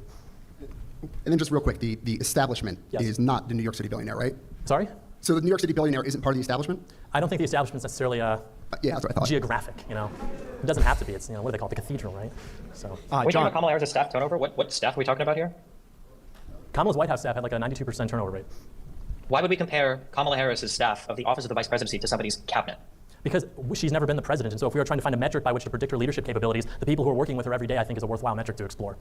Do you even know the responsibilities that the Office of the Vice Presidency has? Why would we compare the people that are working as staffers as part of that small office, as part of the executive branch, to the cabinet, the top level people for your offices and departments? If she can't bring people on to stay with her and write policy and little debate quips or whatever, I don't think that she'd be able to keep people on in a cabinet, let alone anybody That's the vice president's cabinet's job is to write debate quips. Less safe and more of a playground for the rest of the world, which is literally what has happened and which you have not addressed. So if Donald Trump can't maintain his personal relationships with lawyers or his staff, and he's losing all of his businesses, and he wasn't able to maintain his cabinet, what faith do we have that Donald Trump can hold on to cabinet members of the future? Give you a chance to respond, John, and then we got to go to the next question. Because I am aware of what is happening mechanically with Trump's next administration, and that inspires confidence. It's a non-answer. It doesn't mean anything. We'll go to the next question. John, I wanted to confirm before I ask, are you Catholic? Yes. So you talk a lot about assimilation. People from the wrong countries can't really come here to assimilate into our culture. Sure. But Catholics were widely rejected for a long time, so I was wondering how you kind of justify those two things. Yeah, I mean, I'm a Haitians Catholic. are also mostly Catholic, by the way. I don't necessarily mean or think that means that we have to open the world to anybody So are who's Catholic. Mexicans. Haiti, for example, like you mentioning, is 52% Catholic. It's more than twice as Catholic as America is. I think that the biggest challenge to Christian anthropology is that a lot of people who claim to be Christians or to be Catholics are not viewing that in the same way that European Christians view it. And so I don't think it's enough to say these people can come into the country because they are Catholic, unlike a lot of people in Latin America, for example, because if you look at how they vote, how they express their religious values politically, they are still voting overwhelmingly for Democrats, which are a party that literally celebrates the repudiation of those values. I mean, at the DNC, they had a truck that was giving out circumcisions and birth control and all sorts of things like that, which are Catholic, and you cannot support that in any capacity. But for some reason, these demographics, which are coming here from these countries which are supposedly so Catholic, are more in alignment with the Democrat Party than they are with the Republican Party. I think it's something like 51% of white Catholics are supporting Trump, 61% of Hispanic Catholics are supporting Harris. Someone's wrong there. Someone is directionally incorrect there. And so I don't view it to say, you can't come into the country because it's just, I see it for what it is. It's not necessarily a religious thing, I don't think. It's more of how that actually manifests with what we see and what's going on. And I think there have been plenty of popes and saints who express similar sentiments to my own. Wait, hold on. If Catholicism is the important part here, wouldn't the Pope being pro-immigrant, the Pope who's made statements saying that we need to accept migrants more, wouldn't this be something as a Catholic that's probably the most important thing for you to accept in your life as well? No, I mean, if you want me to pope-splain, we can pope-splain, but I don't think that's true. Okay, that's fine. You're going to post statements, right? Because the Pope is the head of the Catholic Church, and if you want to betray, if you want to fight against any statements on morality or faith, of which the Pope in the Catholic teachings has infallibility when he speaks on matters of faith, right? You know this, yes, the faith of morality. How can you possibly call yourself a Catholic? Because the Pope will say one day that we should, not turn away the poor and we should take care of them, and he will say other days countries can have borders, they can enforce immigration policies. It simply depends on which statement of his you want to take, depending upon which day. So I don't think that my view on immigration is misaligned with the church teaching. Okay, awesome, dude. Do you have any more? I don't know. I don't know any. I don't know of any of the statements the Pope made on immigration. So I don't know. I don't know if he's really flip flop like that. Protestant America that was founded. You talked about going back to America's roots. Yeah. So renouncing Catholics that are already here, renouncing their faith. I don't renounce Catholics who are here. Okay. That's yeah. First of all, thanks guys for deciding to hold this debate at the very best of the Big Ten campuses. My question is addressed to both of you. Given the significant conflicts happening across the globe, foreign policy wonks are worried that China is going to inevitably invade Taiwan. And if this does end up happening, what makes your respective candidates best equipped to handle this conflict? I went first. I thought that we were going to segue on. Tell me what to do. We'll start with John. I'm part of the debate and I would start forward on the 2016 type debates again. Yeah, debate tonight was actually really good. It does now when Biden's in office. In terms of like not being about culture war stuff, in terms of being relatively nice to each other, like there have been foreign policy failures under the Biden administration, which essentially put up a flag letting other countries know that we are in a state of relative weakness and they can act more in accordance with their interests because they don't have to worry about America stepping up to the plate to defend their allies the way that they would under a Trump administration, for example. I mean, look what's going on in Israel, look what's going on between Ukraine and Russia. I mean, you could see something maybe pop off, probably not within this timeline because we're like a month out from the election, but I don't think that China would try to do something like that under a Trump presidency. I just simply don't. I mean, if you look at the foreign policy disposition of this country right now, I think that somebody like Donald Trump is your greatest hope if you were China. Donald Trump has no ability to mobilize the United States to have any kind of coherent foreign policy vision because I think Donald Trump lacks an overall vision for America. I think when you look at the broad picture between Harris and Trump, and I was thinking, I feel like Biden's been like relatively tough on China. Like he negotiated with like the Philippines to put a military base there for the first time. Although the Philippines still like is not completely U.S. aligned or anything. It still, I think it still has Chinese ties or whatever as well. It's kind of in the middle, but and then I'm pretty sure he negotiated with Vietnam as well for like security arrangements. I feel like in the Pacific region, he's done a lot of like coalition building, anti-China stuff. Exactly. So. This is something that's sort of on this debate. On an abstract level, the problem with Trump is that he doesn't really have a vision for the United States because he has no understanding of history, he has no understanding of geopolitics, he has no understanding of the larger structures at play. Meaning he doesn't know why America is the foreign policy leader or where American hegemonic dominance comes from. He doesn't know what NATO is or what it's for. He thinks there's probably a NATO army that everybody pays money towards that America was getting ripped off for. That's the extent he knows about it. And Donald Trump doesn't see where America fits in internationally. Yeah, Philippines says it won't give U.S. access to more local military bases. I'm pretty sure for the first time under Biden's term, we got military bases. But I think the Biden administration is strengthening the ARCA security alliances, a reason to better counter China, a move that dovetails with Philippine efforts to shore up its external defense, especially in the South China Sea. Marco, this is the Prime Minister or President of the Philippines. Decision last year alarmed China because of the two new sites that were located just across from Taiwan and southern China. Beijing accused the Philippines of providing American forces with the staging ground. Philippines has no plan to create any more bases or give access to any more bases, Marco said, without elaborating in response to a question. Yeah. Under Marcos, the Philippines adopted a strategy of publicizing the incidents, allowing journalists to board its patrol ships. Crucial for the media to see. China blamed Philippines for its barking tensions, yeah. Into the world order that America should be maintaining peace and stability across, especially Europe, if not other parts of the world. So when Donald Trump comes into office, likely harasser restricted. Awesome. Tim Walz got bodied by Chad Couchfucker JD Vance. Harris Bros on suicide watch right now. Facts, by the way. Don't try to argue with me. Good one. Likely harasser restricted. Oh, well, under Donald Trump, these things would never happen. Which things? Because Bashar al-Assad continued to gas his citizens. That's why Trump bombed the airport. Iran attacked Saudi Arabia. That's why Trump went after Soleimani. Russia remained in Crimea. They didn't retreat all there. They continued to fund the civil war in the Donbass. Thanks for the follow. Likely harasser. Under Donald Trump, it's just nonsense. It just shows that you either don't know history, you don't know the history of 2016 to 2020, or you're well, more likely you're being malicious and you're just lying and trying to present something in a disingenuous way to try to run away from all of Trump's failures. I would much rather have somebody with a coherent vision for where America sits at in the world, and I think everybody else would fear and respect this more, rather than Donald Trump that comes off like a schizophrenic chihuahua who is only nice to people that pet him last. All right, thank you. So my question is for Stephen and maybe John as well, because I hope he'd be against foreign interference. Given recent controversy around certain figures on the right, like Tim Pool, Benny Johnson, and possibly more to soon be uncovered receiving Russian money for their coverage, I wanted to ask, are there any... Hey, dumbass, Destiny already talked to 2 times speed. This is just incomprehensible to listen to. I'm sorry, my brain works so much faster than reforms yours. you would support to stem anti-American influence, foreign or otherwise? So I'll go from less extreme to more extreme. I think the least extreme, but I think should be proposed to Congress, that I think people should genuinely support, is if you are any major media player, whether you're alternative media or mainstream media, you should have to disclose who your funding sources were from. Whether that means for the federal government or some third-party organization, or even publicly, I don't know what that looks like, but there has to be some sort of disclosure going on, I think. I think that's number one. For a more extreme version, I think that any large social media account that is reporting on or commentating on domestic politics in the United States. Do you think John Doyle is willing to take Destiny up on his offer of exposing both of their funding sources, or do you think he for some reason might not be willing to do that? Should be unmasked, or at the very least, we should know the nationality of that account. I think that every single American citizen has a compelling interest to know. I think it would be very interesting to see if today the top 10 Democrat accounts, you found out that 9 of them were Chinese, or if the top 10 conservative media accounts, you found out that 9 of them were Russian. I think that people would want to know that. I think it would benefit all of us, and I think it would do a greater service to the concept of freedom of speech and open discourse and open dialogue, rather than having a bunch of people operating under these anonymous masks, taking money from foreign dictators and trying to screw with our media environment in order to push forth, essentially the destruction of this country. I would agree with a lot of that. I would not agree with any measure that seeks to reduce the availability of anonymous accounts to people on the internet. I think that Twitter is the only place where free speech really exists right now on the internet, and there's certainly a lot of very, very influential Twitter accounts who've done a lot to move the conversation politically, especially on the right. And so I would not support any measure that seeks to unmask them, because these people have jobs and families, and as we've seen, when they dox people, they arrest them for memes such as Ricky Vaughn. You have instances where these things can get pretty ugly pretty quickly. So I wouldn't support that. Wait, what's I also that would maybe I just thought add that an was in asterisk. the UK. I don't really like the What? idea of thinking that foreign money in politics is like the worst thing. Who did they say? Oh, awesome. It's lagging. On the internet, and there's certainly a lot of very, very influential Twitter accounts who've done a lot to move the conversation politically, especially on the right. And so I would not support any measure that seeks to unmask them, because these people have jobs and families, and as we've seen, when they dox people, they arrest them for memes such as Ricky Vaughn. You have instances where these things can get pretty ugly pretty quickly. So I wouldn't support that. I also would maybe Is this just guy in the UK or is this guy in? I know this happened in the UK. 2016 election fraudster, social media influencer, sentenced for election. Oh wait, USA. Okay, did he spread like false things about the election? Had established an audience on Twitter, probably 58,000 followers. One significant influencer that ended up becoming presidential election. What did he do? add an asterisk. I don't really like Sending tweets suggesting the importance of limiting black voter turnout. the idea of thinking that foreign Because I know it's illegal to, like, for example, lie about the day the election is in order to get people not to vote, right? I know that's illegal. Conspiracy against rights. Tweeted image depicting a woman seated in a conference room typing on a cell phone. Deceptive image written in Spanish. Mimicked font the Clinton campaign used for authentic ads. Okay, so he was making fake Clinton ads. foreign money in politics. Other is like, pictures saying you could text like the worst thing your ever. vote Not or because something. Yeah, okay, that makes sense why he was arrested then, because he literally.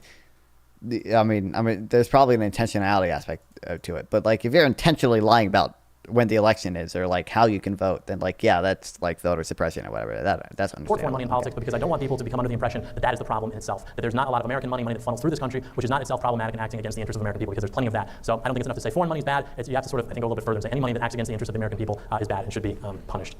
If you're opposed to the doxing, does that mean you disavow Lives of TikTok? Because that's an account that frequently and regularly doxes people that have political views that disagree with? Lives of TikTok? If I disavow them? No, I don't disavow them. Okay, so then you don't care about doxing. That was a total lie. No, they you say that X is an open platform for freedom of speech. What do you feel about the J.D. Vance dossier that has been stripped from? The one that had a social security number? And I don't support disavowing Lives of TikTok because they dox evil people who are going after exactly the kind of people who Oh, okay. So now he admits that they are doxing people, but they dox people he doesn't like, so it's okay. There's that good fascist authoritarian speech. That's Yeah, at least he bites that bullet again, dude. As long as they're evil people. There are no bad tactics. Only bad Yes, these are people who want to mutilate the genitals of children. These are bad people. They have to go. Check one. Let's see. We'll just have to speak. Okay. You have a quick rebuttal. Yeah, but like Lips of TikTok will literally like dox people on Twitter itself, but the JD Vance, the JD Vance dossier, that literally, you had to click. It was a link to a blog post, which then had a link to the dossier.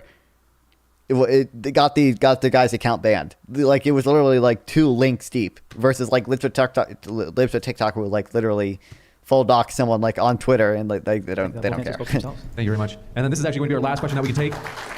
Hi, I have a question for John Doyle. Previously stated that many immigrants that came over in 1960 were from countries who are culturally incompatible with the United States. Both my roommates in Penn State are actually first-generation immigrants, one of which is from Trinidad and Tobago, the other which is from Nigeria, who was actually personally subject to the Trump Muslim ban in 2016. Both of these men are graduating in the springtime and will be serving in the U.S. Army after they finish their ROTC vows. So these 2 Americans, because they're both American citizens, are they any less American than you, John Doyle, despite their vow to fight and die for this country?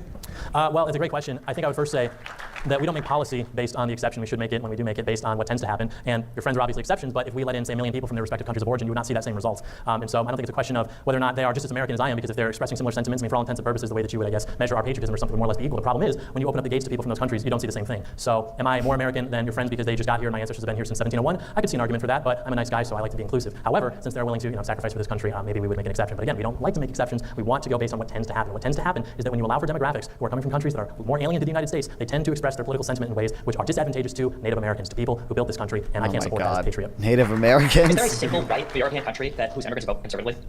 Repeat that? Is there a single white European country whose immigrants come over here and vote for conservatives? Just one? Not by majority, but if you still... So you would be opposed to all immigrants? Sure. Oh my God. Like I said earlier, if you're looking at why he keeps like misleading people on his like immigration position? Like what you said earlier was you don't want anybody coming over. You don't want to talk about the exception. You want to talk about the rule. And the rule is we have to look at what people do in the aggregate. What do they do if this was the last question? question? You keep making this like white person reference, which is very, by the way, very American. I don't know what you say, what race thing to do for people that don't have clear ancestry because they're just American. Is you have this weird fascination with white Europeans like they would come over here and vote conservatives. I know a lot of people from France, from Sweden, from Norway. You think these people come to the United States? They're the whitest motherfuckers in the world. You think these people are coming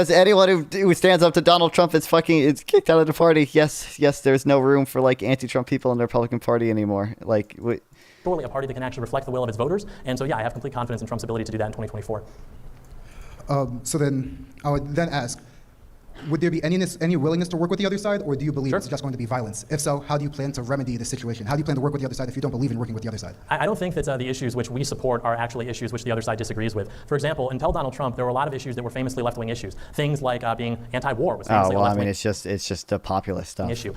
Things like protectionism was actually more of a left-wing thing because you had Republicans who wanted total free trade because it was supposed to It's not a left-wing thing. It's a populist thing. There's populists on both the left and right. So both Bernie Sanders and fucking and Trump will play into the bring American manufacturing back. We're losing jobs. I love populism. Populist economics. Lower the price of orange juice by 30 cents or something like that. Donald Trump managed to actually realign the party such that now the Republican Party is the party of not wanting to get involved in foreign conflicts, of wanting things like bringing back manufacturing to this country, to the state specifically. And so I don't think that Democrats actually are opposed to this in the way that they think. And again, Biden brought back American manufacturing way more successfully than Trump ever did, but they are. If you look at the issues which tend to pull higher for Democrats for this election, it's more abstract issues like apparently Republicans are so focused on, issues like democracy, issues like climate change, things like that, which are not, frankly, what people are thinking about when they're at the grocery store. And so I certainly have no intention of not working with the other side. My experience as a Republican, and I think that most Republicans can corroborate this, is that it's actually the opposite, where we are told that if we are not willing to go along with things, if we are not willing to limit ourselves to staying to the left of John McCain, then we are somehow threats to democracy, and we are going to end America, which Donald Trump was in office for 4 years. Everything was more or less fine. So I'm not worried about that. I don't think it would ever be violence.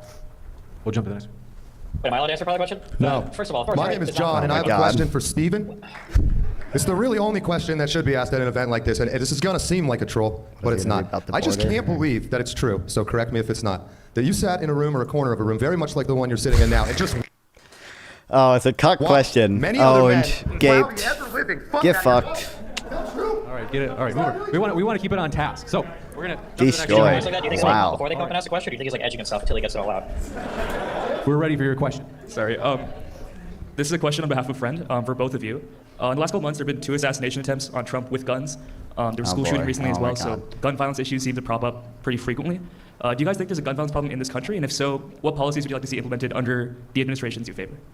I absolutely think that's the case. I think that every time you see one of these instances, whether it's assassination attempts or whether they're shootings at schools, mass acts of violence, you notice the FBI always has these people on their radar. And for some reason, there's a failure to execute, making sure that these people are not being able to actually carry out these acts. So I think that there's something odd going on there. And I think that if you actually wanted to solve gun violence, you would have an FBI that is doing its job properly, which it could. It just simply chooses not to follow up on these things for whatever reason. And I think that you would enforce laws in inner cities where virtually all the gun because of the Zionist violence happens in the day-to-day level. I mean, you see these isolated instances where you have individuals going into public places or attempting to assassinate future presidents, and you look at that and you're like, okay, there's a gun violence problem. True, but in terms of the vast majority of it, that is happening in the inner cities between largely gangs who are engaging in different types of warfare amongst themselves, and I think that that needs to be cracked down on if you actually wanted to reduce those numbers they're pro-banning guns if any you're of the policies a minority immigrant. isolated lone wolf kinds of incidents more or less don't well, address I mean, he's just completely... dude, immigrant moratorium is an insane position. I'm so glad. It's so dumb that it keeps like misleading people on his like immigration position. He's like, I think there's a little bit of negative effects from mass migration from specific countries, when really he like keeps saying that he wants a total moratorium on all immigration. But I think the real problem, which is that for some reason law enforcement understands these people are problems, they are monitoring them, and then for whatever reason nothing is done. I know, and yeah, going through and carrying out these acts. And so I think that's where well, like you said, they don't vote for Democrat, or they vote for Democrats. They don't vote for Republicans. So no, but I was also curious as to what Destiny would have to say, since he's a liberal gun owner. So I thought that would be an interesting perspective. I think that guns. I think there are issues with guns insofar as like gang violence or certain types of violence in inner cities are concerned, and I think they also expedite people who want to kill themselves. I don't think that they're as big a problem as people make them out to be. I don't like that the Democratic Party makes it a central part of their platform.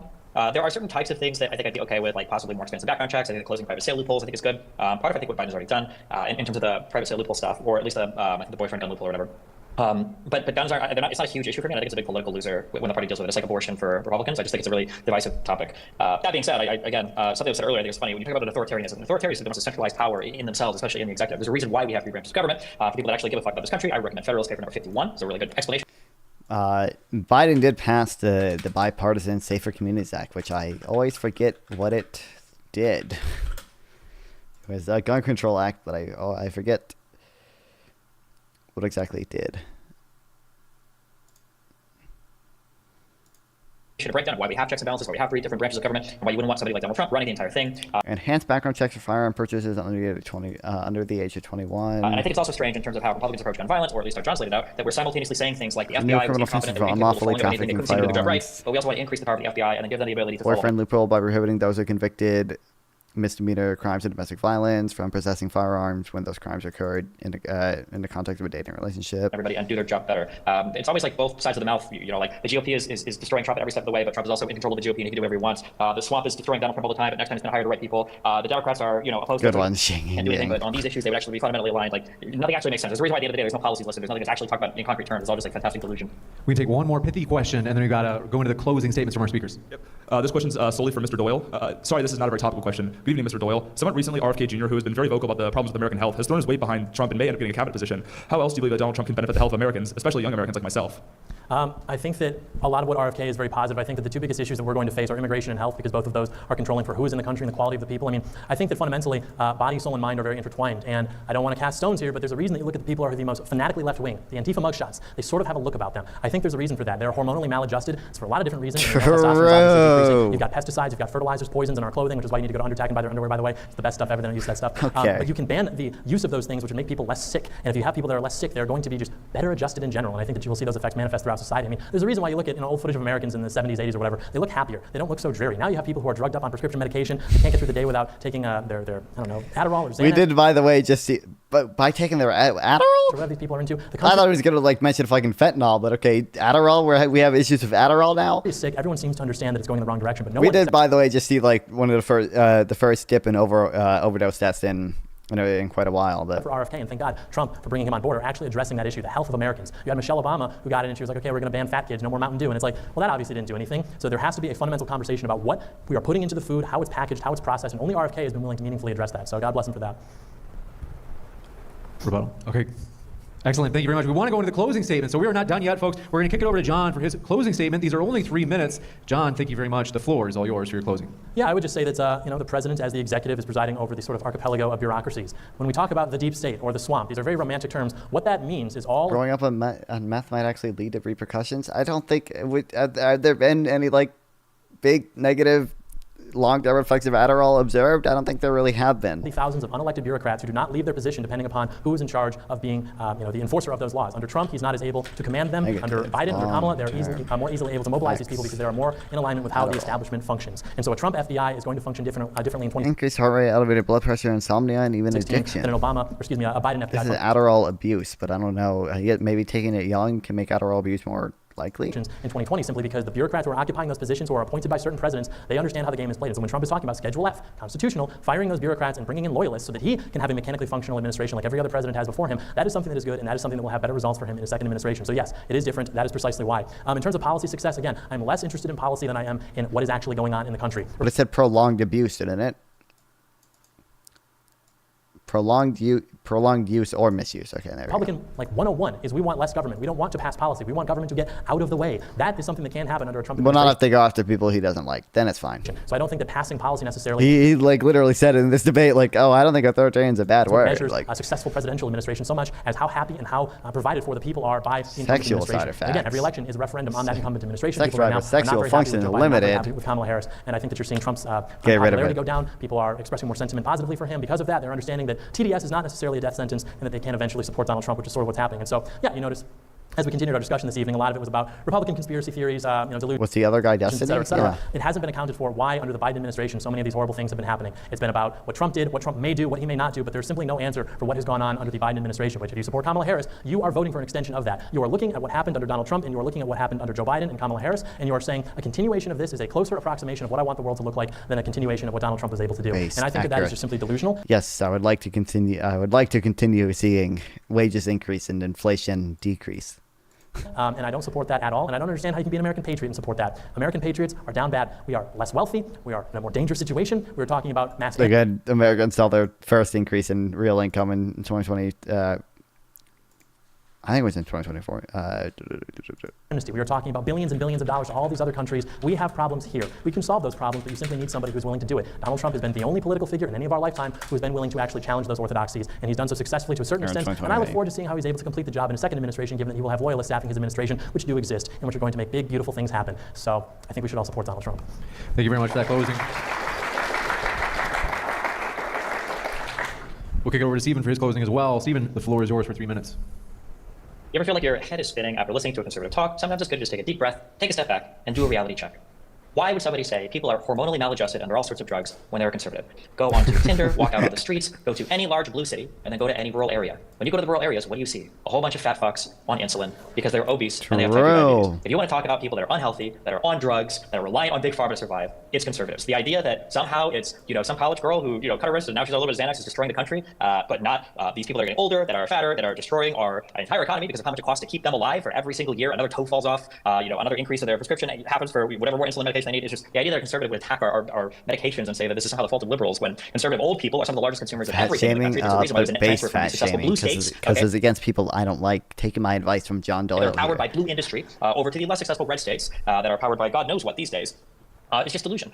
I think that the entire conservative apparatus, honestly, I think John said it really well earlier when he said, we're not happy about things right now, therefore Trump. I think that a lot of the Republican support for Trump right now just comes from a lack of understanding about anything. So for instance, when Doyle says, all these people are allowed to appoint people, but they can't get rid of people when they come in as a new administrator. That's not true. If you appoint somebody, you can fire that person. That's part of the appointment power of the president. These bureaucrats, the reason why they stay there is because every time you swap the government, you're not going to hire and fire, 10,000, 100,000, however many people you need to restaff the entire executive branch of the government. It's delusional. The main reason why people don't like the bureaucrats on the Trump side is because these people do have an institutional bias, and that bias is towards the existence of and the perseverance of the United States. Just look at Donald Trump trying to circumvent the results of the last election. Who were the people that stood in front of him? It was largely bureaucrats. It was people like Pat Cipollone, or it was people in the DOJ like Rosen or like Donahue, or it was White House lawyers like Eric Hirschman and Steve Engel. It was the bureaucrats. It was people who had the institutional knowledge, that had the appreciation for the United States. As Doyle said, they don't get paid a ton of money, and they're generally just there because they appreciate the country. Even when you look at people like William Barr, who historically was known for wanting to see the executive branch expanded in power, with the president specifically, Barr quit because he was so disgusted at Donald Trump trying to weaponize his department with just a couple weeks to go before the election, or not even before the election, I'm sorry, before the certification of the vote. So when you hear conservatives say things like, I don't like bureaucrats, I don't like the way the government's working, all of that is a smokescreen for I want Donald Trump to be an authoritarian dictator. That's it. Even when they say things like we just want government to get out of the way, that's not true. What did we hear all the arguments made for in favor of tonight? We like the fact that government is going to ban trans stuff. We like the fact that the government is going to ban abortion. We like the fact that they're going to crack down harder on BLM riots, that the FBI is going to expand their power, they're going to go after people that might be school shooters, we're going to get pesticides and additives out of food, and we're going to do all these things to prosecute political. This is all expansions of power of government. Republicans stand for nothing. I hate Donald Trump. Thank you very much. I'm going to keep it very pithy, and then I'm going to give it over to Sean for his final thank yous. But I want to say thank you very much, folks. It's been a true pleasure to be with you tonight. And if you're watching, all right, we don't need to watch the final thank yous or whatever. Absolute common Destiny W. At least when he's debating conservatives, because conservatives stand for basically nothing. And John Doyle basically admitted that he's fine with being authoritarian as long as it's against people he doesn't like. I like multiple points in the debate. And that he basically misleads people in his position on immigration, which is wild. Okay. Anyway. Thank you guys so much for watching. I appreciate streaming. Love to guys watch me stream. If you're new here, hit that like and sub and follow button. Also, if you're following Twitch already, you should go to the YouTube channel. Sub to the YouTube channel. Because I need my 1,000 subs on YouTube. I'm like 148 subs away or whatever. Yeah. So, subbing on YouTube would really help right now. But following on Twitch helps as well. I appreciate you guys just watching. Oh, we didn't even fucking read today. Okay, well, we'll read eventually. Yeah, I appreciate you guys watching. I love streaming. Love you guys watching stream. I will stream again tomorrow. Who can I even raid? Unless nobody's fucking streaming right now.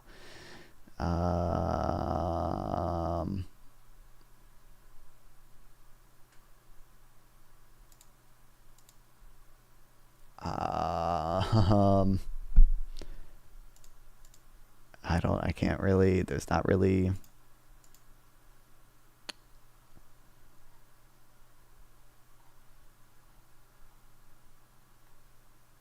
Huh. Okay, well, I guess unelectable airwaves maybe. All right, go over to fucking this dude. I don't even think he's. I think he's like on a fucking. Yeah, you just okay. Well, whatever. Well, follow. You guys should follow so you can watch the stream again tomorrow. I appreciate you all being here. We'll see you guys tomorrow. If you're on YouTube, sub. If you're on Twitch, follow or go to the YouTube channel, then sub. Yeah, thanks. You guys tomorrow. Thank you. Goodbye.